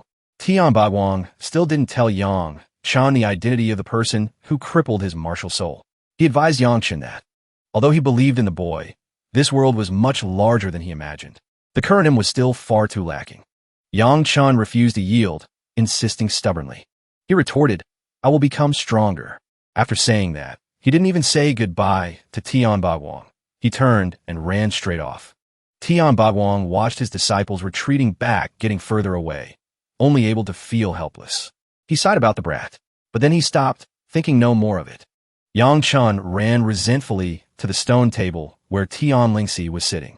His eyes looked like he wanted to say something to her, but he didn't know how to start. Tian Lingxi knew it, but deliberately looked away to avoid him. Yang Chun stood at a distance, took a deep breath, and shouted. He asked, "Fox Spirit, we made a lifelong pledge in front of the 3 Lives flower. From now on, you aren't allowed to pay attention to any gigolos. Got it?" Tian Lingxi rested her chin on one hand, looking bored. She cast a weary glance toward Yang Chun. She said slowly, "You really are thick-skinned." Under the great tree, The wind blew leaves down one by one. Yang Chun stepped in front of Tian Lingxi, holding something out with both hands reverently. He said, "Fox spirit, inside here is that 3 lives flower. I dried it. Keep it as our token. In the future, when I'm not by your side, you must live well." After handing over the item, he immediately left at top speed, like the wind, leaving Tian Lingxi stunned, holding the 3 lives flower in her hand. The protagonist's action truly touched Tian Lingxi. Her face reddened, her eyes clear as a lake watching Yang Chen's shadow. Then, she looked down at the package containing the flower. Her eyebrows curved slightly, her mind filled with countless complex emotions. Suddenly, Tian Bawang stepped out from behind the great tree. He glanced at Tian Lingxi teasingly. He said, "Girl, keeping it as a souvenir is fine. It's not certain you two will meet again in the future." His sudden appearance made Tian Lingxi jump like someone caught doing something bad. She looked at her father with an unnatural expression. She said, "Father, that guy's a smooth talker. Nothing he says is decent." Tian Bawang chuckled softly, looking at his daughter. He told her, "I feel that kid is sincere." Every word was very decent. Hearing Tian Bawang laugh it off, she looked at him and replied, "Sincere? Father, have you been led astray by him too?" Tian Bawang looked at her with a knowing smile. Then he said with certainty, "I know exactly what kind of character that kid has. After you leave, he's the only one who will be by my side." Hearing this, Tian Lingxi rushed to hug her father's arm, rubbing her cheek against him to act spoiled. She said, "Father, I won't go. Even if I give them the chance, they wouldn't dare do anything to me." Looking at his daughter hugging him, he gazed at her with love. He said, "The agreement is made. How can I go back on my word? Not to mention your mother is very lonely. It will be good for you to stay by her side more in the future. It's all because your father is useless. My fist isn't big enough." Tian Lingxi looked at him with worry, disagreeing with his words. She comforted him. "Father, you are the strongest person in my heart." Tian Bawang's eyes were full of affection as he gently stroked his daughter's head. He said, "Silly girl, there are many people more powerful than father." He smiled teasingly again, his eyes probing. He asked directly, "By the way, girl, do you have feelings for Kitchen?" Hit right on the mark, Tian Lingxi blushed involuntarily, looking flustered as she started to feign denial. She shouted, "What are you saying? That guy's personality is roguish. I could like anyone, but I'd never like him." Tian Bawang smiled at her again, questioning, "If you don't like the protagonist, why are you clutching that paper bag to your chest?" Hearing that, Tian Lingxi turned beet red out of pique and threw the paper bag straight onto the ground. Seeing this, Tian Bawang bent down and picked up the bag containing the 3 lives flower. He handed the flower back to Tian Lingxi, then gently advised his daughter. He said, "Girl, you are clearly lying to yourself. Yang Chun doesn't have a prominent family background, but his talent is extremely good. At the same time, he has a rare temperament. You are my daughter. I hope you follow your heart." After saying this, once Tian Lingxi took the paper bag, he turned and walked away. Hearing her father say that, her face looked conflicted as she sighed. Looking at the 3 lives flower in her hand, she wondered if Yang Chun was really as good as her father said. Back outside Chaoga City, everything was as usual. Light shone over the red walls and golden tiles. Suddenly, a massive golden eagle appeared in the distant sky, flapping its wings as it flew toward Chaoga. On the back of the giant bird stood 3 people. At a glance, it seemed to be 2 men and 1 woman. These people looked down from above, surveying the entire Chaoga City area. One of them spoke up in disdain. This person said, "Is this Chaoga City? It's really small. Are there really ruins here?" Elsewhere, Yang Chun and Jianwook also saw the golden eagle soaring in the sky. Yang Chun immediately spoke to Little K. "That looks like people from the Golden Eagle clan." Jianwook watched with a slightly worried look. He asked, "They aren't here looking for us, are they?" Yang Chun shielded his eyes to see better, then calmly replied to Jianwook. He said, "Probably not. Let's go home first, then quietly watch them." One fine day, in front of a large gate with black tiles and white walls. Above the gate hung a large sign with 2 characters, Yang Manor. The 2 brothers, Yang Chun and Jianwook, stood smiling at the gate of the Yang Manor. Yang Chun exclaimed happily, "Finally home." The 2 brothers were beaming as they prepared to enter. Yang Chun hummed a tune while pushing the door open with one hand. But before they could step in, a large body flew out from inside, crashing straight into them, causing their heads to make consecutive thud sounds. It turned out to be Yang Jingye, the brother's father. For some reason, he was in a huge rush his face covered in sweat. His nose was bruised purple. He looked at them urgently and spoke. He said, "You two brats, you're back?" Stunned by the collision, the two stood there rubbing their foreheads. Yang Chun grimaced as he answered and asked, "We just got back from the academy. Father, why is your nose green?" Before he could answer, a terrifying woman's voice rang out from behind him. The female voice shouted, "Yang Jingye, stop right there for me." The voice made the protagonist's father instantly turn pale. Sweat poured off him like a shower. The sound, "Yang Jingye, stop right there for me," kept echoing, scaring him into running for his life, ignoring his two returning sons, leaving the two brothers looking at each other in confusion. They watched their father's figure disappear into the distance.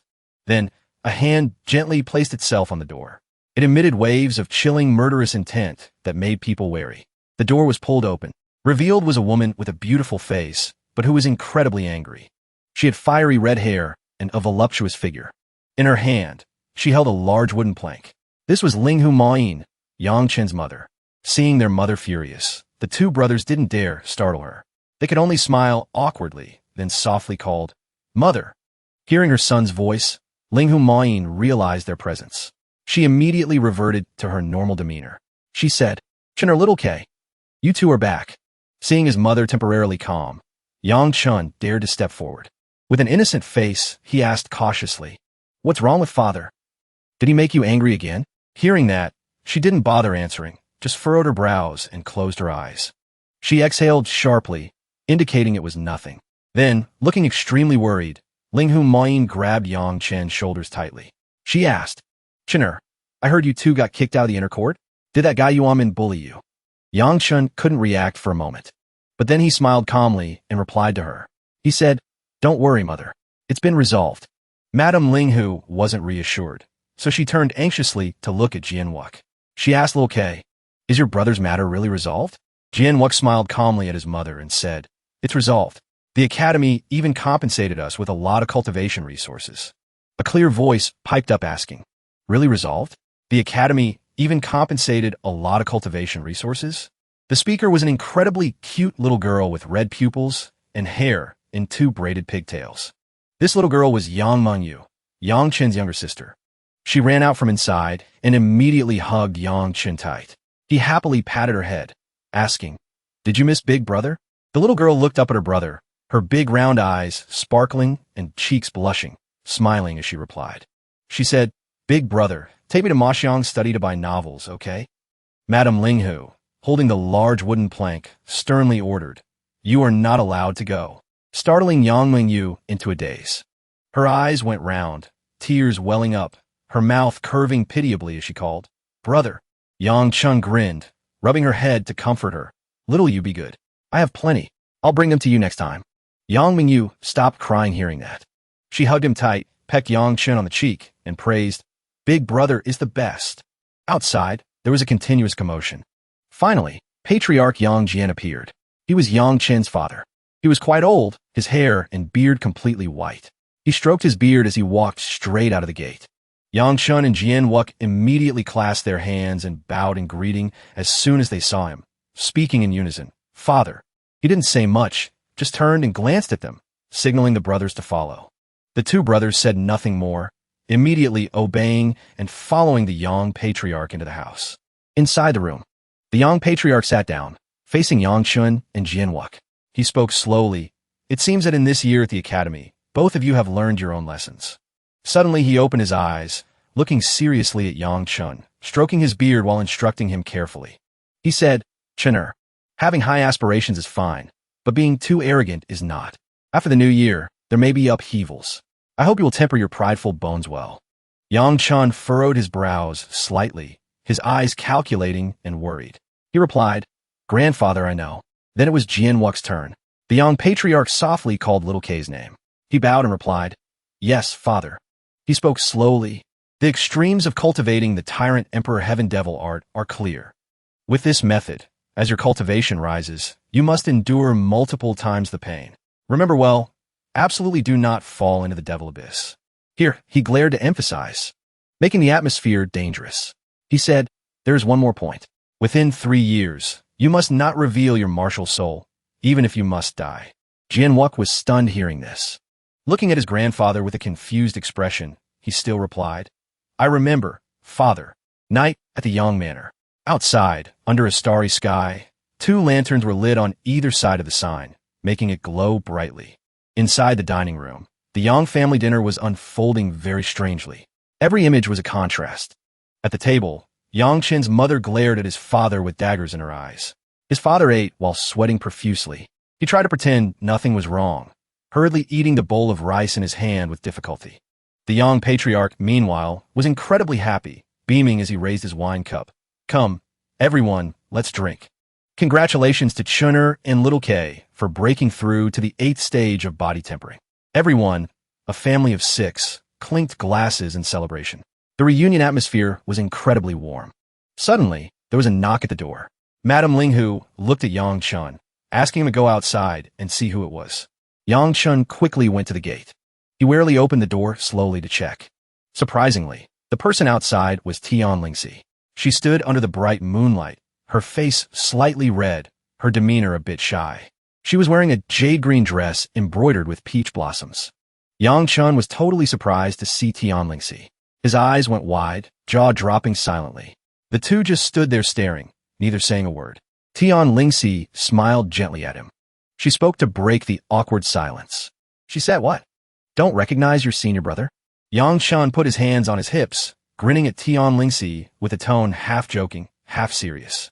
He said, Fox Spirit, we've only been apart for 3 days, and you already miss me so much you can't stand it? Tian Lingxi looked a bit sad, bowing her head. She said, I have to leave tomorrow. I wanted to see the city before I go, and I unwittingly walked here. Yang Chun frowned slightly looking at her. He smiled and asked if she wanted to go sightseeing in Chaoga City with him. He added that although Chaoga City is small, the New Year's Eve scenery is very beautiful. Tian Lingxi turned her face away, her cheeks flushing slightly shy. She whispered that she hadn't eaten dinner yet. Hearing that, Yang Chun unceremoniously invited her to come in quickly and eat. As they walked, he implied, Then I'll take you inside to meet the parents. Tian Lingxi pinched Yang Chen's arm hard, puffing her cheeks as she followed him. She unhappily told him to behave himself. Then Yang Chun took Tian Lingxi to the Yang family dining room. His family was eating and was extremely surprised to see the two arrive. Everyone stopped their chopsticks, looking at the pair in unison. His sister, Yang Mingyu, saw Tian Lingxi and immediately ran over in awe. Her eyes sparkled, seemingly emitting countless twinkling stars. She exclaimed excitedly, Big sister is so beautiful. Tian Lingxi smiled brightly too, bending down to pat the little girl's head, responding to the friendly greeting. Madame Linghu had already pulled out a chair to prepare a spot for Tian Lingxi. She smiled and said, A friend of Chunna? Come sit down quickly. Tian Lingxi was seated between Yang Chun and his mother. Waiting for her to settle in, Yang Chen's mother whispered to ask him. She said, Chunner, who is this? Aren't you going to introduce her to everyone? Hearing his mother ask, Yang Chen smiled and introduced her. This is his senior sister and the daughter of his master. Her name is Tian Lingxi. Tian Lingxi smiled and greeted them accordingly. Madame Linghu looked like a cat that got the cream, smiling with narrowed eyes. She said, Good. Tian Lingxi, right? Eat up. You are extremely welcome in our home. Yang Chen's father, sitting next to them, glanced at the two and put on a teasing face. He said, Chunner, just a senior sister? The question intentionally made Madame Linghu, who was smiling next to him, turn black in the face. She reached out and pinched his thigh hard to signal him to shut up, causing Yang Jingye so much pain his face turned purple, goosebumps rising all over his body. Clenching his teeth tight to keep from screaming, Tian Lingxi was amused by the scene before her. She raised a hand to cover her mouth, smiling softly. Madame Linghu generously raised her wine cup. She said generously, Come, let's welcome Lingxi. Everyone clinked glasses together, shouting in unison, Welcome Lingxi. The sound of cups colliding clinked in the air. Outside lay the night sky of Chaoga City. Tonight the moon was incredibly bright, fireflies flying everywhere. Brilliant lights reflected from the bustling houses. Yang Chun and Tian Lingxi walked together on the quiet night road. Neither said a word to the other. Suddenly, Yang Chun startled. A flash of surprise darted across his eyes. Without saying a word, he quickly ran forward, leaving Tian Lingxi unable to react, watching him in confusion. Under the moonlight of Chaoga City, Yang Chun ran beneath a massive tree. Its golden leaves stood out brilliantly against the black night sky. He stood under the tree, admiring it for a moment, then spoke up. Vixen, do you know what kind of tree this is? Tian Lingxi walked up beside Yang Chun, then looked up at the great canopy, watching its gentle movements. She replied, Isn't this an ancient maple tree? Yang Chen's face turned serious, looking like he was holding back deep emotions. He asked, Then do you know the meaning of this tree? Tian Lingxi looked slightly sorrowful. She asked back, What is the meaning? Beneath the maple tree, he looked straight into Tian Lingxi's eyes. He recited a poem to explain, Maples born of cold halls, hearts and leaves forever entwined. I pray for miracle. For this token to explain my longing. As the words left his lips, the atmosphere around Tian Lingxi seemed to brighten. Her eyes went wide, cheeks flushing slightly, looking at him with deep emotion. Yang Chen reached out and held both of Tian Lingxi's hands. He lifted her hands high, stepping in closer. Under the maple canopy, the two gazed passionately at each other. Finally, what was bound to happen, happened. Their faces drew closer and closer, their eyes slowly closing. Their lips met involuntarily. Beneath the maple tree, as golden leaves drifted down, Yang Chun and Tian Lingxi shared a passionate kiss. Afterward, a shy awkwardness settled between them. Tian Lingxi didn't even dare to lift her head to look at Yang Chun. He blushed, gathering all his courage to hold her hands tight. He said, Lingxi, I will definitely come find you. Tian Lingxi, face red, averted her eyes and didn't speak, only letting out a soft mm to show her agreement. Seeing this, Yang Chun immediately put on his shameless, perverted face, eyes darting around mischievously. He said, Lingxi, the moon is clear, the wind is cool, and we have the moonlight as our companion. Shouldn't we discuss official business now? Tian Lingxi kept a serious face and asked naively, What official business? Yang Chun grinned, showing his teeth, and said with an innocent air, First we bow to heaven and earth, then we consummate the marriage. Hearing this, Tian Lingxi exploded in anger, stomping hard on Yang Chen's foot, making him jump in pain. She scolded loudly, You bastard, I'm ignoring you. Saying that, she hurriedly walked away, leaving the protagonist hopping on one foot in pain behind her. Yang Chun chased after her, calling out in confusion, asking her to wait. The night in Chaoga City continued. Above, the stars twinkled. Below, fireflies flew in swarms. At a large estate, bright lights shone from within, highlighting the prosperity of this small city. Inside a room in that estate, Guan Mingho was smiling obsequiously, flattering someone. He held a wine jar, pouring a drink for someone. The person sitting before him was a young man with blonde hair and brown eyes. His name was Li Junru. He was the young master of the Golden Eagle family. Both his face and posture exuded arrogance. He glanced at Guan Mingho and spoke. He said, Is there any new news from the Chaoga Mountain Range? Guan Mingho was apprehensive but kept a forced, cautious smile as he replied. He said, Young Master Li, there isn't any yet, but the experts of the Guan family have likely entered to scout already. Hearing this, Li Junru immediately frowned, gritting his teeth in dissatisfaction. He complained while giving orders to Guan Mingho. He said, Send more people. Because of those ruins, I have to celebrate the new year in this godforsaken place. If they aren't real, that would be truly unlucky. Guan Mingho immediately chimed in, his face full of boastful confidence.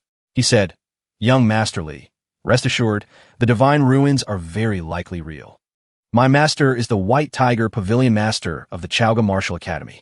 He has investigated many times. The lightning that appeared during the inner court assessment back then was the omen of the ruins' appearance. Hearing this, Li Junru had a little bit of hope. He replied softly, I certainly hope so. Suddenly, he cast his sharp gaze out the window. Following his line of sight, he coincidentally caught a glimpse of Yang Chun taking Tian Lingxi for a stroll.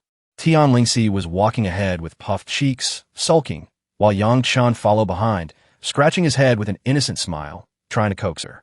However, what caught Li Junru's attention was Tian Lingxi's beautiful appearance and her vibrant, heart-stirring features.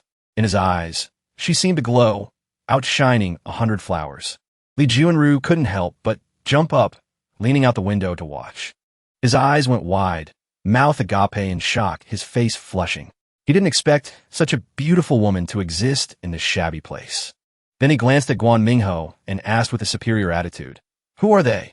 Hearing this, Guan Mingho ran to Li Junru's side, squinting out the window to see clearly who was standing in the alley below. Seeing that it was Yang Chun and Tian Lingxi looking at hairpins of stall, he cursed inwardly. Enemies really do cross paths on a narrow road. Then he turned his hateful face to Li Junru. He said, "That is Yang Chun, a commoner disciple of the Chaoga Martial Academy, who was kicked out not long ago. But he was accepted as a disciple by the sword saint Tian Bequang. And that beauty is the #1 beauty of the Chaoga Martial Academy. Tian Lingxi, Tian Bequang's daughter." Hearing this, Li Junru raised his eyebrows. He smirked with utter contempt. He said, "Tian Bequang knows a few unpopular sword moves and dares to call himself a sword saint? He truly knows nothing. You guys don't know yet, do you? Tian Bequang was once a peak figure in our Tianan. To think he hid in Chaoga after his sword martial soul was crippled." As he spoke, his smile and expression grew more cunning. Standing beside him, Guan Mingho was so shocked by the information that his jaw dropped. Li Junru revealed an evil gaze. His brows dipped low, his lips curling into a lecherous smile. He spoke slowly. "However, Tian Lingxi is undoubtedly the most graceful young lady of the Duanmu Marquis Manor. I heard her martial soul is heaven-defying." His smile grew more terrifying as he spoke, his whole body radiating indecent intent. He said, "Meeting a young lady from the Duanmu Marquis Manor in Chaoga on New Year's Eve. What a joyous occasion. This fate cannot be missed. I must go down and get acquainted." Suddenly, from behind him, a middle-aged man holding a cup of wine called his name warningly. He said loudly, "Junru, the young lady of the Duanmu Marquis Manor is taken. Don't cause trouble." He laughed dismissively, addressing the man. "Second uncle, I know my limits. I just want to go down and get to know her a bit. Who knows, I might need a favor from her in the future." Without hesitating, he jumped from the window toward Tian Lingxi, leaving behind a remark, "I'm not lacking in women anyway." As soon as he landed, Yang Chen noticed him.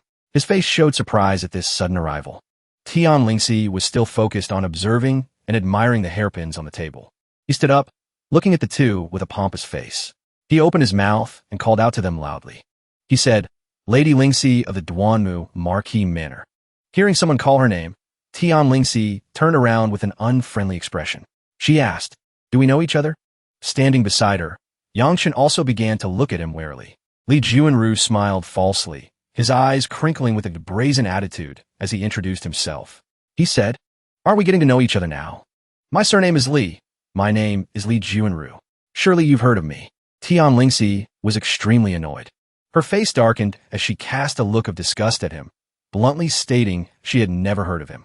Li Junru refused to give up. He stepped closer, extending a hand with a smile, trying to invite Tian Lingxi to go with him. He said, "Lady Lingxi, the friendship between my Li family and the Duanmu Marquis Manor runs deep. It is New Year's Eve in our homeland. Would I be lucky enough to invite you for a chat?" His persistence only annoyed her more. She stepped away, her expression growing uglier.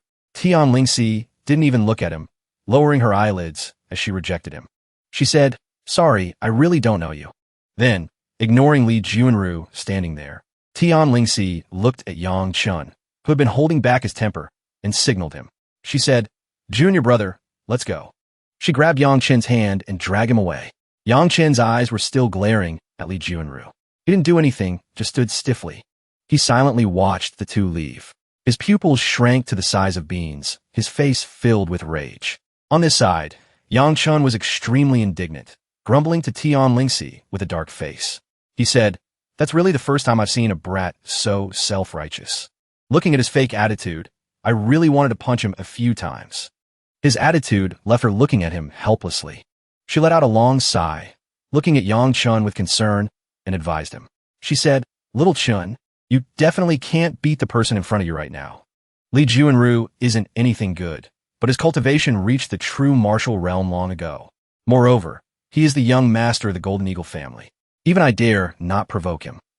Yang Chen seriously etched the image of the hateful Li Junru and the Golden Eagle family into his mind. The more he thought about it, the angrier he got. He frowned and bared his teeth, silently cursing the Golden Eagle young master. "Fine then, daring to eye my Lingxi. I don't care who you are."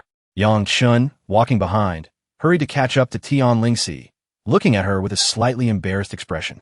He said, "Vixen, can you not call me Little Chen in the future? That's just the name my mother calls me sometimes." Tian Lingxi looked at him teasingly, her eyes provoking.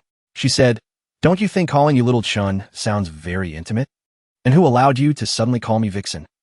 Then she looked at Yang Chun with her beautiful, seductive face, making him blush with shyness. The atmosphere around them became ambiguous. Yang Chun, getting the wrong idea, suddenly closed his eyes, puckered his lips, and leaned toward Tian Lingxi. His presumptuous action made her eyes fly open in surprise. She puffed her cheeks in annoyance and immediately ran away from Yang Chun. Meanwhile, he was still chasing her with puckered lips and arms outstretched.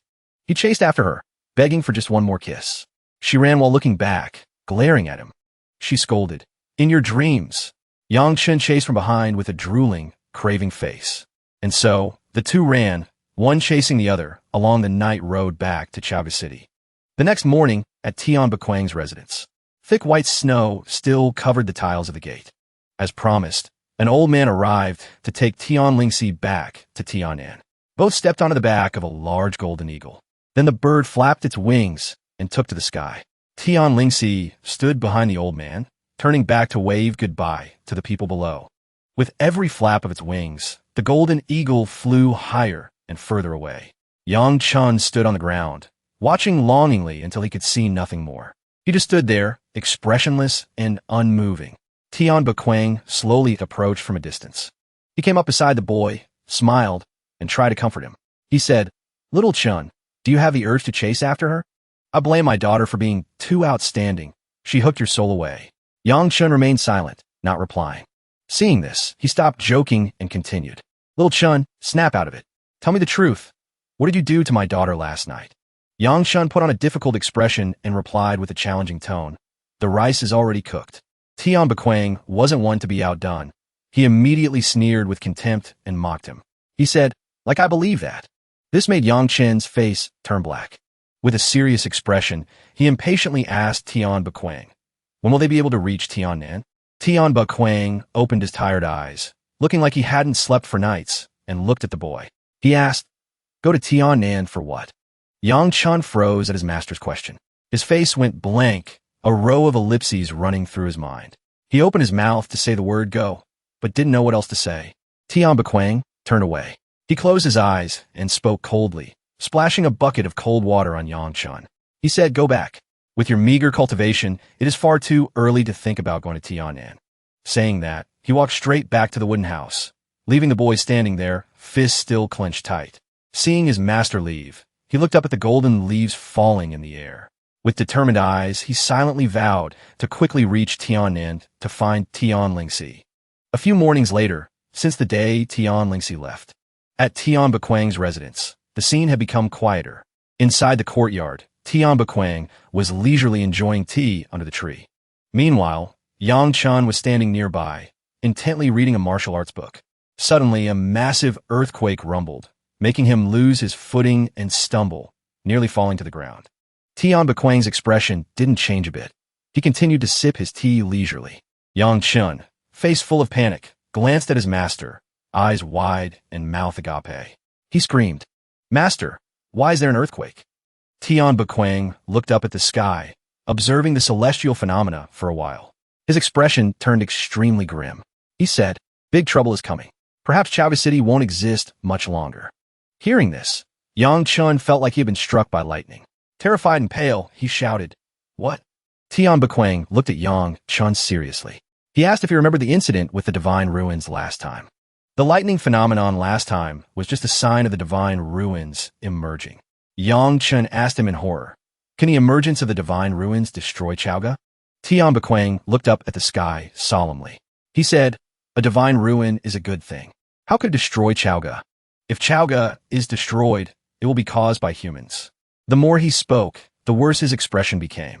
His brows furrowed, eyes filled with worry.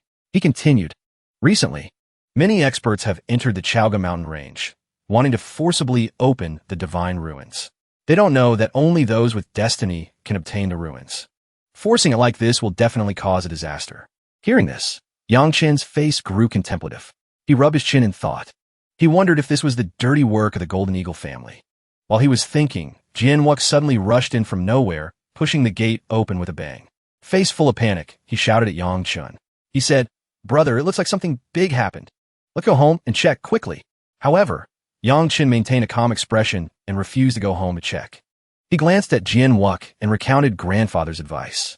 He had told them to go to the martial academy, surely predicting this disaster. Therefore, they should check the situation first.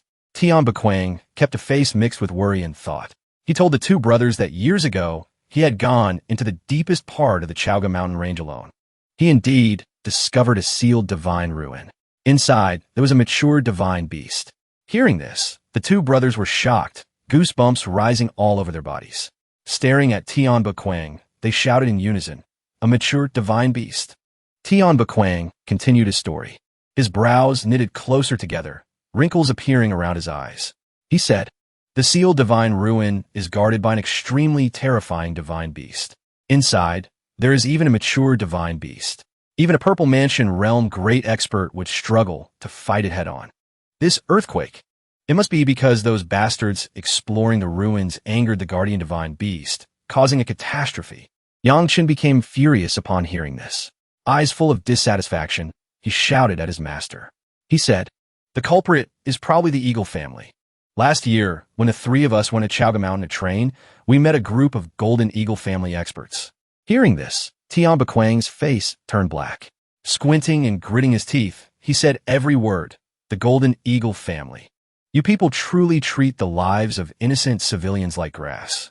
For your own selfishness, you disregard the safety of all living beings in Chaoga." He immediately led Jianwuk and Yang Chun to investigate. His face was furious as he walked, muttering, "Let's see what they are plotting." At the same time, in Chaoga City, inside a room in a bustling building, General Li was leading a group of soldiers to question the people of the Golden Eagle family. Majestically, he pointed his finger straight at the group in front of him. He said, "That noise just now was your doing, wasn't it? What exactly did the Golden Eagle family do in the Chaoga Mountain Range?" The Golden Eagle group, though questioned, remained calm and sipped their tea leisurely, completely ignoring General Li's existence. A man slowly glanced at General Li and replied indifferently. He said, "General Huaishan, we are hosting a banquet for the great Li young master. I don't know why you appeared here, speaking nonsense." Clearly, the beasts in the Chaoga Mountain Range couldn't bear the loneliness and wanted to invade Chaoga City. As the guarding general, you should fulfill your duty to protect the country and the land. General Li gritted his teeth in a smile, his expression extremely ugly. He said to the Golden Eagle group, "If this matter comes to light, you will be implicated. Truly wolves in sheep's clothing. Don't dream of ruling Chaoga." Hearing this, the man immediately turned red with anger. He looked straight at General Li and shouted a threat. "Don't think just because you have the Azure Tiger Legion you're all that." General Li immediately released his pressure in response. He retorted without hesitation. He said, "Don't think I don't know your schemes. I have released many carrier pigeons, informing all of Tiannan that the divine ruins of Emperor Yulong have emerged here." As soon as the words were spoken, the old man in front of him shrank back in fear. Done with his business, General Li led his people away, leaving the guy named Guan Zi grinding his teeth, but unable to do anything. He crushed a wine cup in his hand. Face gloomy, he cursed General Li as deserving death for leaking the news. "This is trouble." Then he turned to ask the man from the Golden Eagle family. Guan Zi said, "Second uncle, what do we do now?" Li Kuanqing held his wine cup, his crafty eyes focused in thought. His expression wasn't good either. He spoke indifferently, assuming the news of the divine ruins emergence would definitely spread throughout Tiannan. At this point, not only will a large number of experts gather here, but I fear even the royal family will be alerted. He quickly stood up and said decisively, "Order the martial artists currently in Chaoga to enter the Chaoga mountain range. Open a path. Advance into the divine ruins." Li Kuanqing's decision was so ruthless that it terrified the other two. They thought it was a bit too excessive. Isn't this using human lives to pave a way out? But they decided to follow through. Guan Zi, with hostile eyes, gritted his teeth and agreed. He said, "Second uncle, you go to the City Lord Manor to organize the Chaoga martial cultivators to gather at the foot of the mountain. Guan Zi, go notify the Martial Academy. Tell all students and instructors of the academy. We are charging in together." Currently, at the foot of Chaoga Mountain, many soldiers were gathering. Tian Bequang and his two disciples, Yang Chun and Jian Wuk, also arrived. From a distance, they saw Li Qinglin standing among the soldiers. Yang Chun immediately went over to ask her. He asked, "Senior sister, what is the situation now?" Hearing the question, Li Qinglin turned around. Seeing it was Yang Chun, she smiled and explained. Monsters and spirit beasts are continuously rushing out of the Chaoga mountain range. The situation is hard to control. Just as she said that, a massive great earth bear rushed out of the forest. It seemed to have gone mad, looking incredibly ferocious, taking down several soldiers with a single swipe. Then it quickly broke through the encirclement, roaring and knocking away everything in its path, heading straight for Yang Chun and Li Qinglin. This terrified her, but before it could reach them, it was pierced through by a strike. The only person capable of such a powerful attack was Tian Bequang. He had saved everyone from disaster. Waves of monsters surged out from a blue light. Giant bats and giant snakes appeared in turn, gradually incapacitating the soldiers. Yang Chun looked extremely worried, looking up at Tian Bequang. He said urgently, "Master, the situation is this critical. Why haven't the Academy's experts arrived yet?" Hearing his disciple's question, Tian Bequang realized something was wrong. He muttered angrily, "That's not right. If monsters break through the defensive line, the first to arrive should be the Academy." Just as he was wondering, the bald dean of the Academy arrived, looking panicked, along with the other inner court masters. The soldiers, pale from fighting the giant snake demon, cried out in joy seeing this. One said, "The Academy experts are here." "Great, we're safe." The soldier next to him also shouted, "Look over there. The city lord has arrived." Following his gaze, a man with red hair and a calm demeanor named Han Igu, the city lord of Chaoga, was approaching. Following him was the group from the Golden Eagle family. General Li's legion also arrived, their aura imposing. Jian Wuk was overjoyed to see reinforcements arrive. He said, "Great. With so many people, we can surely block the monsters." However, Tian Bequang's face darkened, eyes slightly closed. Observing the situation, he said, "Things aren't that simple." Old man Li Kuanxing stood amidst the Golden Eagle crowd, then jumped into the air, taking the lead. His expression was full of determination as he put on a righteous act, shouting orders for everyone standing there to charge into the Chaoga mountain range and kill the monsters together. Yang Chun was disgusted by this hypocritical display. He frowned at the man, gritting his teeth and clenching his fists. He cursed silently. The Golden Eagle family truly has no good intentions. General Li Huaishan gathered all his strength and shouted to stop them. He said, "All martial artists of Chaoga, do not listen to his lies. We must hold the defensive line. Once the monsters enter the city, do you understand the consequences?" Chaoga City Lord Han Igu, who was in league with the Golden Eagle family, scowled unhappily. He said, "Li Huaishan, don't deceive the people. Defense is a poor strategy. Only by killing our way into Chaoga Mountain can we eliminate the disaster." General Li, fearless, shouted back at the city lord and the Golden Eagle group. He roared, "Han Igu, are you still the city lord of Chaoga?" "True, that person wasn't from Chaoga. He was just a lackey for some family." Li Kuanxing, high above, attacked in anger. He shouted, "You bastard!" Fast as lightning, he flew to General Li, giving him no time to dodge. He landed a powerful blow on his chest. The immense force caused the general to vomit blood immediately. General Li was knocked heavily to the ground. The impact created a massive explosion, shattering the ground and sending dust flying everywhere. He looked at Li Kuanxing, staring in disbelief, and wheezed with difficulty. So you are a Heavenly Union realm expert." Standing nearby, Yang Chun was also horrified.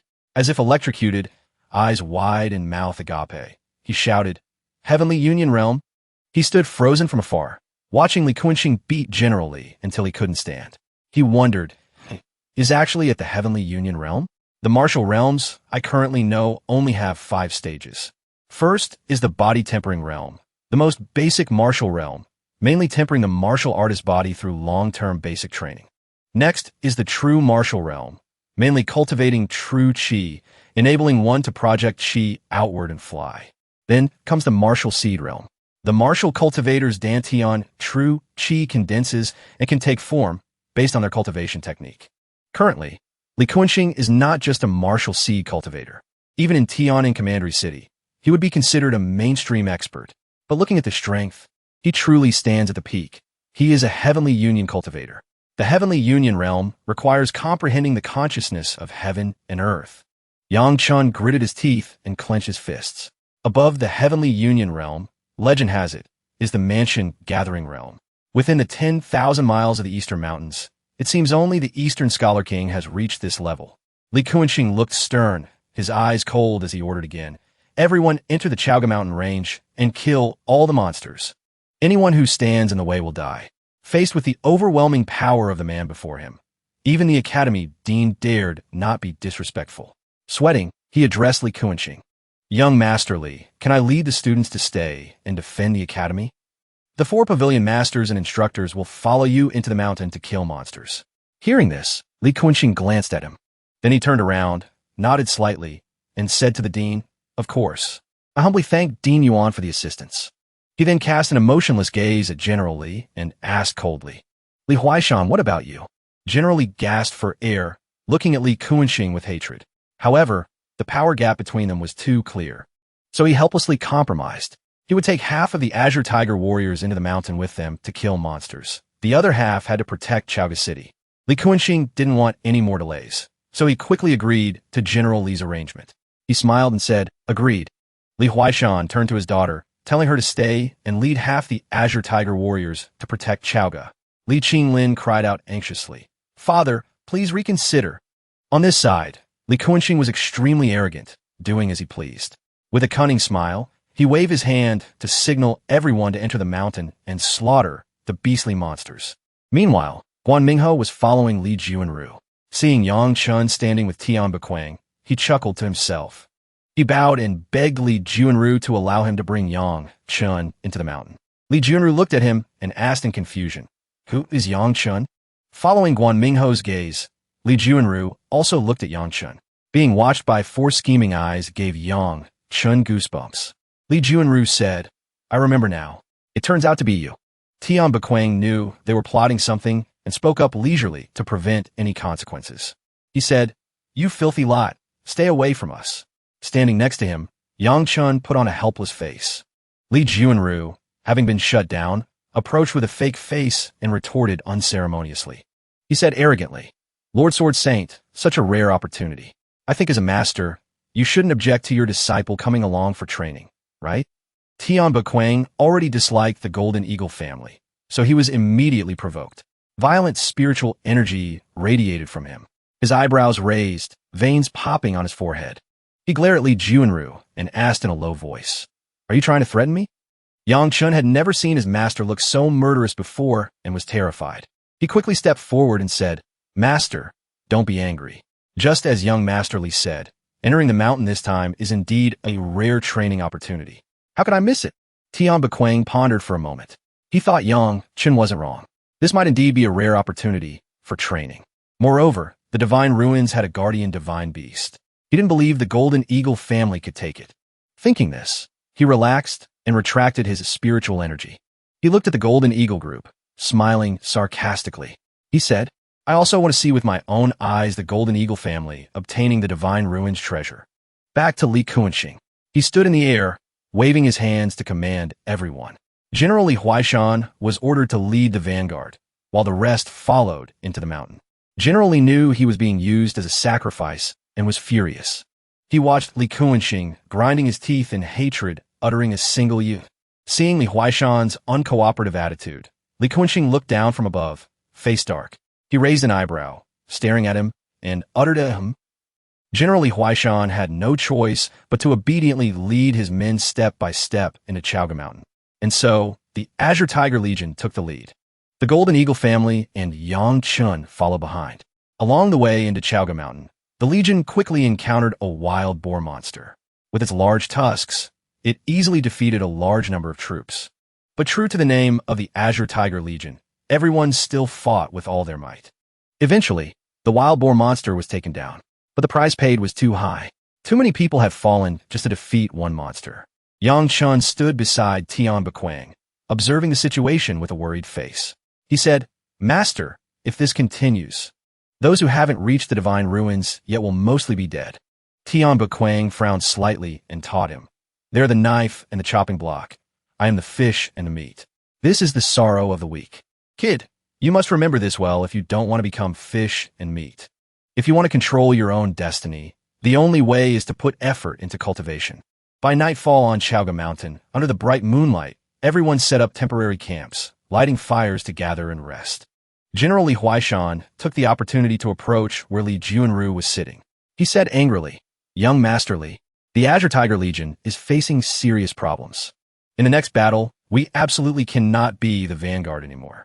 Li Juanru glanced at him. Then he averted his eyes, starting to calculate. He thought pushing this guy too hard, forcing him to a fight to the death, wouldn't be good. Looking around, he noticed Yang Chun sitting in meditation nearby. He smiled wickedly, an idea forming in his head. Li Juanru slyly turned to General Li. "Tomorrow your team will go second. The Academy team and City Lord Han's alliance will take the front line." The next morning, everyone entered a ravine in Chaoga Mountain. Leading the way was Yang Chun, Tian Bequang, and Jian Wux's group. Suddenly, Yang Chun stopped walking. He pointed straight ahead, face full of surprise. He said, "Master, look ahead." Wuk beside him also gaped at the scene before them. In front of them was a sharp stone tower, soaring into the blue sky. Clouds surrounded the tower, radiating a mysterious aura. Li Juanru, standing behind the crowd, saw the stone tower, and his eyes lit up. He shouted, "The Divine Ruins! It's the Divine Ruins!" He revealed a sleazy face, mouth open in a smile full of scheming calculations. He guessed that this area very likely held the inheritance of the great Emperor Yulong. Dreaming of his family meeting the great emperor. If they could obtain the inheritance of great Emperor Yulong, the Heavenly Union Realm or Mansion Realm would be nothing. He would surely make the Golden Eagle family famous across 10,000 miles. Thinking of this, he couldn't help but drool. Yang Chun stood behind his master, watching curiously like a child. Meanwhile, Tian Bequang looked at the ruins, his face deep in thought. He was extremely worried as he finally realized the Kirin Divine Beast was indeed here. Li Juanru was overjoyed, pointing it out to Li Kuanxing. He said, "Second uncle, the Divine Ruins are definitely here." Strangely, Li Kuanxing was sweating, extremely worried, and thinking seriously. He said, "Juanru, if the ruins here were truly left by great Emperor Yulong, it would be absolutely different from this. The Divine Ruins have not emerged yet. If we forcibly make contact and open them, there might be unforeseen dangers." Hearing these words, Li Juanru became alert. He didn't act hastily. He agreed with his second uncle, then looked for someone to scout. He targeted Yang Chun again, who was standing chatting with Tian Bequang in the distance. He put on his fake smile again and walked up to Yang Chun. Using the excuse that Yang Chun had been the safest along the journey, he wanted the boy to go down the precipice to check. Yang Chun immediately showed his displeasure. Tian Bequang, standing nearby, heard this and stepped in front of Yang Chun. He asked angrily, "What did he just say?" Li Kuanxing also stepped up from behind, confronting the Sword Saint. He said, "Tian Bequang, I hope you know what's good for you." Seeing he had backup, Li Juanru smiled smugly. Tian Bequang was furious, spiritual energy beginning to appear around him. He enunciated every word. "He is my disciple, whether he goes or not. I have the final say. Do you intend to force my hand?"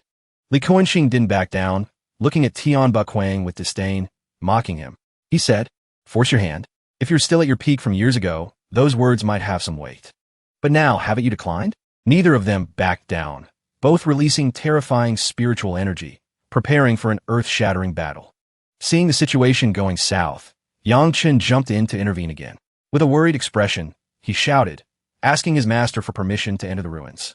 Hearing his disciple's request, Tian Bequang turned to look at him. He scolded angrily, "Kid, are you stupid?" Jin Wuk, though unaware of the details, also stepped in to advise against it. Wuk lost his cool and shouted, "You can't go." But Yang Chun ignored the words of his master and junior brother. He chose to walk toward the Divine Ruins. Passing by Wuk, he stopped to ask his little brother to pass on a message. He said, "Shao Ke, after you return, tell Master, in the next life, I still want to be his disciple." But after saying words that sounded like a death note, he mischievously winked at Wuk. A confident smile played on his lips. His strange behavior left Jin Wuk staring blankly. He wondered what on earth he meant. Tian Bequang was extremely worried seeing Yang Chun seeking death. He frowned and shouted, ordering him not to go. But the boy decided to follow his own will and continued walking. Turning back to smile at Tian Bequang, he told him, "I'll be fine, you should trust me this time." Saying that, Yang Chun decisively jumped straight down into the entrance of the ruins in front of everyone.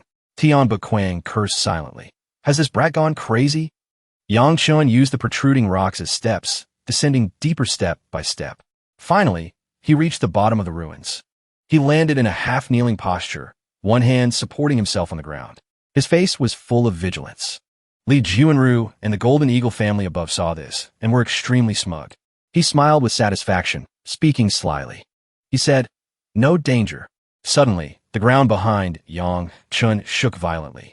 A jet-black head sprouted from beneath. The eerie sight confused the protagonist, leaving him unable to react in time. Then, a red-eyed black Kirin divine beast, with 4 red horns, sharp fangs, and a massive size, appeared growling in front of him. It then leaped up from the ruins, its eyes emitting red light as it looked at everyone standing outside. Its entire body carried a dark, gloomy aura.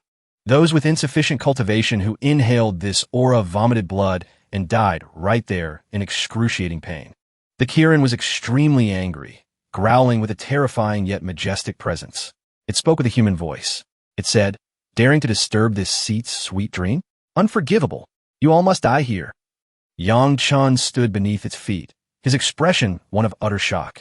Even more terrifying was that his size was barely equal to a fraction of its toenail.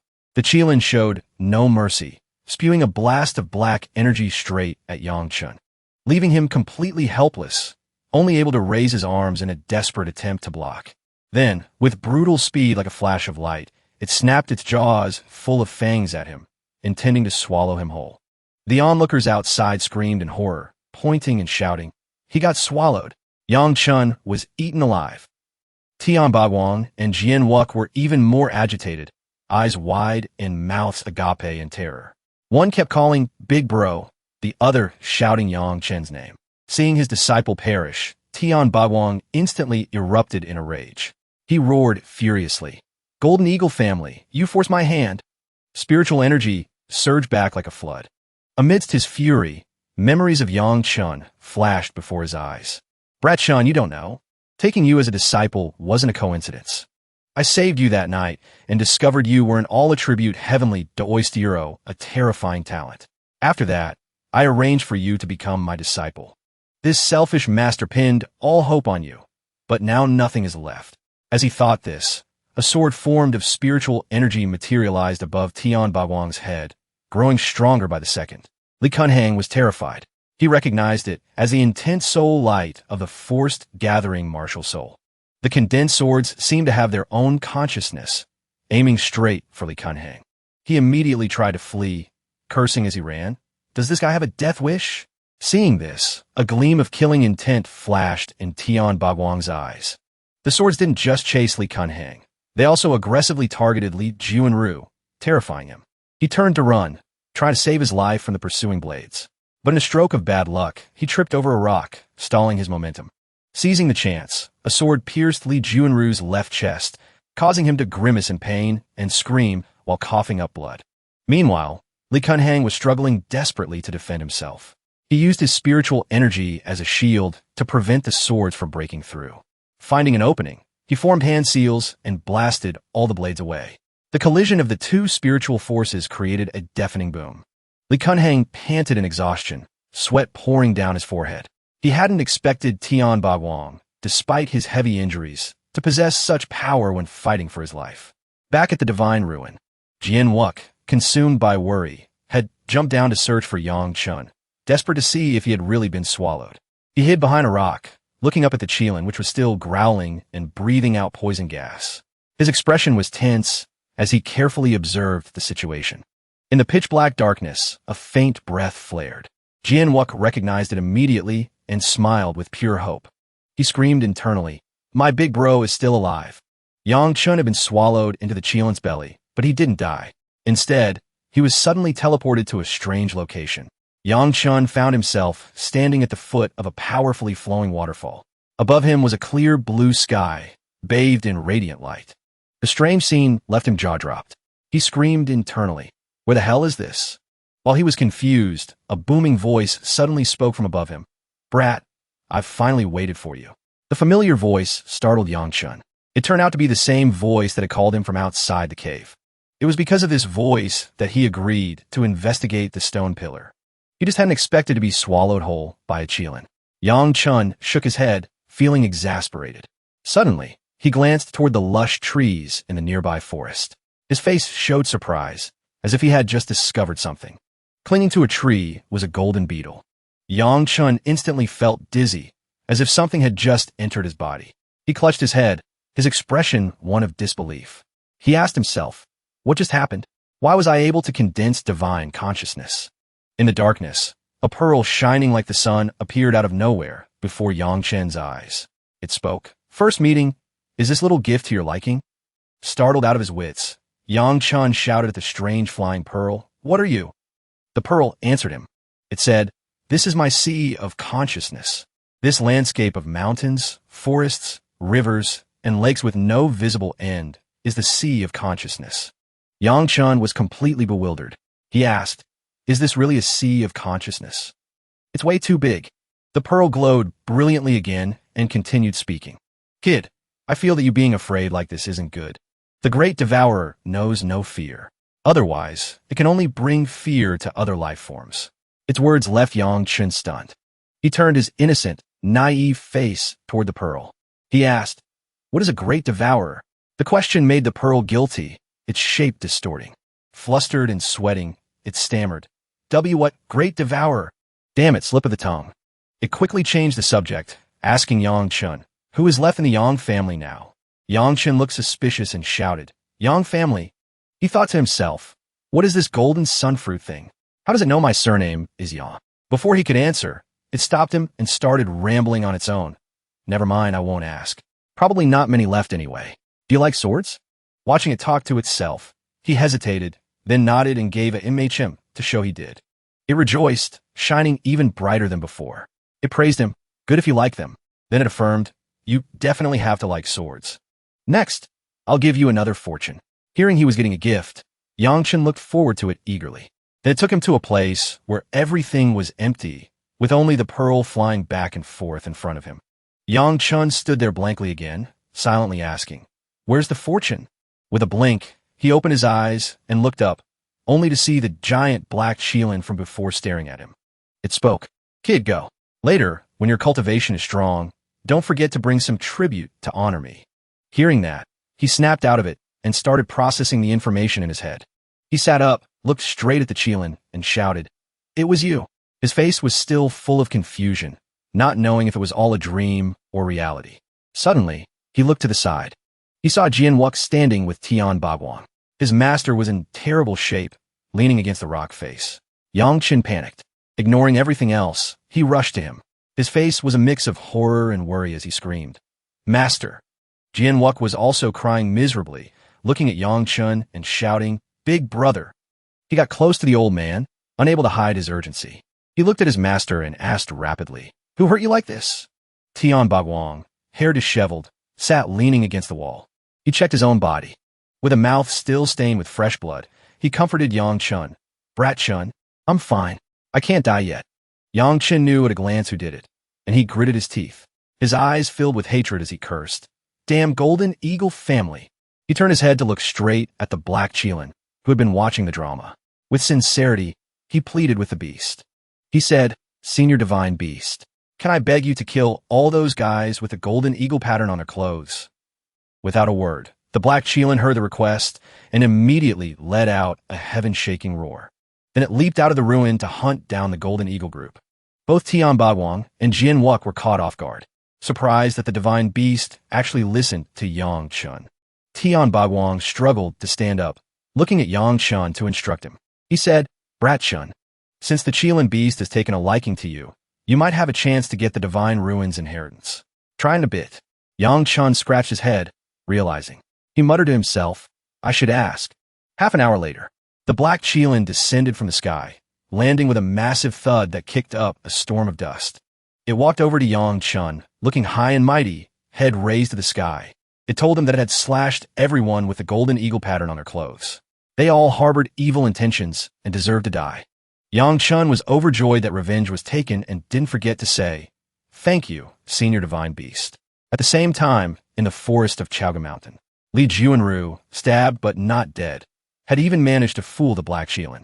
Covered in wounds, he hid behind a tree, gasping for breath. He cursed, "What the hell is going on? That beast killed my clansman on sight. Luckily, I was quick-witted enough to change my clothes. Otherwise, I'd be dead too." Back at the scene, Jian Wook was helping Tian Bagwang stand up with difficulty.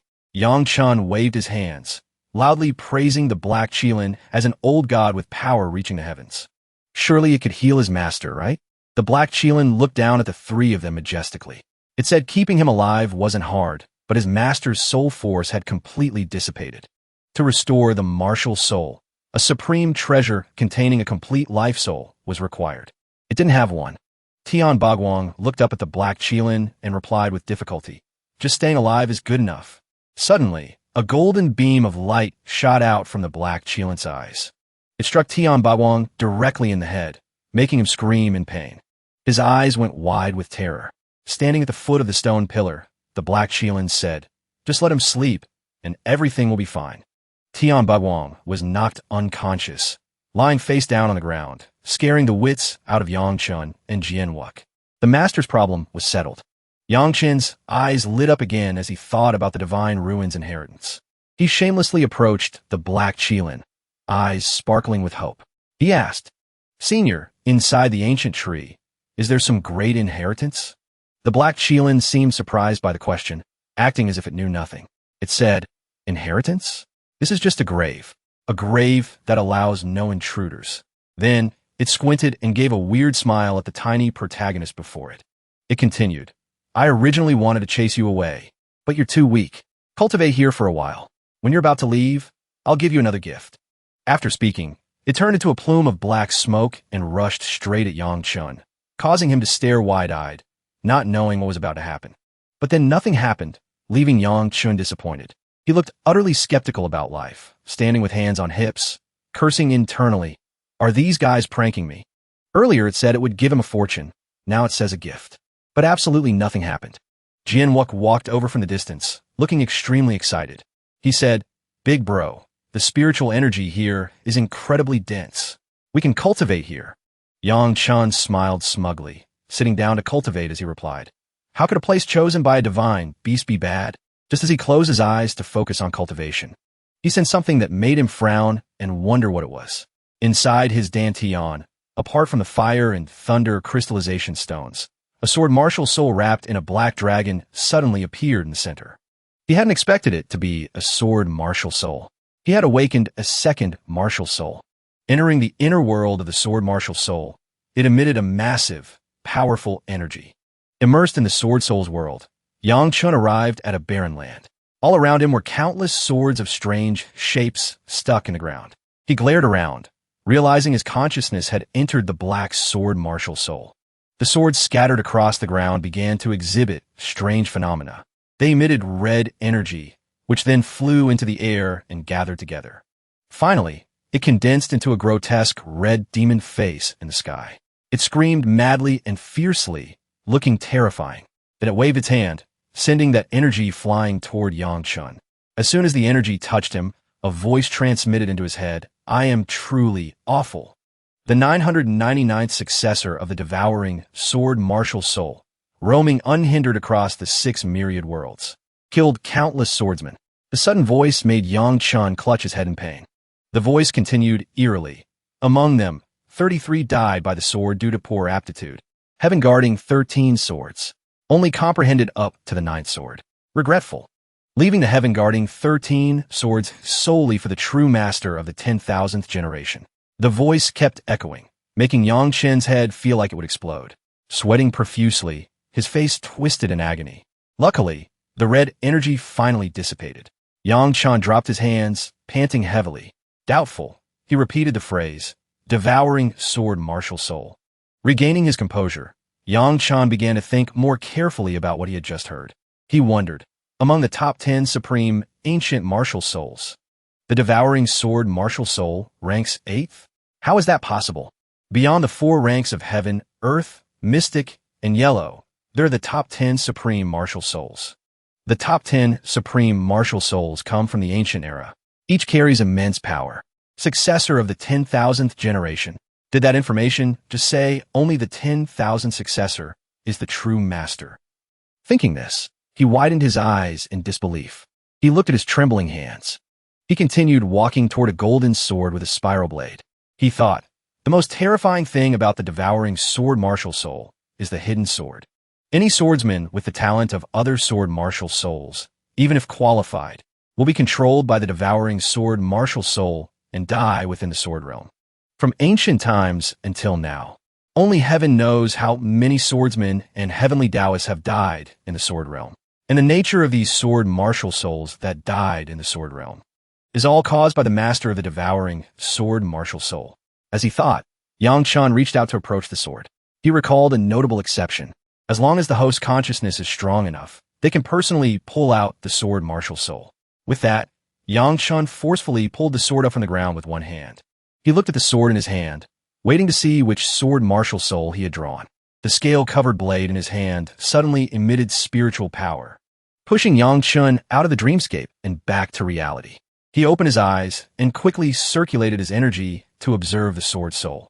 Sure enough, on the blade of the original black sword, the image of the sword Yang Chun just pulled appeared, overlaid on top of it. Moreover, it emitted even greater power.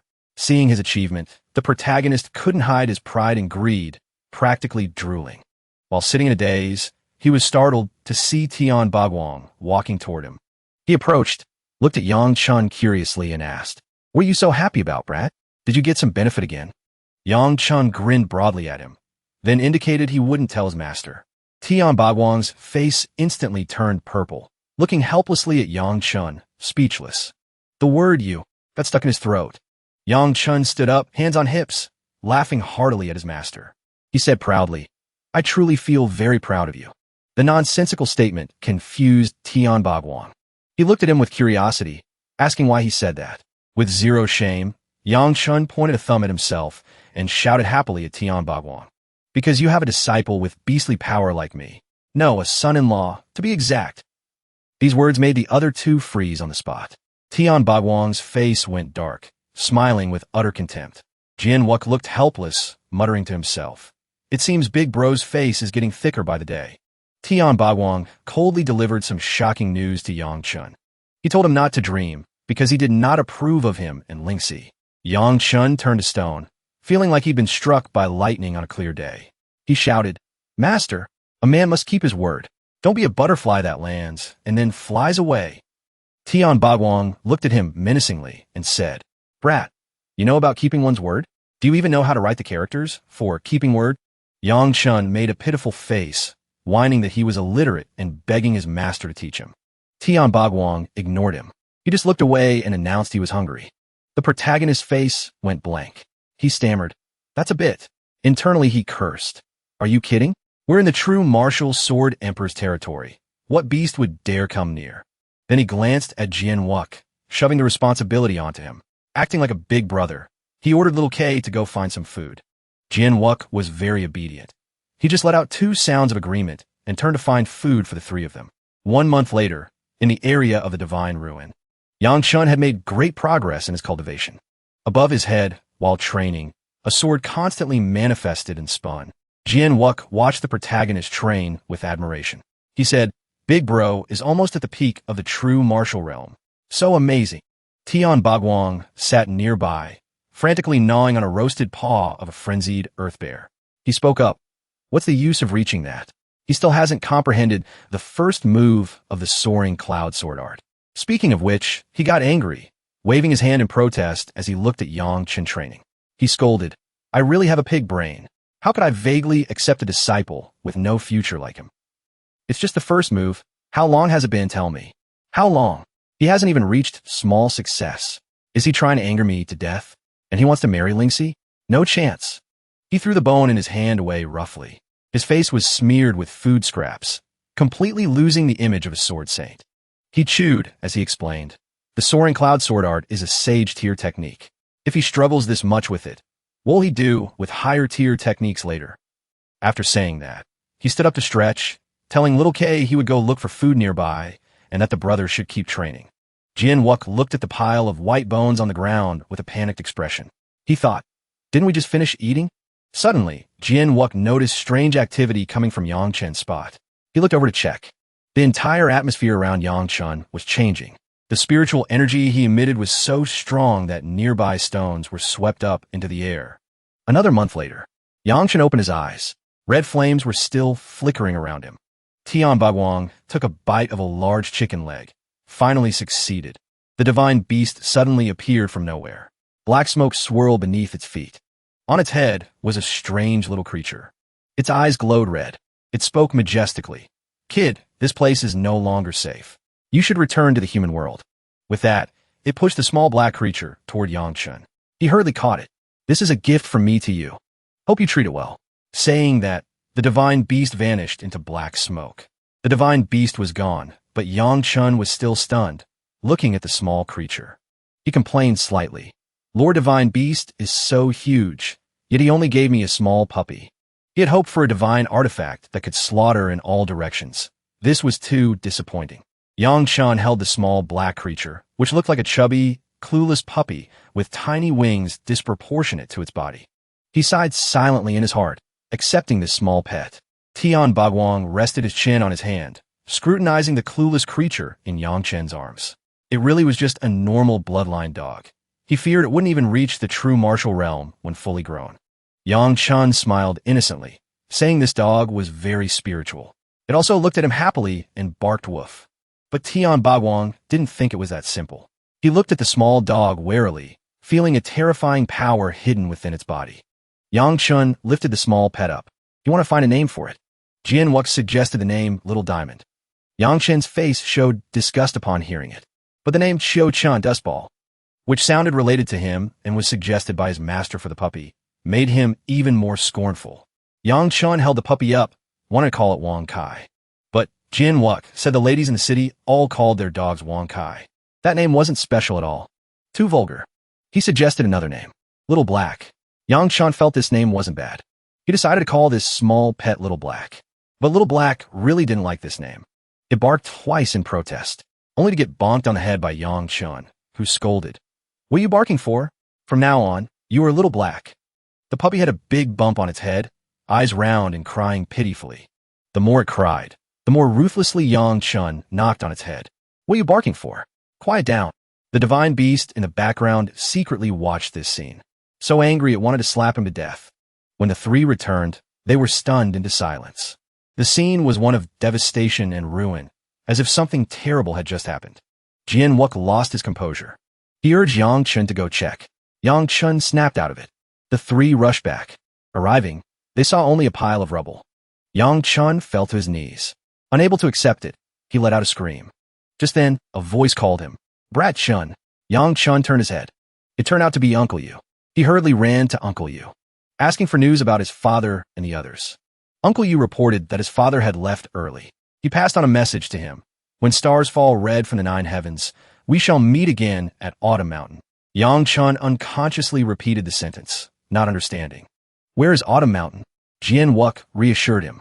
"It's good that father and the others are safe." Uncle Yu asked about Yang Chun's plans. He offered to let them stay at his place temporarily. But Yang Chun refused, wanting to ask for more information about Chaoga City recently. Uncle Yu sighed, recounting that Chaoga City was in a miserable state with countless casualties. Quan Zi was too cruel. He allied with the academy and outside experts, and deposed General Zhuanshan. Uncle Yu looked sorrowful, extremely vexed. He continued that he didn't know what methods he used to become the city lord of Chaoga. After that, Chaoga City became the domain of the Guan family. Yang Chun frowned in anger. Repeating the words Guan family, he turned to tell Jian Wuk. "I fear the academy has become Guan territory. We can't go back." Jian Wuk looked at him. His body was equally tense. Yang Chun said, "Little K, let's find a Guan family and settle the score." "Wait." Tian Bagwang cut them off. Tian Bagwang calmly explained. 2 months ago, among the martial cultivators who went to the giant wall, there must be survivors. If they see that you didn't die, it will definitely cause a commotion. It's hard to guarantee they won't think you and the divine ruins inheritance are together. Therefore, it is not appropriate to show your faces right now." Yang Chun asked worriedly. "Then where do we go now?" Tian Bagwang smiled. "How do we go?" Yang Chun's eyes sparkled with joy. "That's right, go to Tiannan to find Lingxi." Bright golden sunlight covered the red tiles of the Luo Manor. In the center of the main hall, A fair-haired man named Luo Mingyuan sat majestically. Tian Bagwang and his two disciples were seated in their positions, flanked by a man and a woman standing. Tian Bagwang addressed the seated man. "Brother Mingyuan, it's truly been many years." The man simply raised his teacup to his lips without replying. Being ignored like that, Tian Bagwang, still gripping his hot tea, felt a bit uncomfortable. After calmly enjoying his tea, Luo Mingyuan set the cup down and answered Tian Bagwang. "Brother Bagwang, I fear your visit this time isn't simply to catch up, is it?" He looked toward Tian Bagwang, getting straight to the point. Tian Bagwang didn't beat around the bush either. "Mingyuan, Yangchun, and Jianwuk are both my disciples. I hope you can let them stay with you temporarily." Tian Bagwang paused briefly, then continued. "You know about my situation. These two have immense talent. They shouldn't be dragged down. When the martial prefecture recruits at the end of the year, they can get in." A loud laugh made Yang Chen frown. The speaker was Lang Yuan. Her lips curled in disdain. "Manor Lord, just those two can pass the exam for the martial prefecture?" Luo Yun spoke up then, "Senior Sword Saint, arranging for them to stay at our Luo Manor. Aren't you trying to harm us? We can't afford to offend Tower, Lord Luo Lung." Tian Bagwang was angry. His brow furrowed slightly. "Is this your intention?" Luo Mingyuan's face darkened, avoiding eye contact. Yangshan couldn't take it anymore and shouted angrily. "Master, we can lack anything, but we cannot lack backbone. Let's go." Tian Bagwang and Jianwuk didn't look any happier. Tian Bagwang stood up decisively to leave. "Sorry to disturb you." Luo Mingyuan revealed a smug smile. "You're too polite. Luo Yun, see the guests out." Before the three left, he left a stinging remark. "Tian Bagwang, I fear you are no longer the famed sword saint. Lang Yuan Lao Kit's gone 40. Those two look like they're only at the 9th stage of body tempering. Wanting to take the martial prefecture exam is like telling a joke." The setting sun covered layers of white clouds. The sky was a brilliant orange gold, casting long shadows on the stone-paved road. Yang Chun forced a laugh, trying to break the desolate, sluggish atmosphere. "Master, let's find an inn first, then talk." He nudged Jianwuk's shoulder to signal him. Jianwuk understood and forced a stiff smile onto his face. "That's right, master. Let's rest for a night first." Tian Bagwang sighed and said he wanted to leave the city. Both Yang Chun and Jianwuk looked confused. Why leave the city when they had money for an inn? Tian Bagwang explained, "I used to have a cottage below the mountain. I haven't been back in a long time. I don't know how dilapidated it has become, but want to go take a look." Yang Chun ran after him. "If there's such a good place, say so. Why do we have to lower our voices to beg outsiders?" Night fell amidst the endless mountains and forests. A full moon shone among myriads of stars like a lamp hanging in the sky. The three stood before the old cottage, but it was now occupied. Tian Bagwang ordered little Kay to knock. A little girl opened the door. "Big brother, are you also here to find Jing Shun?" Bagwang told Yang Chun to follow him, while Yang Chun still had a big question mark over his head. A woman with fiery red hair grumbled as she walked out. "I thought you were dead." Bagwang smiled bitterly. "Hard to die." Yang Chun seemed to understand, smiling mockingly. Could this cold beauty be Master's ex-lover? Moreover, looking at her attitude, it seems Master jilted her. A trace of disdain appeared in his heart.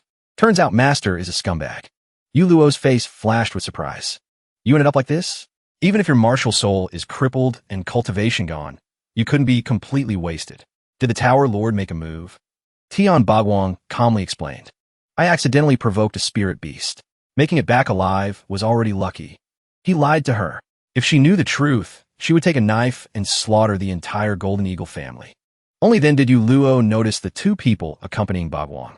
Bagwang humbly introduced them as his new disciples, saying their talent was passable. But Yang Chun was a bit unhappy. His beauty was off the charts, yet Yu Luo called his face hideous. Tian Bagwang looked at Yu Luo. "After so many years, why haven't you let go? I've become a useless cripple. Tianan has many excellent men. I hope you find someone else." Hearing this, Yu Luo couldn't help but grit her teeth in anger. She shouted, "This old lady has been soiled by you. In this Tianan, who would dare marry me?" Yu Luo's words stunned his two disciples.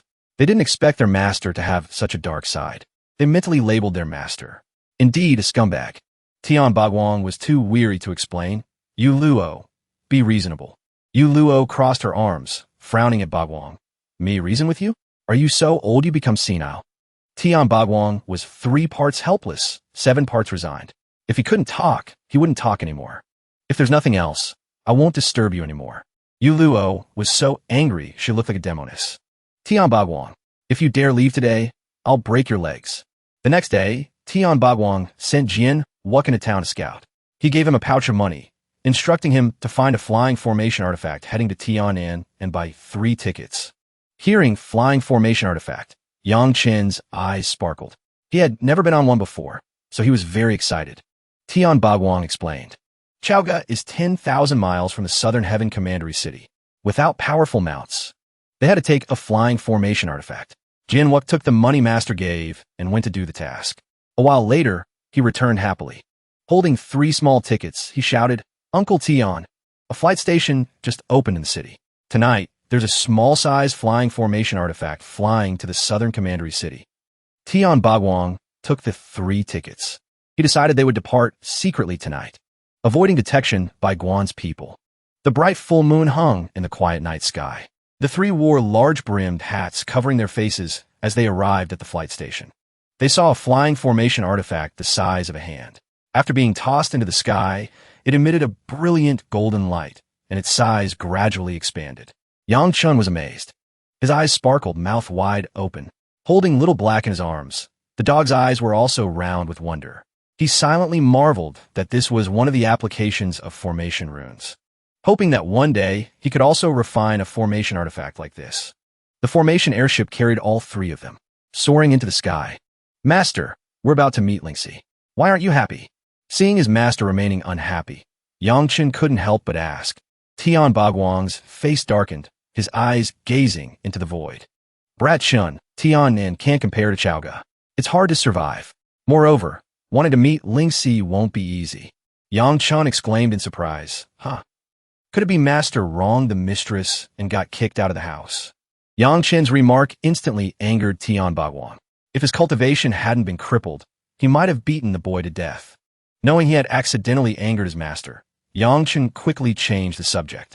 He asked his master to introduce Southern Heaven City to his 2 ignorant, narrow-minded disciples who had never seen it.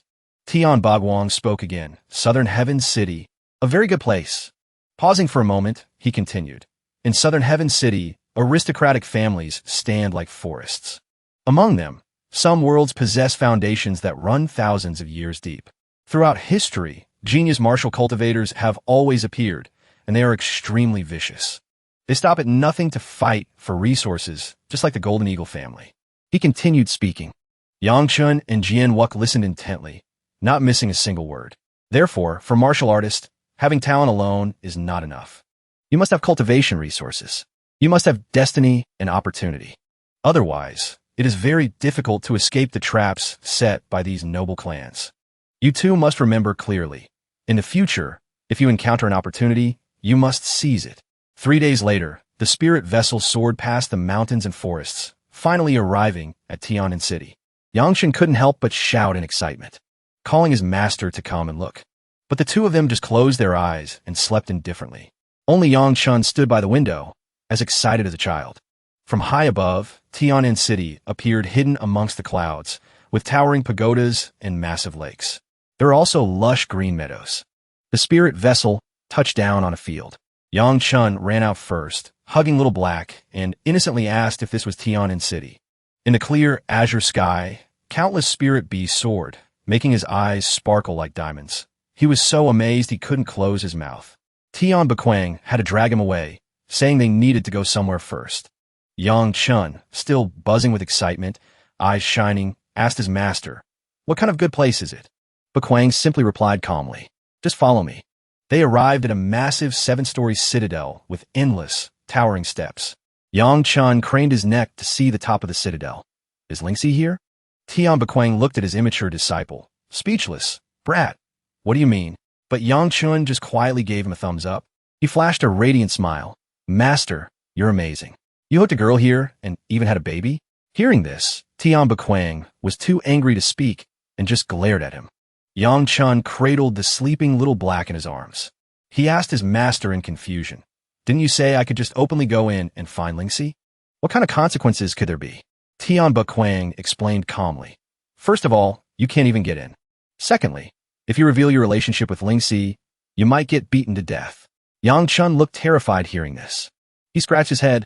I'm fine then. Knowing my wife is there is enough. She can't run away. Sooner or later, they'll use an 8-bearer sedan chair to invite us to their home. Standing under the brilliant golden sunlight, Tian Bequang looked at him, smiled, and gave a thumbs up in approval. All right, let's go. Tian Bequang urged them on. From now on, you'll have to rely on yourselves. The three of them arrived at the Luo residence. 2 guards stood before the majestic gates. Seeing people trying to pass, they immediately blocked the way. Tian Bequang removed the hat covering his face. He told them to go inside and announce him. A moment later, Luo Yin walked out happily. Senior Sword Saint, long time no see. My father told me to come out and welcome you. The 3 followed Yu Lu into the inner courtyards. Yang Chun and Jian Wuk couldn't help but marvel at the scenery in the courtyard, a traditional garden with rockeries and lush green ponds. Yu Lu ordered Jing Han to arrange a room for the 2 of them. Jing Han was a lovely young girl with chestnut hair and golden eyes that glowed beautifully like the setting sun. Jing Han gave a slight smile, instantly making the 2 men blush and marvel at her beauty. She led them both to their arranged room. Before Jing Han left, Yang Chun curiously pulled her back and asked about the relationship between her and Annie Jing. Jing Han didn't answer. She just blushed and ran away. Yang Chun watched Jing Han leave. He felt equally awkward.